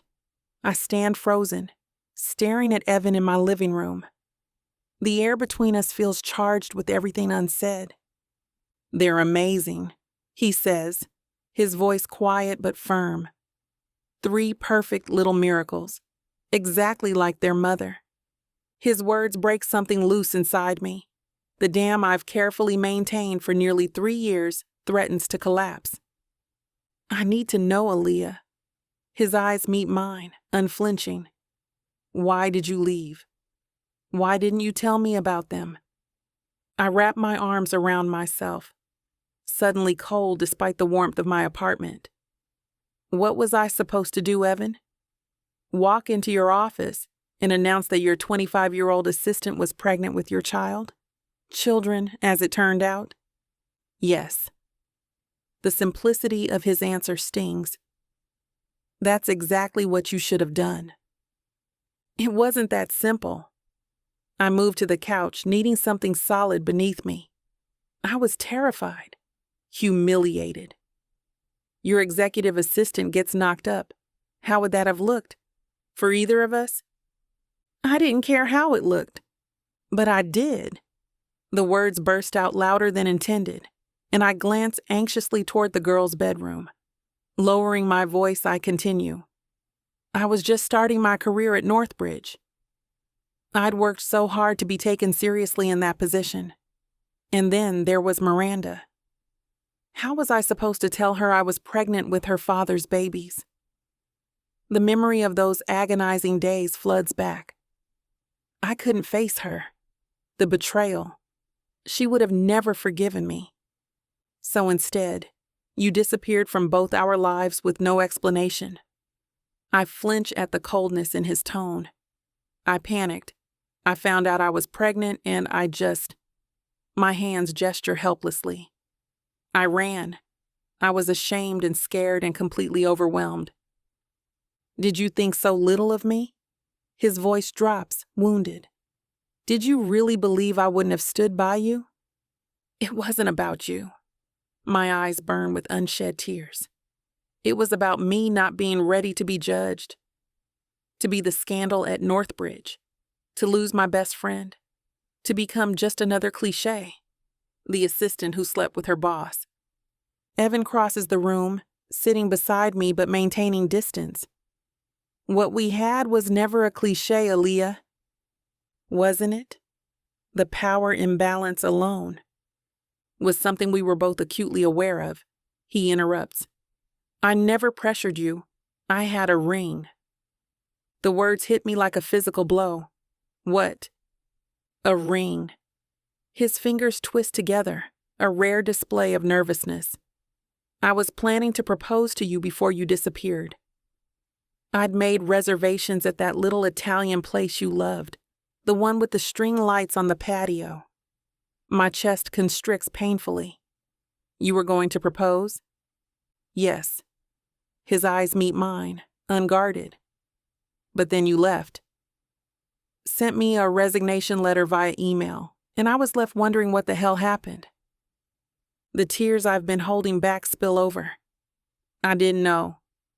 How could you? His voice is gentle now. You never gave me the chance to tell you. I was so scared. The truth pours out of me. Not just of the scandal or Miranda's reaction. I was scared of how much I loved you, of how much I wanted a life with you. It seemed too perfect, too impossible. When I found out I was pregnant, it felt like the universe confirming what I already feared, that I was in over my head. Evan reaches out, his fingers brushing away my tears. Aliyah, I've never stopped loving you, not for a single day. I close my eyes, leaning into his touch. The confession I've held inside for years finally escapes. I never stopped loving you either. When I open my eyes, he's closer, his gaze intent on mine. Slowly giving me every opportunity to pull away, he leans in. His lips touch mine in a kiss so achingly gentle, it breaks my heart all over again. Chapter 24. Evan. I release a shuddering breath against her lips, reconnecting with something I feared lost forever. The taste of her, sweet with a hint of the mac and cheese we shared with our daughters, overwhelms my senses. Our daughters. The thought sends a surge of emotion through me that transforms our gentle kiss into something deeper, more urgent.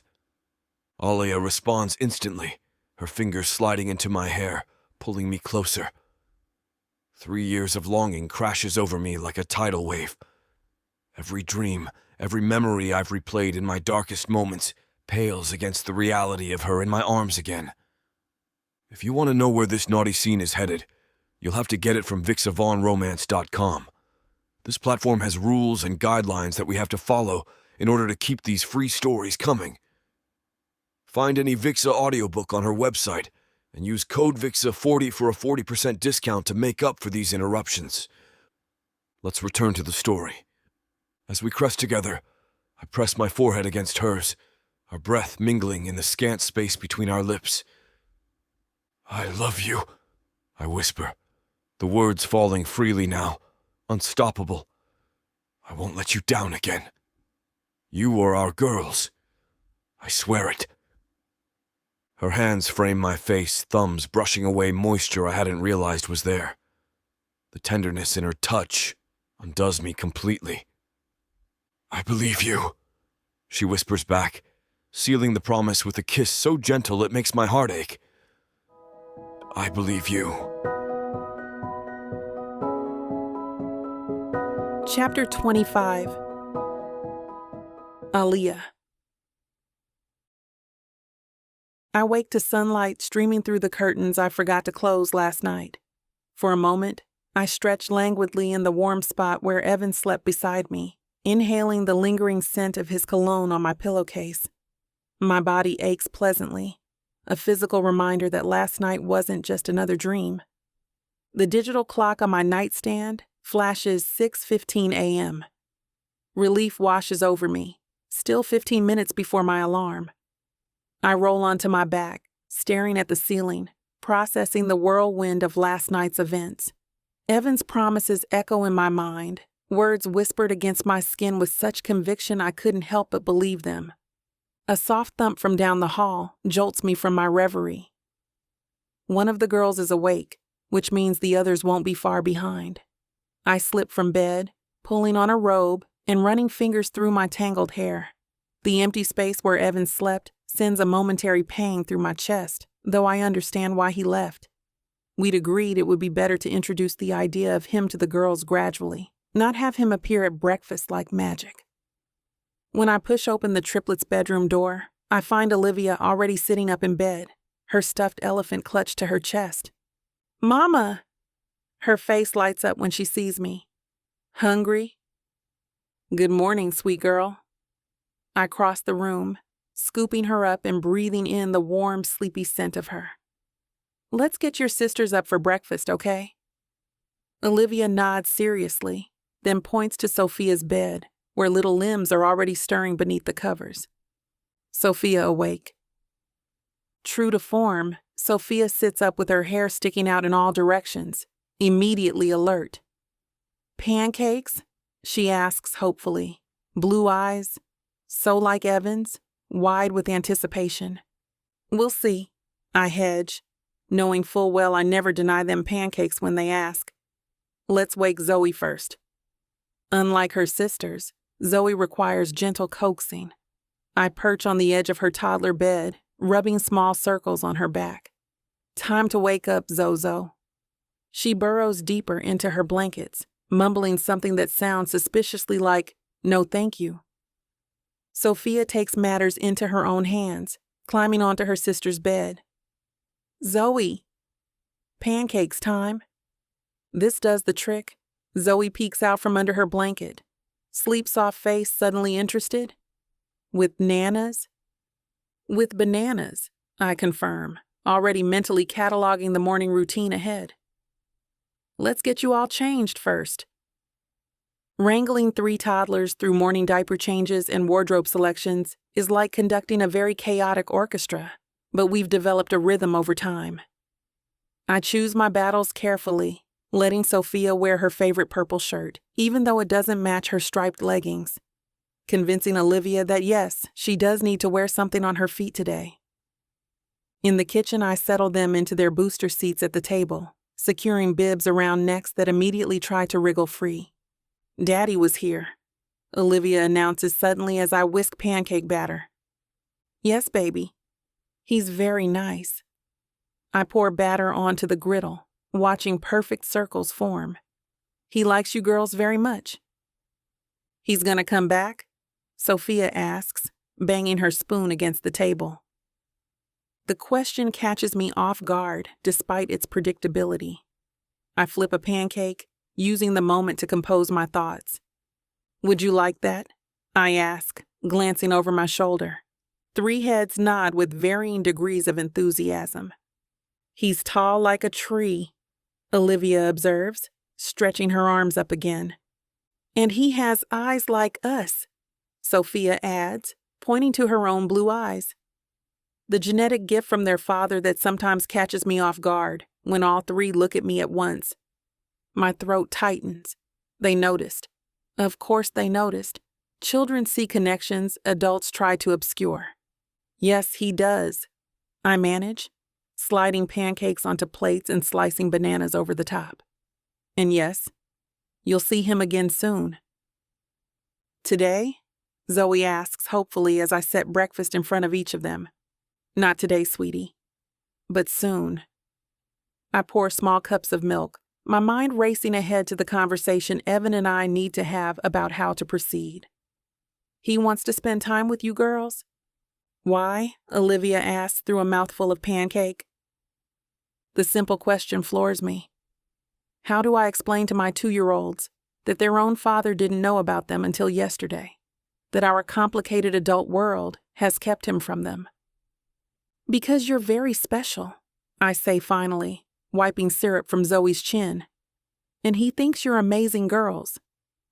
This explanation satisfies them enough to return focus to their breakfast. I watch them eat, these 3 perfect beings who are half me and half Evan, wondering how different our morning routine might eventually become with him in their lives. More pancakes? I offer, already cutting the last one into bite-sized pieces. All done, Sophia declares, pushing her plate away dramatically. Olivia eyes her sister's remaining pancake with calculation. I'll eat it. Always room for more, huh? I slide the plate her way, watching with amusement as she methodically devours what her sister abandoned. Zoe holds up sticky fingers. Messy mama. That's why we have washcloths. I dampen one at the sink and return to the chaos zone around their booster seats. Big day today. Miss Cheryl said you're doing painting today. This announcement transforms breakfast cleanup into a flurry of excited chatter. I wipe syrupy hands and faces while fielding a barrage of questions about paint colors, paper sizes, and whether they'll get to use the big girl brushes. Yes to all of it, I assure them, unstrapping each from their seat. But first, teeth brushing and getting dressed properly. The triplets scatter in 3 directions the moment their feet hit the floor. I intercept Sophia as she makes a beeline for the toy bin. Nice try. Bathroom first, then toys if we have time. But Mama, nope. Teeth or we'll be late. I herd them toward the bathroom, where our morning routine continues with its predictable chaos. Teeth brushing with toddlers is an Olympic sport, one I've reluctantly mastered. I squeeze tiny amounts of strawberry-flavored toothpaste onto 3 brushes while demonstrating exaggerated chomping motions. Like this, see? Get all those teeth clean. I make monster faces in the mirror, which sends them into fits of giggles, but somehow gets the job done. While they rinse and inevitably soak the counter, I slip away to throw on a simple navy dress and blazer. Professional enough for the office, comfortable enough to chase toddlers beforehand. I twist my hair into a quick updo, apply minimal makeup, and return to find Olivia helping her sisters by splashing more water everywhere. Time to get dressed, monsters, I announce, guiding them to their room. Clothing battles ensue. Sophia insisting on wearing rain boots despite the clear forecast. Zoe refusing any shirt that isn't green. Olivia carefully selecting everything, then changing her mind 3 times. I navigate negotiations like the diplomat I've become, finally getting everyone into weather-appropriate attire. Backpacks, I call out, checking the time. 7:45. We're actually on schedule. Each girl rushes to her hook by the door, reaching for their personalized mini backpacks. Purple for Sophia, blue for Olivia, green for Zoe. Inside are the comfort items they insist on bringing daily. A small stuffed elephant, a picture book, and a plastic dinosaur respectively. Everybody got what they need? I ask, slinging my laptop bag over my shoulder while balancing my coffee tumbler. I need Spot, Zoe declares suddenly, eyes widening with the catastrophic realization that her stuffed dog isn't in her backpack. Crisis mode activated. Where did you last have him? Under my pillow. Her lower lip trembles. I'll grab him. Everyone else, shoes on.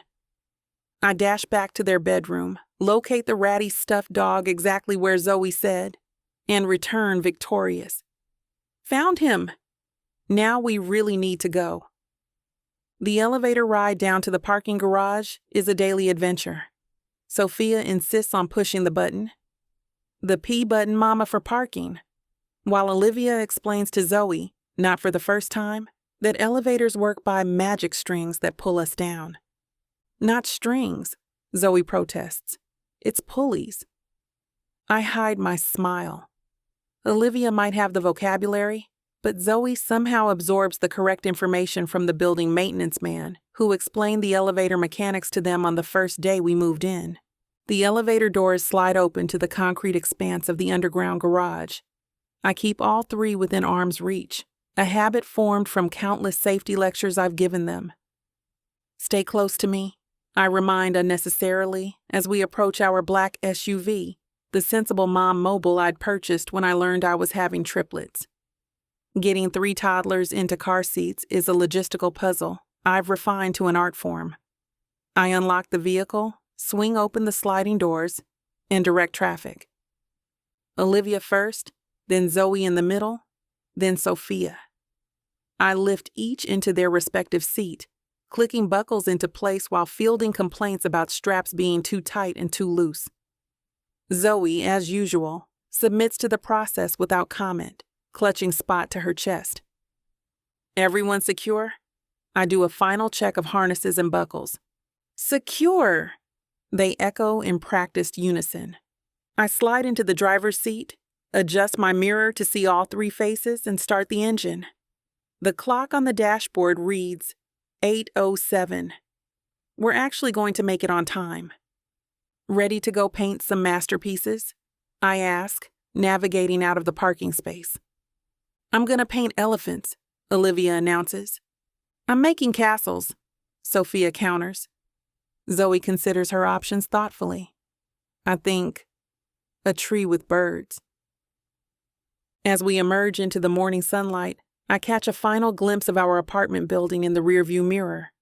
Somewhere in there is the bed where Evan and I reconnected, the kitchen where my daughters just asked about their father, the living room where everything changed yesterday.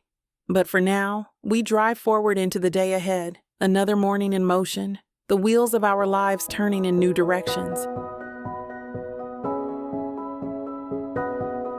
Chapter 26. Evan. I check my watch for the 3rd time in 5 minutes. 12:15. Miranda should be here any moment. The hostess at Oriole, recognizing me immediately, had ushered me to my preferred corner table with a clear view of both the entrance and the Manhattan skyline beyond the windows. Another water while you wait, Mr. Franklin? The server hovers at my elbow. Sure. I tap the edge of my glass, and I'll go ahead with a whiskey. Neat, liquid courage. Not typically my style for business lunches, but this isn't business. This is my daughter, and a conversation 3 years overdue. The whiskey arrives just as Miranda sweeps through the entrance. Even across the restaurant, I can see heads turn. She's her mother's daughter that way, commanding attention without effort.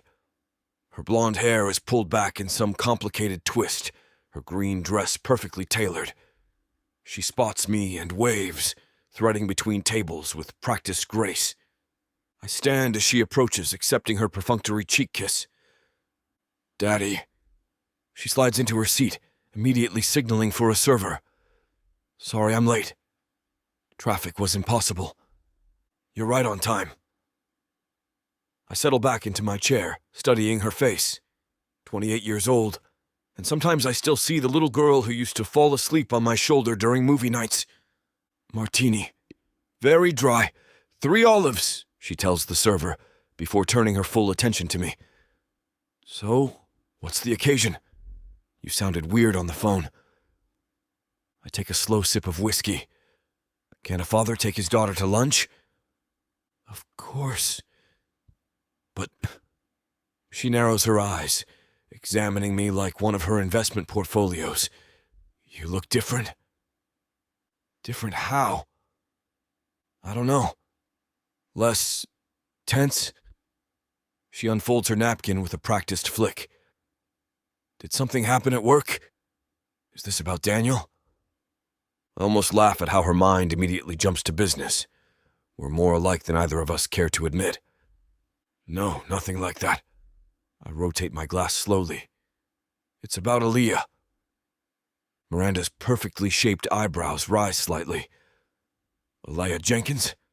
My friend Aliyah who disappeared off the face of the earth 3 years ago? The very same. What about her? Miranda leans forward, curiosity lighting her features. Did you finally track her down? Because I looked everywhere after she ghosted me. Changed her number, moved out of her apartment, vanished from social media. The server returns with Miranda's martini, providing a momentary reprieve. When he leaves, I take another fortifying sip of whiskey. I saw her yesterday. I set my glass down carefully. She's been working at McDaniel's Industries. What? Miranda nearly spills her drink. She's been back and nobody told me? But why would she? She has children! The words come out faster than I intended. Triplets, girls. They're 2 years old. Miranda's expression cycles through confusion, calculation, and then dawning comprehension. Her mouth forms a small "oh" as she connects the obvious dots. Daddy. Her voice drops to a whisper. Are you saying what I think you're saying? I nod, meeting her eyes directly. Aliyah and I had a relationship 3 years ago when she was my executive assistant. A relationship? Miranda's voice rises sharply. Several nearby diners glance our way. It became intimate. I choose my words carefully, though there's no delicate way to tell your adult daughter you slept with her friend. It was brief but significant. And then she disappeared. Because she was pregnant. Miranda's voice is flat now, all emotion carefully contained. With your children? Yes. I take another sip. She didn't tell me. Found out she was pregnant and she made the decision to leave. Without telling you? Without telling me.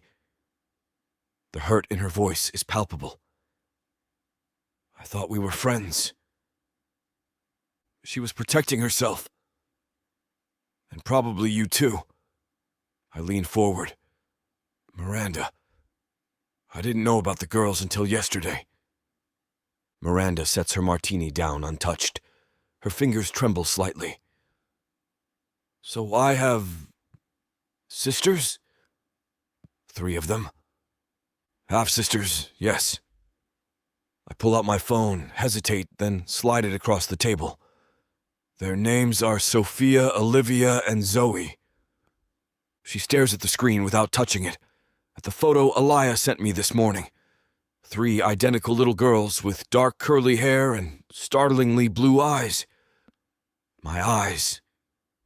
They look like you, she whispers finally, a complex emotion crossing her face.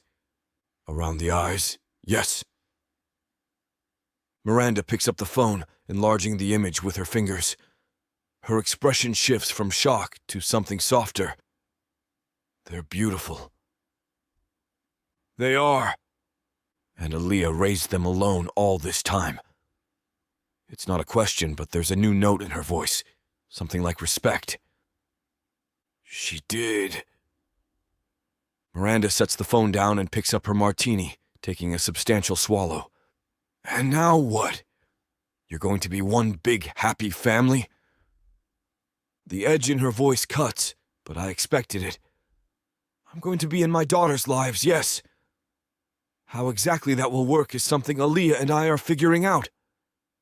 And your relationship with her now is... I consider lying, softening the truth. But Miranda deserves better. We're reconnecting. It's complicated, but there are still feelings there. Strong ones. She nods slowly, something working behind her eyes. Calculations, implications, adjustments to her understanding of our family structure. Then, unexpectedly, she reaches across the table and squeezes my hand. Miranda stares at the phone for another moment, then slides it back to me. The usual sharp edges of her expression have softened. I find myself relieved. I'd prepared for worse. Much worse. 3 years of business negotiation tactics had me strategizing scenarios for tears, screaming, storming out. I'd like to see them, she says, her voice surprisingly steady. And Aliyah, too. I should bring her something, don't you think? For the girls. I blink, momentarily thrown by this unexpected turn.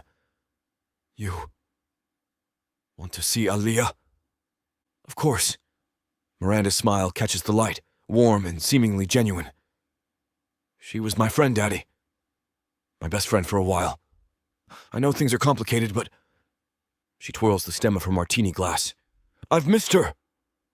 All this time I thought she just abandoned our friendship, but now I understand. A knot of tension I didn't realize I was carrying loosens in my chest. That would mean a lot to her, I think. She was worried about how you'd take all this. I mean, it's weird. Miranda laughs lightly, the sound tinkling like crystal. Really weird. But they're my sisters, and... Aliyah... Well... She's still Aliyah. Yes, she is. The whiskey warms my throat as I finish it, remembering Aliyah's fierce protectiveness of the girls, her determination, her smile when she looked at me yesterday. Still Aliyah, indeed. Do you have her address? Maybe I could bring Daniel, too. He always liked her. Thought she was the most competent person in the office, after you. Miranda reaches for her phone.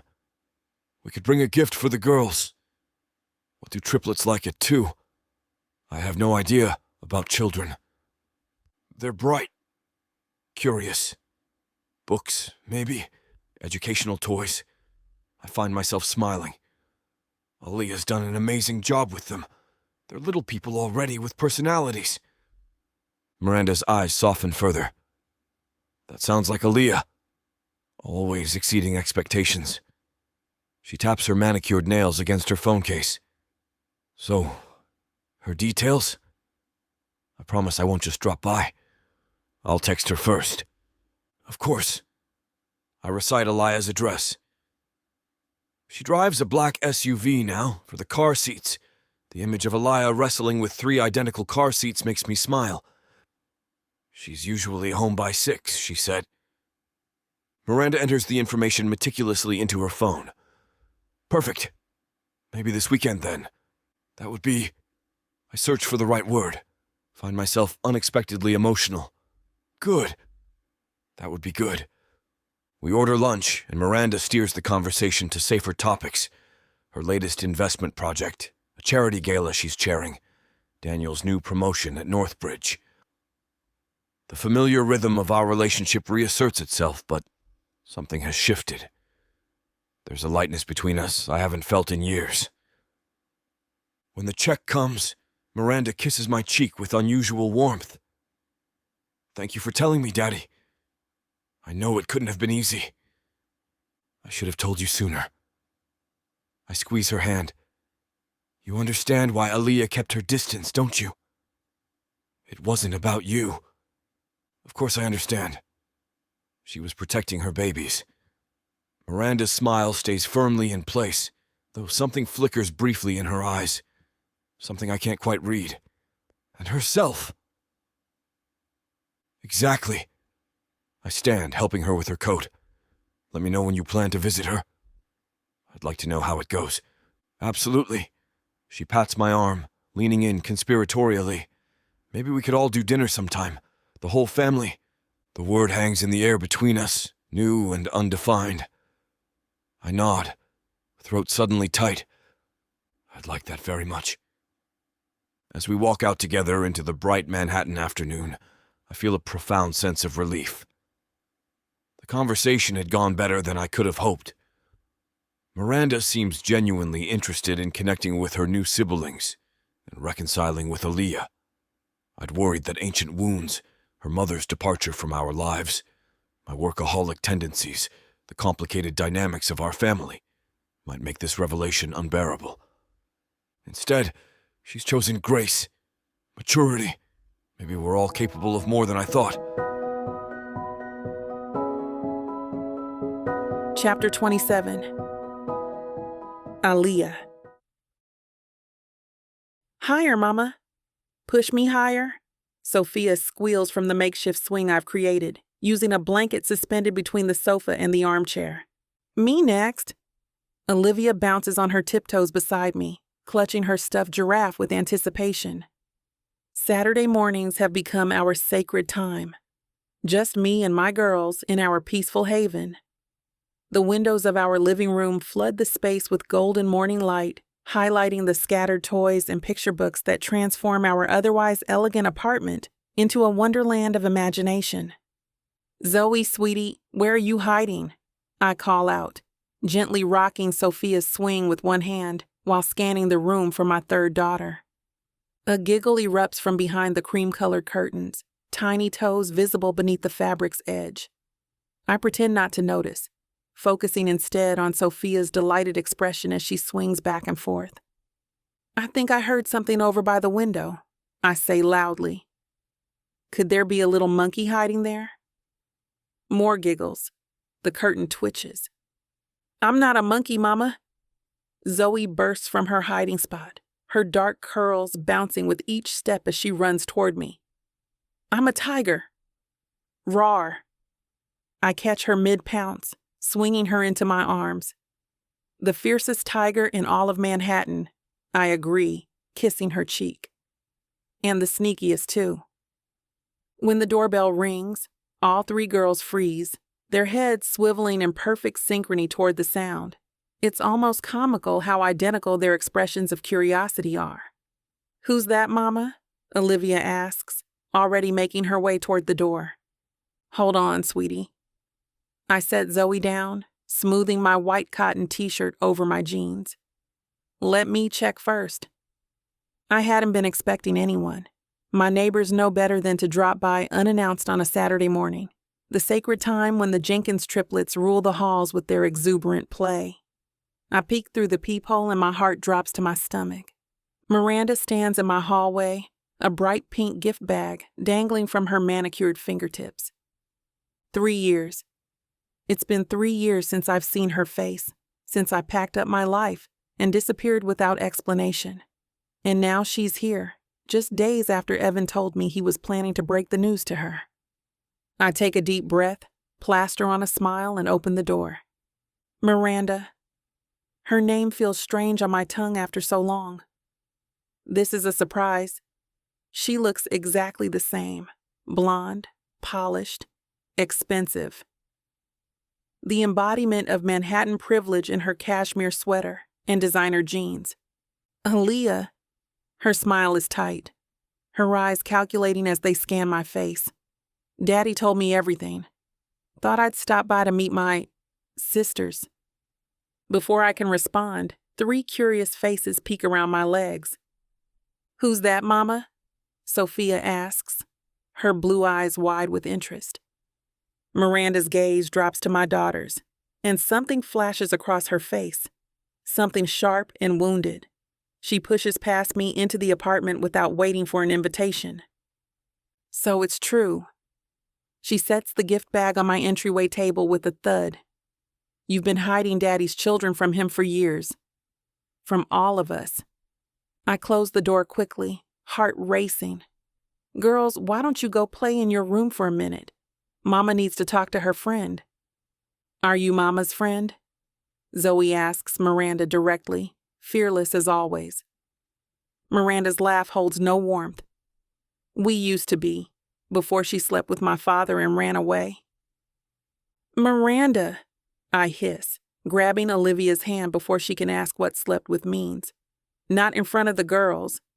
"Why not?" Miranda's voice rises. "You didn't seem concerned about me when you were screwing my father behind my back." The girl's eyes widen at the harsh language. Sophia immediately moves closer to me, sensing the tension. That's enough. I usher my daughters toward their bedroom. "Sophia, take your sisters and show them that new puzzle we got yesterday. I'll be right there." "But Mama." "Please, sweetie." I keep my voice calm despite the fury building inside me. "Just for a few minutes." Once they're out of earshot, I turn back to Miranda, my hands trembling with anger and adrenaline. "You do not come into my home and speak like that in front of my children." My voice is low, controlled, but leaves no room for argument.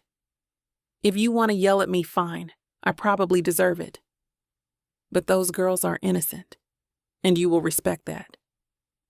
Miranda's perfect composure cracks, her eyes shining with unshed tears. "You were my best friend. The one person I trusted completely, And all along, you were sleeping with my father. I know that trust is broken, Miranda. I understand why you're angry. You understand nothing. She jerks a photo frame from my shelf. Me and the girls at their second birthday, studying it with disgust. Did you plan this? Was this some sick game to worm your way into Daddy's wealth? The accusation stings worse than I expected. Is that really who you think I am? After all our years of friendship? I don't know who you are anymore. Miranda's voice cracked slightly. The Aliyah I knew wouldn't betray me like this. I step closer, reaching out a hand that she immediately recoils from. It wasn't like that. It was never about hurting you. Oh, please. Her laugh is brittle as glass. You expect me to believe you accidentally fell into my father's bed? That you accidentally kept his children from him for 3 years? I was scared. The words burst from me louder than intended. I glanced toward the girls' room, lowering my voice. I was 25, pregnant with my boss's babies, and terrified. Running seemed like my only option. Miranda slams the frame down. You could have told me. I would have helped you. Would you? I challenge, heat rising in my chest. If I'd come to you and said, "Hey, Miranda, I'm pregnant with your dad's triplets," you would have been supportive. We'll never know because you never gave me that chance. Her eyes flashed dangerously. Instead, you disappeared without a word, making me think you were dead or in trouble while you were playing house with my father's children. Playing house. You think raising triplets alone is playing house? Indignation floods through me. I've worked myself to the bone for these girls while building a career from nothing. Nothing about this has been easy. Poor Aliyah, struggling so much with Daddy's generous child support payments. Miranda's voice drips sarcasm. I straighten my spine. I never took a penny from Evan. I've done this all on my own. Something in her expression falters. You expect me to believe that? It's the truth. I didn't want his money. I just wanted peace. I gesture helplessly. I wanted to raise my daughters without the scandal, without being labeled as a wench. Miranda's face hardens again. Which is exactly what you are. The words slice through me despite my best efforts to armor myself. Your father wasn't seeing anyone else when we were together. You know that. He was still my father. My father, Aliyah. The one man who should have been off limits. You're right. I finally snap, frustration boiling over. You're absolutely right. It was wrong, and I've spent 3 years punishing myself for it. But those girls in there are not my mistake. They're the best thing that's ever happened to me, and I won't let anyone, even you, make them feel like they shouldn't exist. The silence between us pulses with tension. Tell me something, Miranda finally says, voice dangerously quiet. If Daddy hadn't tracked you down, would you have ever told me? Or would you have just let me believe my best friend abandoned me without reason? I hesitate a second too long. The slap catches me off guard, the sound cracking through my apartment like a gunshot. My cheek burns as Miranda shoves me backward, my shoulder blades hitting the wall with a thud. You selfish brat. Her face is inches from mine, contorted with rage. You think you can just waltz back into Daddy's life with your perfect little family? Think again. Miranda, I'm going to make sure everyone in McDaniels Industries knows exactly who you are. Her voice is eerily calm now, her hand still pinning me to the wall. You'll be out of a job by Monday, and then out of Manhattan for good. My stomach drops. You can't. Oh, I can. And while you're at it, I'd avoid driving that black SUV of yours for a while. A cruel smile plays across her lips. Might want to get it checked out first. Ice floods my veins. What did you do to my car? Let's just say there might be issues. She steps back, smoothing her sweater. Mechanical problems can be so unpredictable, can't they? Tears spring to my eyes, panic rising in my throat. Miranda, my children ride in that car. What the hell did you do? Figure it out. She retrieves her purse from where she dropped it. Consider it payback for 3 years of lies? Are you insane? Those are your sisters. I'm shouting now, trembling with a mixture of rage and fear. What kind of person threatens children? I don't care about those girls, Aliyah. And I don't care about you, she replies simply. At the doorway, she tosses a glance over her shoulder. You should leave the city while you still can. She meets my gaze with her ice-cold eyes. Things won't turn out well for you four if you don't.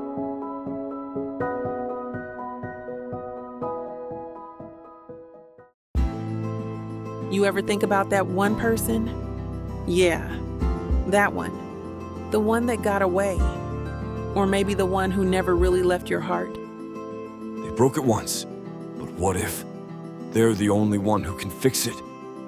Who, baby? Now we're talking second chances. 8 full-length audiobooks, dozens of hours of longing, regret, and the kind of love that refuses to stay buried. And because healing your heart shouldn't break the bank, you get all of this for 70% off. Use the YouTube exclusive code VIXA40 and get an additional 40% off. The Second Chance Romance Audiobook Bundle. It's not too late. Vixa Vaughn Romance.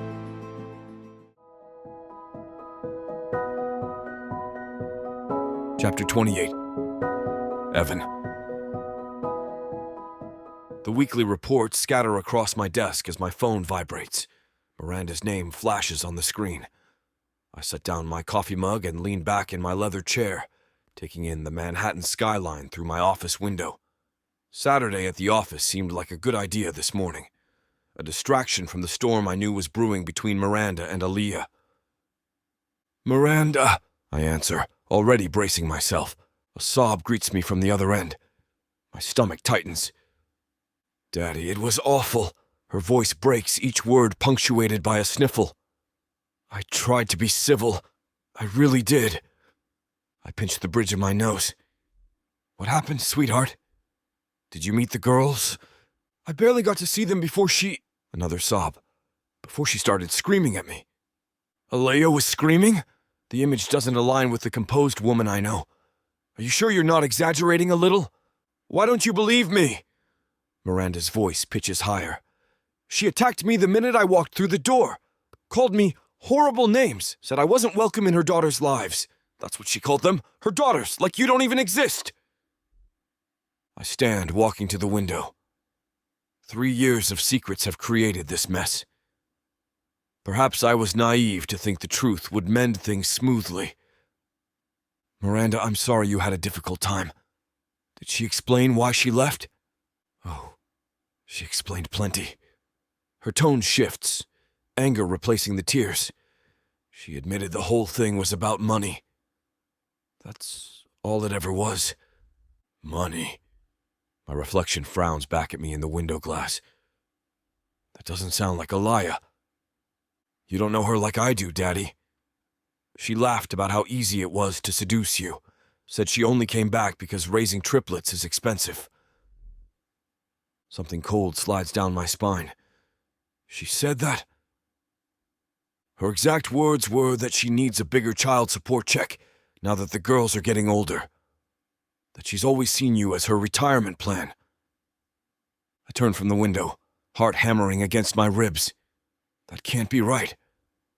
I know it's hard to hear, but it's true. Miranda's voice softens with practiced sympathy. There's more, Daddy. Something you need to know about her job at McDaniel's. What about it? She's been embezzling money, taking client funds and moving them around. That's how she's affording that fancy apartment and all those clothes and toys for the girls. My hand grips the phone tighter. That's a serious accusation, Miranda. She admitted it to my face. Bragged about how easy it was because no one suspects the hard-working single mother. Miranda pauses, her voice dropping to a whisper. I think you need to consider legal action. Get custody of those girls before she does something crazy. Custody?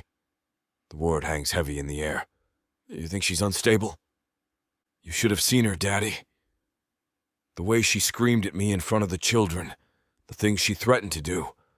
I'm actually scared for the girl's safety. I pace the length of my office, mind racing. None of this matches the Aliyah I know, the brilliant, ethical woman who worked her way up from nothing, who walked away from wealth rather than compromise her principles. I need to speak with her directly. No! Miranda's response comes too quickly. She's in a dangerous state right now. She said if you tried to contact her, she'd take the girls and disappear again where you'd never find them. My chest tightens. She threatened that? Those were her exact words, I think. Miranda hesitates. I think you should talk to a lawyer first. Get your ducks in a row before she can run again. I sink back into my chair, my head suddenly too heavy for my shoulders. The woman Miranda describes bears no resemblance to the Aliyah I've reconnected with, the devoted mother, the principled professional. I find this very hard to believe, Miranda. Why would I make something like this up? Her voice trembles with what sounds like genuine hurt. I know how much those girls mean to you already. I'm trying to protect my family. My family. The concept still feels fragile, new. 3 little girls with my eyes and Aliyah's smile. Girls I've just discovered, just begun to love. Let me think about this. I need some time. Don't wait too long, Daddy. Who knows what she might do next? The call ends, and I'm left staring at my phone. Something doesn't add up. The Aliyah that I know wouldn't suddenly become a mercenary gold digger. Would she? I stare at my phone long after Miranda's call ends, my mind spiraling with conflicting emotions. Can this really be the same woman I've reconnected with? The same Aliyah who looked me in the eyes and spoke of integrity, of teaching our daughter's values? I shake my head and pull my laptop closer. Maybe there's more to this. Something I'm missing. My conscience nags at me. Aliyah deserves the benefit of doubt after the way I've failed her before. The McDaniels Industries website loads on my screen. I scan for any public announcements, any hint of internal trouble. Nothing stands out initially. The same corporate platitudes and market projections. But a sidebar news feed catches my eye. Financial irregularities at McDaniels? Rumors swirl around new hire. My heart drops. I click the link, which takes me to a financial news blog. Sources close to McDaniels Industries suggest internal auditors are investigating discrepancies in client accounts. While the company has made no official statement, insiders point to the marketing department, specifically questioning recent staffing changes. These rumors remain unsubstantiated at this time. Jesus Christ, I mutter, scrolling further. Another article appears, this one more explicit. Anonymous whistleblower alleges embezzlement scheme at McDaniels, marketing department under scrutiny. I slammed the laptop closed, my hands trembling slightly. This is too goddamn coincidental. First Miranda's accusations, now these articles appearing like clockwork? Something stinks about this whole situation. I pace the length of my office, loosening my tie as heat rises up my neck. For years, I've built my reputation on reading people accurately. It's how I've closed impossible deals, how I've navigated boardroom politics. And every instinct I've says, Aliyah Jenkins is not an embezzler, not the woman who walked away from my money. Not the woman who's raised 3 girls on her own rather than compromise her values. My phone buzzes with an incoming text. Gregory responding to a meeting request I'd sent earlier. Focus, Franklin, I muttered to myself.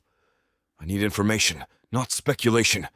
I need to see Aliyah face to face. I grab my phone and scroll to her contact. My thumb hovers over her number before I pull back. If Miranda's telling the truth about Aliyah threatening to disappear with the girls, I could trigger exactly what I'm afraid of. But if Miranda is exaggerating, or worse, lying, that I'm letting false information drive a wedge between me and my newfound family. Damn it! I grab my keys and jacket. This isn't a conversation for phone calls or texts. I need to look into her eyes when she answers my questions. Chapter 29. Aliyah. My hands won't stop shaking as I close the apartment door behind Mrs. Abernathy, my retired neighbor, who's always had a soft spot for the girls. "You sure you're all right, honey?" Concern lines her weathered face as she adjusts her reading glasses.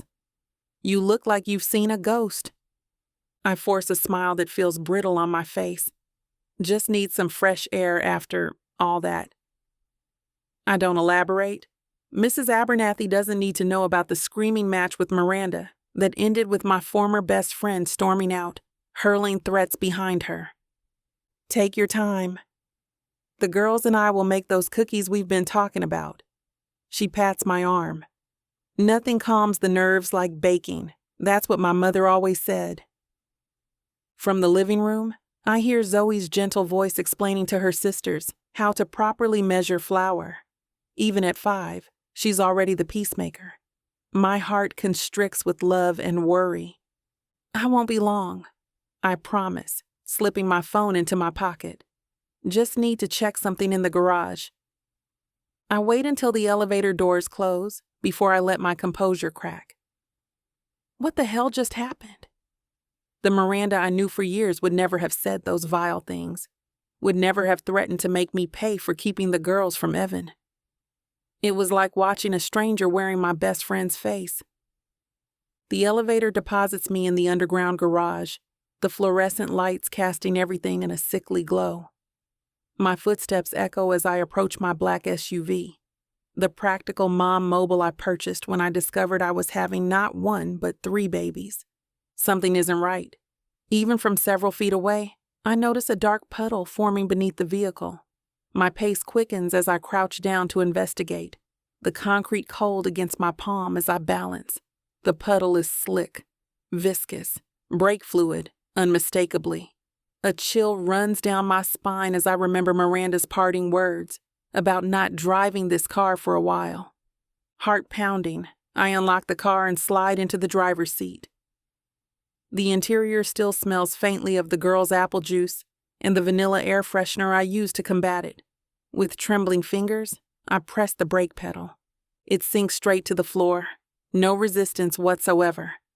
"Oh my God!" The words escape in a horrified whisper. If I hadn't noticed the leak, if I'd loaded the girls into the car for our planned trip to the park after Miranda's visit, I can't even complete the thought. My stomach heaves as the realization crashes over me. This isn't just a threat. This is attempted murder. My phone is in my hand before I've consciously decided to move. I need to call the police. This crosses every line imaginable, not just mine, but legal ones, criminal ones.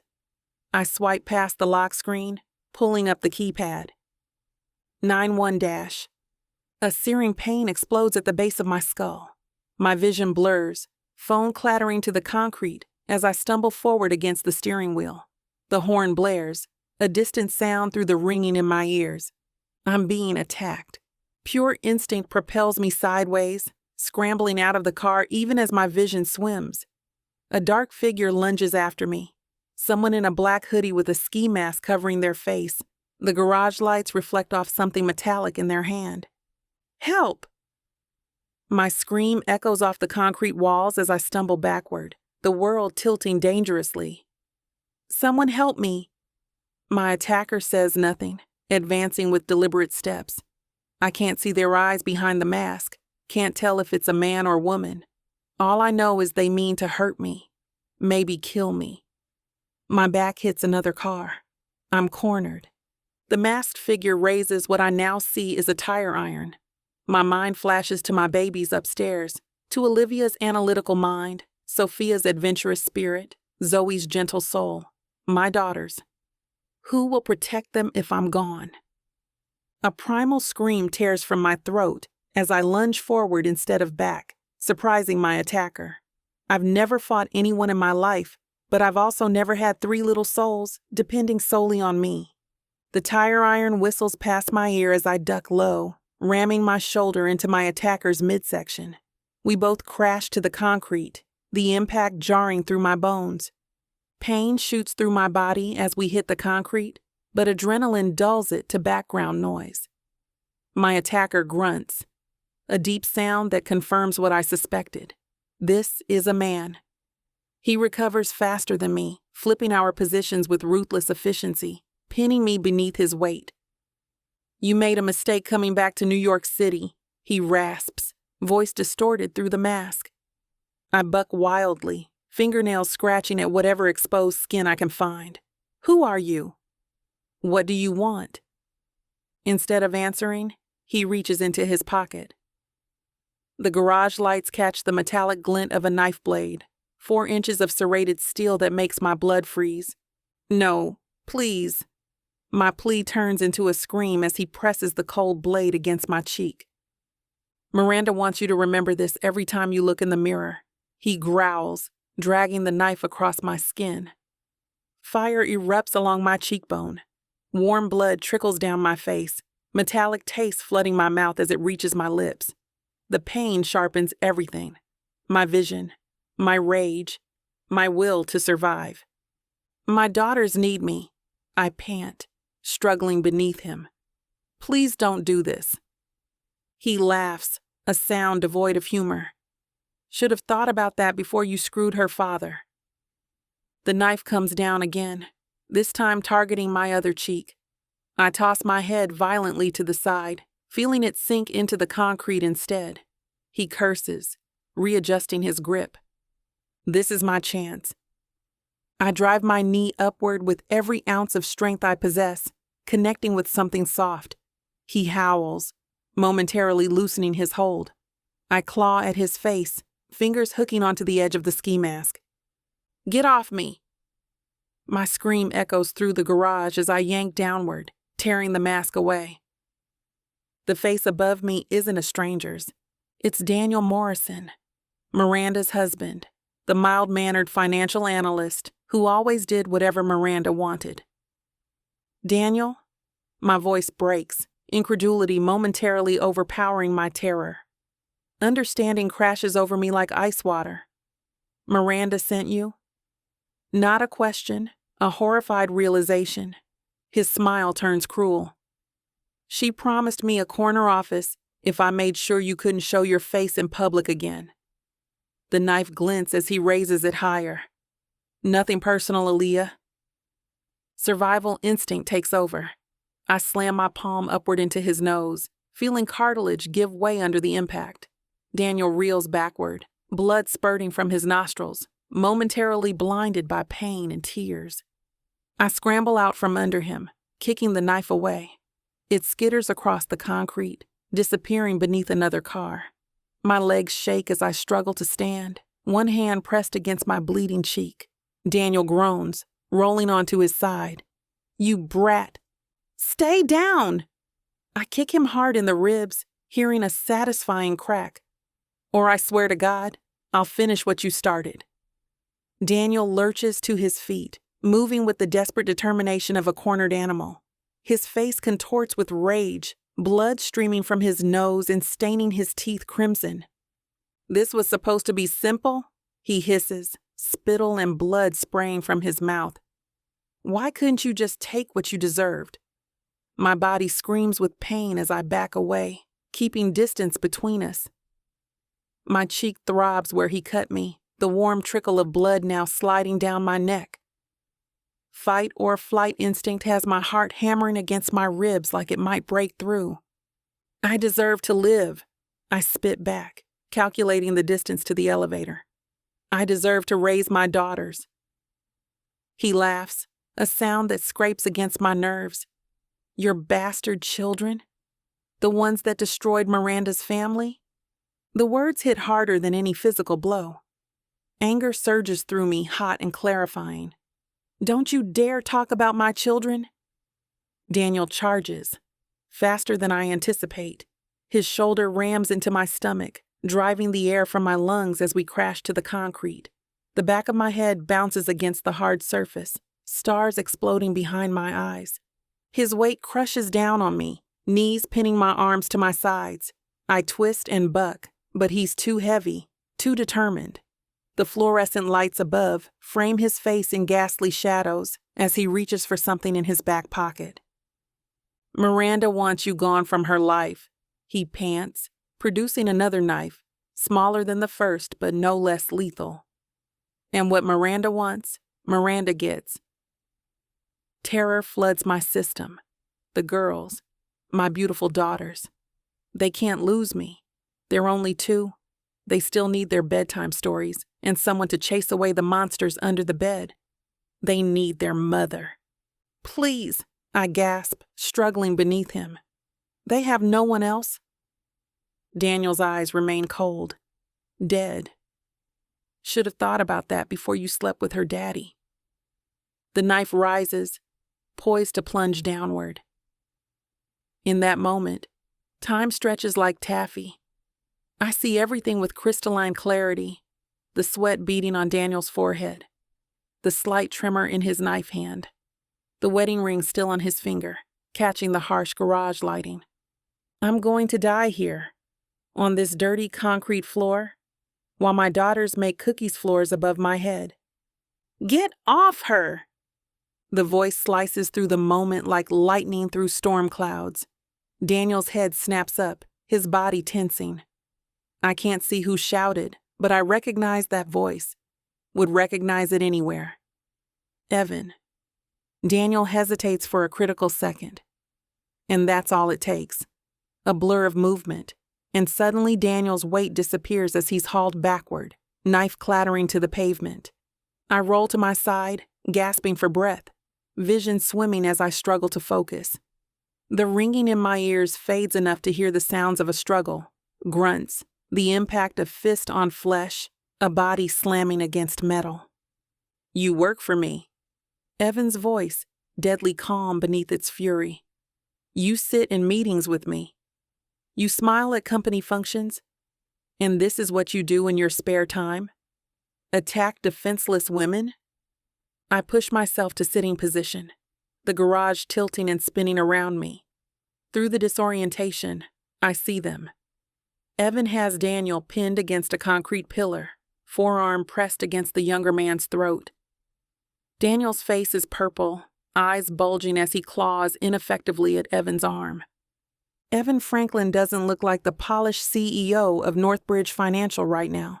His usually perfect hair is disheveled, his tailored suit jacket gone, shirt sleeves rolled up to reveal powerful forearms, corded with tension. His face is a mask of cold fury I've never seen before. "She's not defenseless," Daniel chokes out, blood bubbling between his lips. "She broke my nose." "Good," Evan snarls, pressing harder. "I'd have done worse." I struggle to my feet, legs trembling beneath me. The cut on my face pulses with each heartbeat, the blood now cooling and sticky against my skin. "Evan," I manage, voice ragged. "How did you—" "Miranda called me," he says, not taking his eyes off Daniel. "Said that you attacked her, that you were unstable. I came to talk to you, to see for myself if what she said was true. Thank God I did." Chapter 30. Evan. The antiseptic smell of the hospital room burns my nostrils as I shift in the uncomfortable plastic chair beside Aliyah's bed. My fingers squeeze hers gently, careful not to disturb the IV line taped to the back of her hand. My beautiful, brave Aliyah. Her face bears the evidence of Daniel's attack, 8 neat stitches tracking across her right cheek where that bastard tried to mark her. The doctor said it might scar, but with proper care it should fade over time. The concussion is what concerns them most, the way she drifted in and out of consciousness in the ambulance. I haven't left her side since they wheeled her into this room 4 hours ago. My phone buzzes again. The 5th call from my lawyer in the past hour. I silence it without checking. Whatever legal stuff is brewing can wait. Nothing matters right now except the woman lying in this hospital bed. Aliyah's eyes flutter open, focusing slowly on my face. Recognition dawns gradually as she emerges from the fog of pain medication. Evan? I'm right here. I lean forward, brushing my thumb across the back of her hand. How are you feeling? Like I went 10 rounds with a cement mixer. Her attempt at humor falls flat as she winces, free hand drifting toward the bandage on her cheek. The girls are fine, I assure her quickly. Your neighbor, Mrs. Abernathy, has them. She's making them dinner and promised to read them extra stories tonight. Relief floods her features, then clouds with worry. She knows what happened. I went up to the apartment and checked on them after the police arrived. I told Mrs. Abernathy what happened, but the girls don't know a thing. I choose my words carefully, not wanting to overwhelm her. The news has traveled quickly. Aliyah closes her eyes briefly, a single tear escaping down her uninjured cheek. Everyone knows, don't they? About Daniel, about Miranda. Yes. No point in lying to her. The police arrested Daniel at the scene. Miranda was taken in for questioning an hour later. They're both in custody now. Her fingers tighten around mine. I still can't believe it. Miranda actually tried to have me killed. The words hang in the air between us, heavy and poisonous. My own daughter. My flesh and blood. The little girl I taught to ride a bike, whose skinned knees I kissed better, whose graduation speech made me cry with pride. I don't understand it, I confess, my voice rough with emotion. I raised her better than this. I thought I knew her. Aliyah's eyes meet mine, filled with a compassion I don't deserve. She felt betrayed by both of us. That doesn't excuse attempted murder. The words come out sharper than intended. I take a deep breath, reining in my anger. Sorry, I'm not angry at you, I'm just bewildered, horrified, devastated. She supplies the words I can't find. I understand. She's your daughter. And she tried to have the mother of my other children killed. The enormity of it crashes over me afresh. My God, what if I hadn't shown up when I did? What if... Don't. Aliyah squeezes my hand. You did show up. You saved my life, Evan. Her admission hangs between us, raw and honest. Without me, she would have died on that garage floor. Our daughters would have grown up without their mother.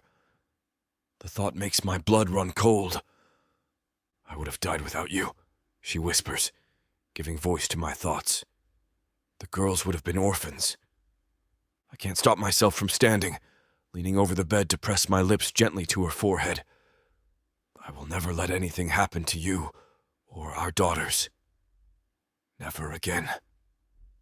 Aliyah's breath catches, her uninjured cheek flushing. How can you promise that? After everything that's happened. Because I'm here now. I sink back into the chair, still clutching her hand like a lifeline. You never have to be alone again. Not with Daniel, not with Miranda, not with any of it. The steady beep of her heart monitor provides counterpoint to our conversation. Outside, nurses rush past the half-closed door, the normal bustle of hospital life continuing despite the drama unfolding in this small room. Mrs. Abernathy said she'd bring the girls by tomorrow if the doctors say it's okay. I changed the subject, giving her a moment to process. She seems like a remarkable woman. She is. A ghost of a smile touches Aliyah's lips. She's been there for us since we moved in. The girls adore her. I should send her flowers. Or a car. Aliyah's laugh, though pained, is genuine. Let's start with flowers. Our eyes meet, and for a moment I glimpse the future that could have been ours 3 years ago, if I'd recognized what was right in front of me. They're going to need us both, she says quietly, especially now. With all this publicity, the girls will have questions. We'll face them together. I bring her hand to my lips, placing a gentle kiss on her knuckles. Whatever comes next, whatever we need to navigate, you're not alone anymore, Aliyah. I promise you that. The moment stretches between us, fragile and full of possibility. 3 years of missed opportunities, of what-ifs, of lives that diverged when they should have intertwined. I look at Aliyah's face, battered but still beautiful, strong despite everything. And suddenly the truth hits me with the force of a physical blow. I've been given a second chance. A miracle. And I'm not going to waste it. Aliyah! My voice comes out rough, emotion making it difficult to speak. I've been thinking about what you said. About facing the future together. She tilts her head slightly, confusion flickering across her features. Evan? The fluorescent lights buzz overhead, casting harsh shadows across the sterile hospital room. Not exactly the setting I'd imagined for this moment, but waiting for some perfect scenario feels absurd now. We've already lost too much time. When you disappeared 3 years ago, my thumb traces circles on her palm, feeling the delicate bones beneath her skin. I thought it was because you regretted what happened between us. Evan, you don't have to. Please, let me finish. I take a deep breath, gathering my thoughts. I convinced myself it was better that way. That you were my assistant, that the age difference was too much, that it would look bad. All these ridiculous excuses when the truth was that I was afraid. The heart monitor beeps steadily in the background as Aliyah watches me, her eyes never leaving my face.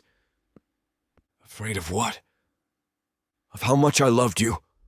The admission drops between us like a stone in still water.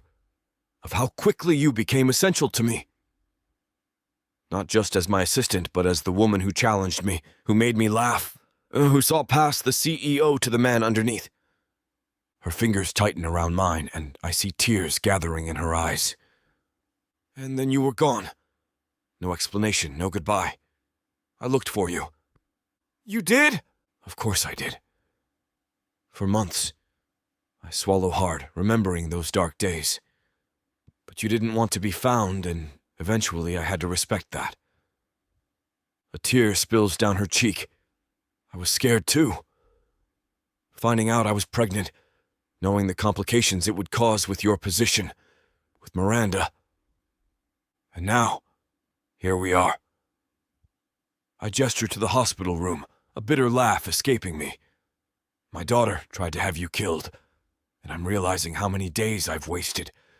Days I could have spent with you and our girls. Making my decision, I slide from the chair to one knee beside her bed, still holding her hand. Aliyah's eyes widen, her lips parting in surprise. Evan, what are you doing? Something I should have done 3 years ago. My voice is steady now, certain. This proposal is 3 years in the making, Aliyah Jenkins. I should have married you the moment I realized I couldn't imagine my life without you in it. Her free hand moves to cover her mouth, tears now flowing freely. I know this isn't perfect. There's no ring, no romantic dinner, just us in a hospital room after the worst day of our lives. I press on, heart thundering against my ribs, but I don't want to waste another second. Marry me. Let me be the husband you deserve, the father our girls need. Let's give them the family, the proper upbringing they deserve. Aliyah's tears fall faster now, her shoulders shaking slightly with silent sobs. For one terrible moment, I think I've miscalculated, pushed too far too fast. Yes, she whispers, her voice barely audible above the medical equipment. Yes, I'll marry you, Evan. Relief crashes through me, so powerful, it makes me dizzy. You will? She nods, a smile breaking through her tears.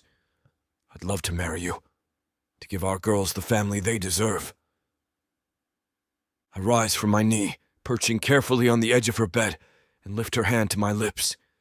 The antiseptic smell of the hospital fades away, replaced by the sweet scent of possibility, of future, of hope. Thank you, I murmur against her skin, for this second chance. Chapter 31. Aliyah. I wake to the sound of giggles and clattering pans.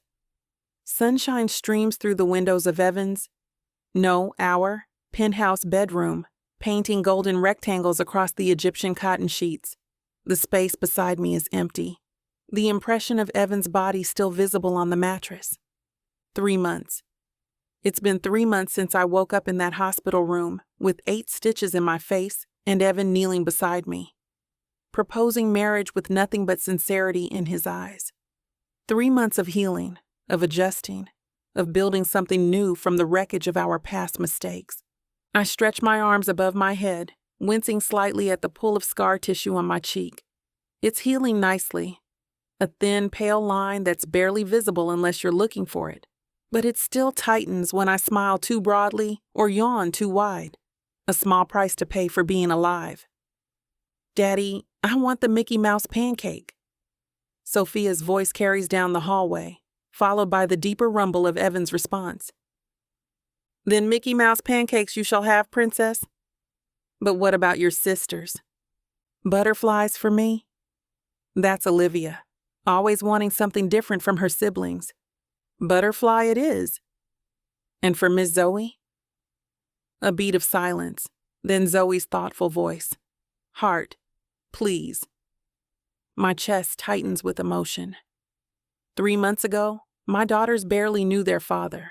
Now they wake up every morning expecting him to be there, demanding shaped pancakes and bedtime stories and goodnight kisses as their birthright. I slip from bed and into my robe, padding barefoot down the hallway toward the kitchen. I pause at the threshold, taking in the scene before me. Evan stands at the stove, dress shirt sleeves rolled up to his elbows, suit pants protected by an apron that reads, CEO of Breakfast. My heart skips. Even after all this time, the sight of him still affects me.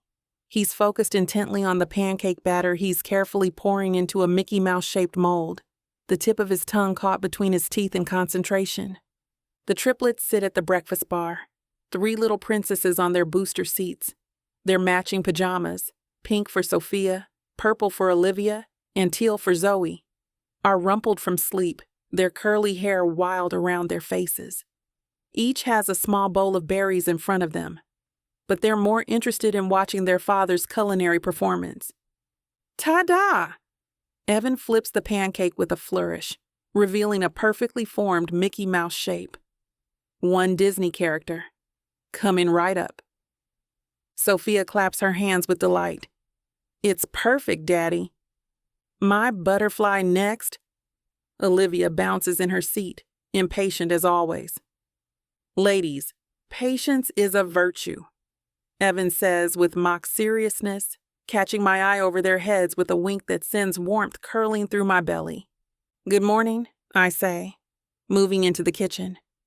3 little heads swivel in my direction, faces lighting up with identical smiles. Mommy. I drop kisses on each girl's forehead, breathing in their sweet, sleepy scent. Good morning, my loves. I see Daddy's making fancy pancakes. He's making Mickey Mouse and butterflies and hearts. Zoe informs me solemnly, as if this is critically important information I might need for the day ahead. Lucky you. I move behind them to where Evan stands, sliding my arms around his waist and pressing a kiss between his shoulder blades. And good morning to you, Chef.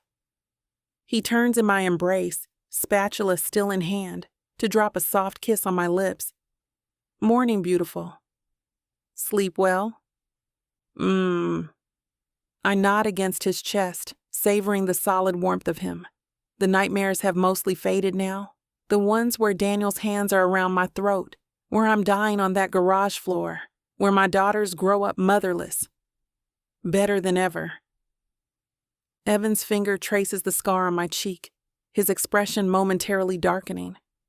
3 months isn't long enough to erase the trauma of that day, not for either of us. But it's getting easier.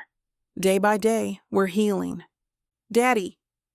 The pancake's burning. Olivia's alarmed cry breaks our moment. Evan whirls around with a yelp, rescuing a slightly charred butterfly-shaped pancake from the griddle. "Still salvageable?" he declares, sliding it onto a plate. "A little crispy, but that just means it's extra crunchy for flying." The girls dissolve into giggles, and I feel something inside me settle into place. This is what I never dared to hope for during those lonely years raising 3 babies on my own. This is what I couldn't imagine during the dark days after the attack, when reporters camped outside my hospital room and Miranda and Daniel's faces splashed across every news outlet. This is family. I watch my girls dig into their pancake masterpieces, syrup dripping everywhere despite my best efforts with napkins. Evan slides the last heart-shaped creation onto Zoe's plate with a flourish. "You're spoiling them," I whisper, leaning against the counter. "They'll expect this every morning." Evan raises an eyebrow, challenge dancing in those blue eyes. "And that would be a problem because—" I roll my eyes but can't suppress my smile. "Because when you're away on business, I'm the one who'll have to replicate Mickey's ears perfectly at 6 in the morning. I'll teach you my secrets." He fires up another section of the griddle. "What shape would the lady of the house prefer this morning?" I'm thinking. The Northbridge corporate logo. Very funny. I nudge him with my hip as I reach past him for the coffee pot. "I'll take boring adult circles, please." Boring and Aliyah Jenkins don't belong in the same sentence. His hand brushes mine as he pours batter onto the sizzling surface. The casual touch still sends electricity through my fingertips.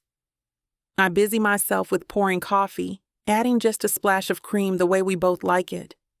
3 months of marriage, and these quiet morning rituals already feel sacred.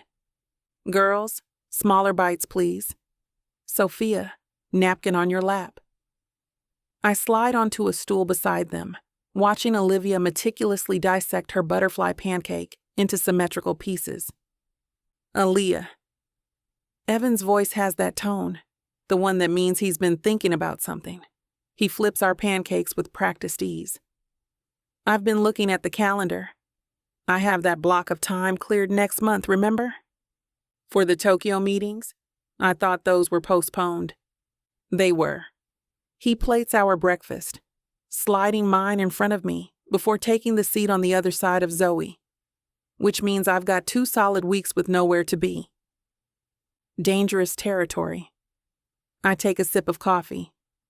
"Last time that happened, you remodeled the bathroom without consulting me.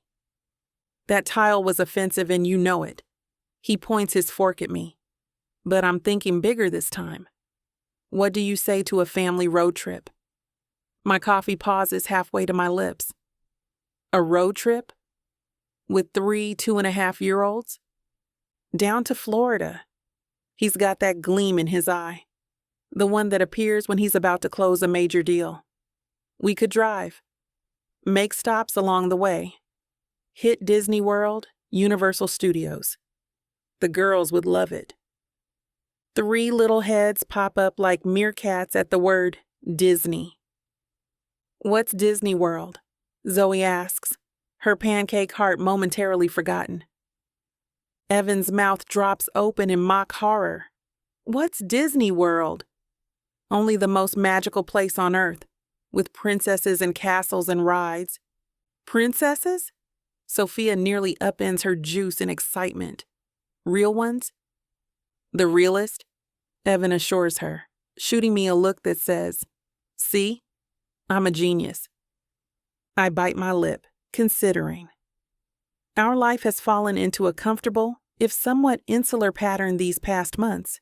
Between Evan's work and the girls' routine, we've rarely ventured beyond our immediate bubble. Maybe it's time to expand our horizons. "We could take the SUV," I muse, warming to the idea.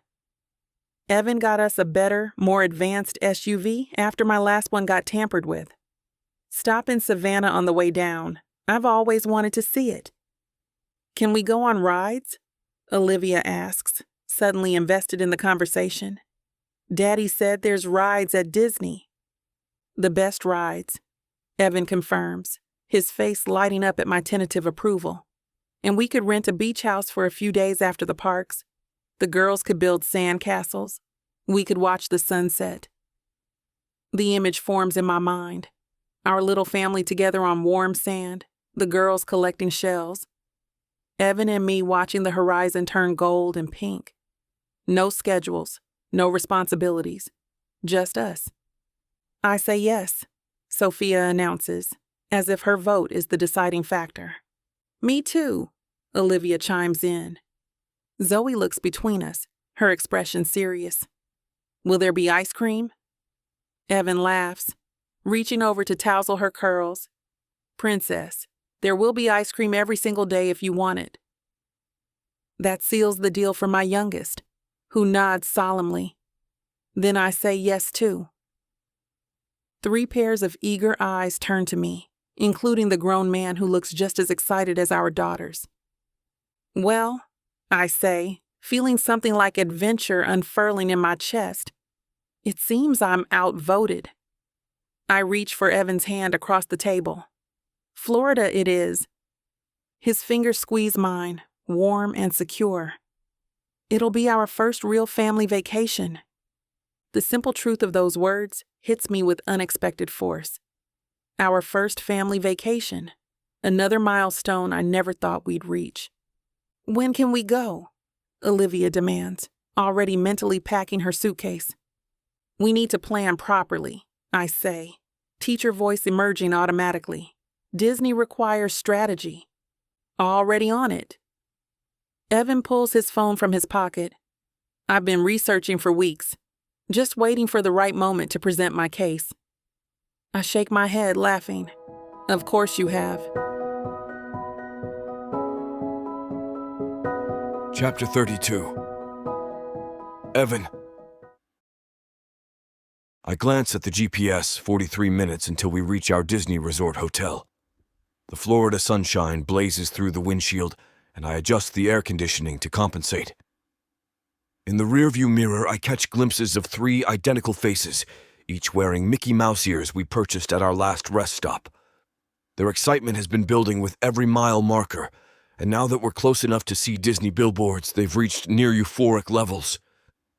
Daddy, is Mickey going to be at our hotel? Sophia asks, kicking her feet against the back of my seat. Princess, Mickey might be busy when we arrive, but we'll definitely see him during our stay, I answer, expertly navigating the rental SUV through the traffic on I-4. We opted for a larger vehicle for the road trip, giving the girls more space and us more sanity. I want to see Elsa first, Olivia declares, clutching her Elsa doll that hasn't left her side since we crossed into Georgia. Beside me, Aliyah shifts in the passenger seat, checking something on her phone. According to the app, Elsa and Anna are doing meet and greets at 11 tomorrow in Fantasyland. We can make that our first stop.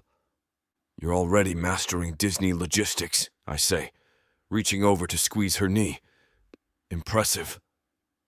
She looks up, those brown eyes catching the sunlight, and gives me a smile that still makes my heart kick. I've been studying. This trip needs military precision if we're going to maximize princess sightings and minimize meltdowns. Always the planner. One of us has to be. She glances back at the girls, lowering her voice. Speaking of planning, did you remember to pack the night lights? All 3, plus a spare. And the special pillowcases, and Zoe's allergy medicine, and the sound machine. I tick off items on my mental checklist. This isn't my first rodeo, Jenkins. Her eyebrow arches. It's literally your first Disney rodeo with 3 toddlers, Franklin. True, but I excel at new challenges. When Aliyah laughs, her left hand comes up to brush away a strand of hair, and sunlight catches on the diamond. My grandmother's 3-carat emerald-cut diamond, reset in platinum with smaller diamonds flanking it. The ring I presented to her after she was discharged from the hospital. The sight of it on her finger still gives me a jolt of possessive pride. You're staring, she murmurs, catching me. Can't help it. My voice drops an octave. My future wife is gorgeous. She smiles wide, something I still love causing. and glances back to make sure little ears didn't catch my language. The girls are engrossed in a game of I Spy, oblivious to their parents' moment. "Your future wife thinks you should watch the road," she counters, but her fingers find mine on the console between us. I lace our fingers together, feeling the metal of her ring press against my skin. Never been happier to follow directions. And it's true. These past weeks have settled something in me I didn't even know was restless. Waking up beside Aliyah every morning, making pancakes for our daughters, falling into bed together every night. It's created a rhythm I never knew I craved. Even the chaos is perfect. Toys scattered across my once immaculate penthouse, princess songs playing on repeat, 3 little voices demanding stories and hugs and attention. "We're almost there!" Zoe suddenly shouts, pointing at a Disney World sign. Her enthusiasm triggers a chorus of squeals from her sisters. "Look at those faces," Aliyah whispers, turning to catch my eye. In this moment, she looks as happy as I feel. No shadows of our complicated past, no worries about the future. Just this, our family, embarking on our first real adventure together. "Best decision I ever made," I tell her, bringing our joined hands to my lips. Her eyes soften. "The vacation?" "No." I kiss her knuckle just above where my ring circles her finger. "Bringing you back into my life. Making us a family." For a moment she's quiet, and I wonder if I've said too much. Then her fingers tighten around mine.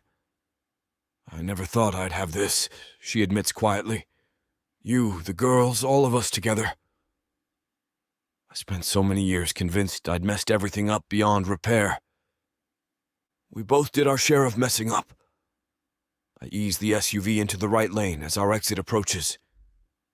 But we got it right eventually. The Disney resort appears around the bend like an oasis of childhood fantasy.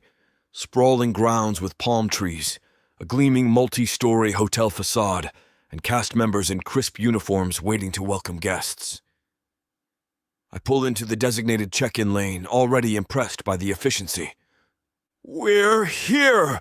I announce unnecessarily, as the triplets have spotted Mickey-shaped topiaries and are practically vibrating with excitement. "Daddy!" "Mickey bushes," Olivia points frantically, her analytical mind cataloging every Disney detail in sight. I catch Aliyah's eye. "Ready for this?" "As I'll ever be." She reaches for her purse. "Divide and conquer?" "Perfect. I'll handle check-in if you can start the great unbuckling." She nods, already turning to address our daughters. "Girls, we're going to get out in just a minute. Remember what we talked about? Holding hands in the parking lot?" "Because cars are dangerous and we're little," Zoe recites seriously. "And because running away makes Mommy scared," Sophia adds, clearly repeating a phrase she's heard many times. I exit the driver's side, pausing to stretch after the long drive. A bellhop approaches with a luggage cart, and I direct him to wait while we extract our most precious cargo. By the time I circle around to the passenger side, Aliyah has freed Olivia from her car seat and is working on Zoe's buckles. "I've got this one," I tell her, reaching for Sophia. "Come here, adventure girl." Sophia practically leaps into my arms. "Daddy, is our room in the castle?" "Not in the castle, princess, but we have a beautiful room with a view of the water." I settle her on my hip, marveling at how naturally this comes now, when just months ago I'd been terrified of holding these tiny humans incorrectly. With practice moves that still impress me, Aliyah manages to extract the remaining girls, keep hold of her purse, and grab the girls' backpack of essential snacks and activities. I grab my wallet and phone, and we form a small procession toward the grand entrance.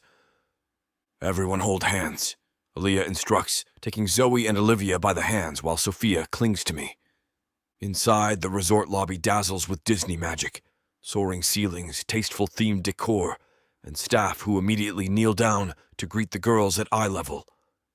While I handle check-in, Aliyah corrals the triplets onto a nearby sofa, pulling out coloring books with impressive speed. "First Disney trip?" the check-in attendant asks with a knowing smile. First time as a family, I respond, watching Aliyah from across the lobby. She's got Olivia on her lap, while simultaneously helping Zoe with her coloring and answering Sophia's rapid-fire questions. The multitasking is breathtaking. Room keys in hand, I return to my family, and announce, we're all set. 12th floor with a lake view. Can we go swimming? Sophia asks, already focused on the next adventure. After we unpack, Aliyah says, gathering coloring supplies. First rest, then pool. The bellhop leads us to the elevator, and I watch Aliyah count heads for the third time in as many minutes, a reflexive habit I've noticed she does constantly. In the elevator, Zoe and Olivia press against the glass wall to watch the atrium shrink below us, while Sophia insists on pressing the button for our floor. Our suite exceeds expectations. Spacious rooms with subtle Disney theming, a separate bedroom for the adults, and a balcony overlooking the shimmering lake. The girls immediately dash from corner to corner, exploring every inch with unbridled enthusiasm. This is beautiful, Aliyah breathes, stepping onto the balcony. Florida sunshine bathes her in golden light. I join her, leaving the bellhop to arrange our luggage inside. Only the best for my girls. Once the bellhop departs, we tackle the unpacking with the strategic precision of a military operation. I handle the larger suitcases while Aliyah directs traffic, assigning each girl a drawer and unpacking their matching Disney-themed outfits. Nightlights? Aliyah asks, surveying the room. On it. I find electrical outlets in strategic locations, installing the trio of princess-themed nightlights that have become essential to our bedtime routine. Working together, we transform the hotel room into a functional base camp for 4 days of Disney adventures in half the time it would take either of us alone. Aliyah organizes the bathroom with toothbrushes and bath supplies, while I set up the sound machine and arrange stuffed animals on the girls' beds. When everything is settled, Aliyah collapses onto the sofa beside me while the girls explore the balcony, the door firmly locked in the open position, triple-checked by both of us. This is nice, she murmurs, leaning against my shoulder. The room? Having help? She gestures toward the organized chaos we've created. 2 years of doing everything solo. This feels like luxury. The admission hits me in the chest. I wrap my arm around her shoulders, pulling her closer. You're not solo anymore, not ever again.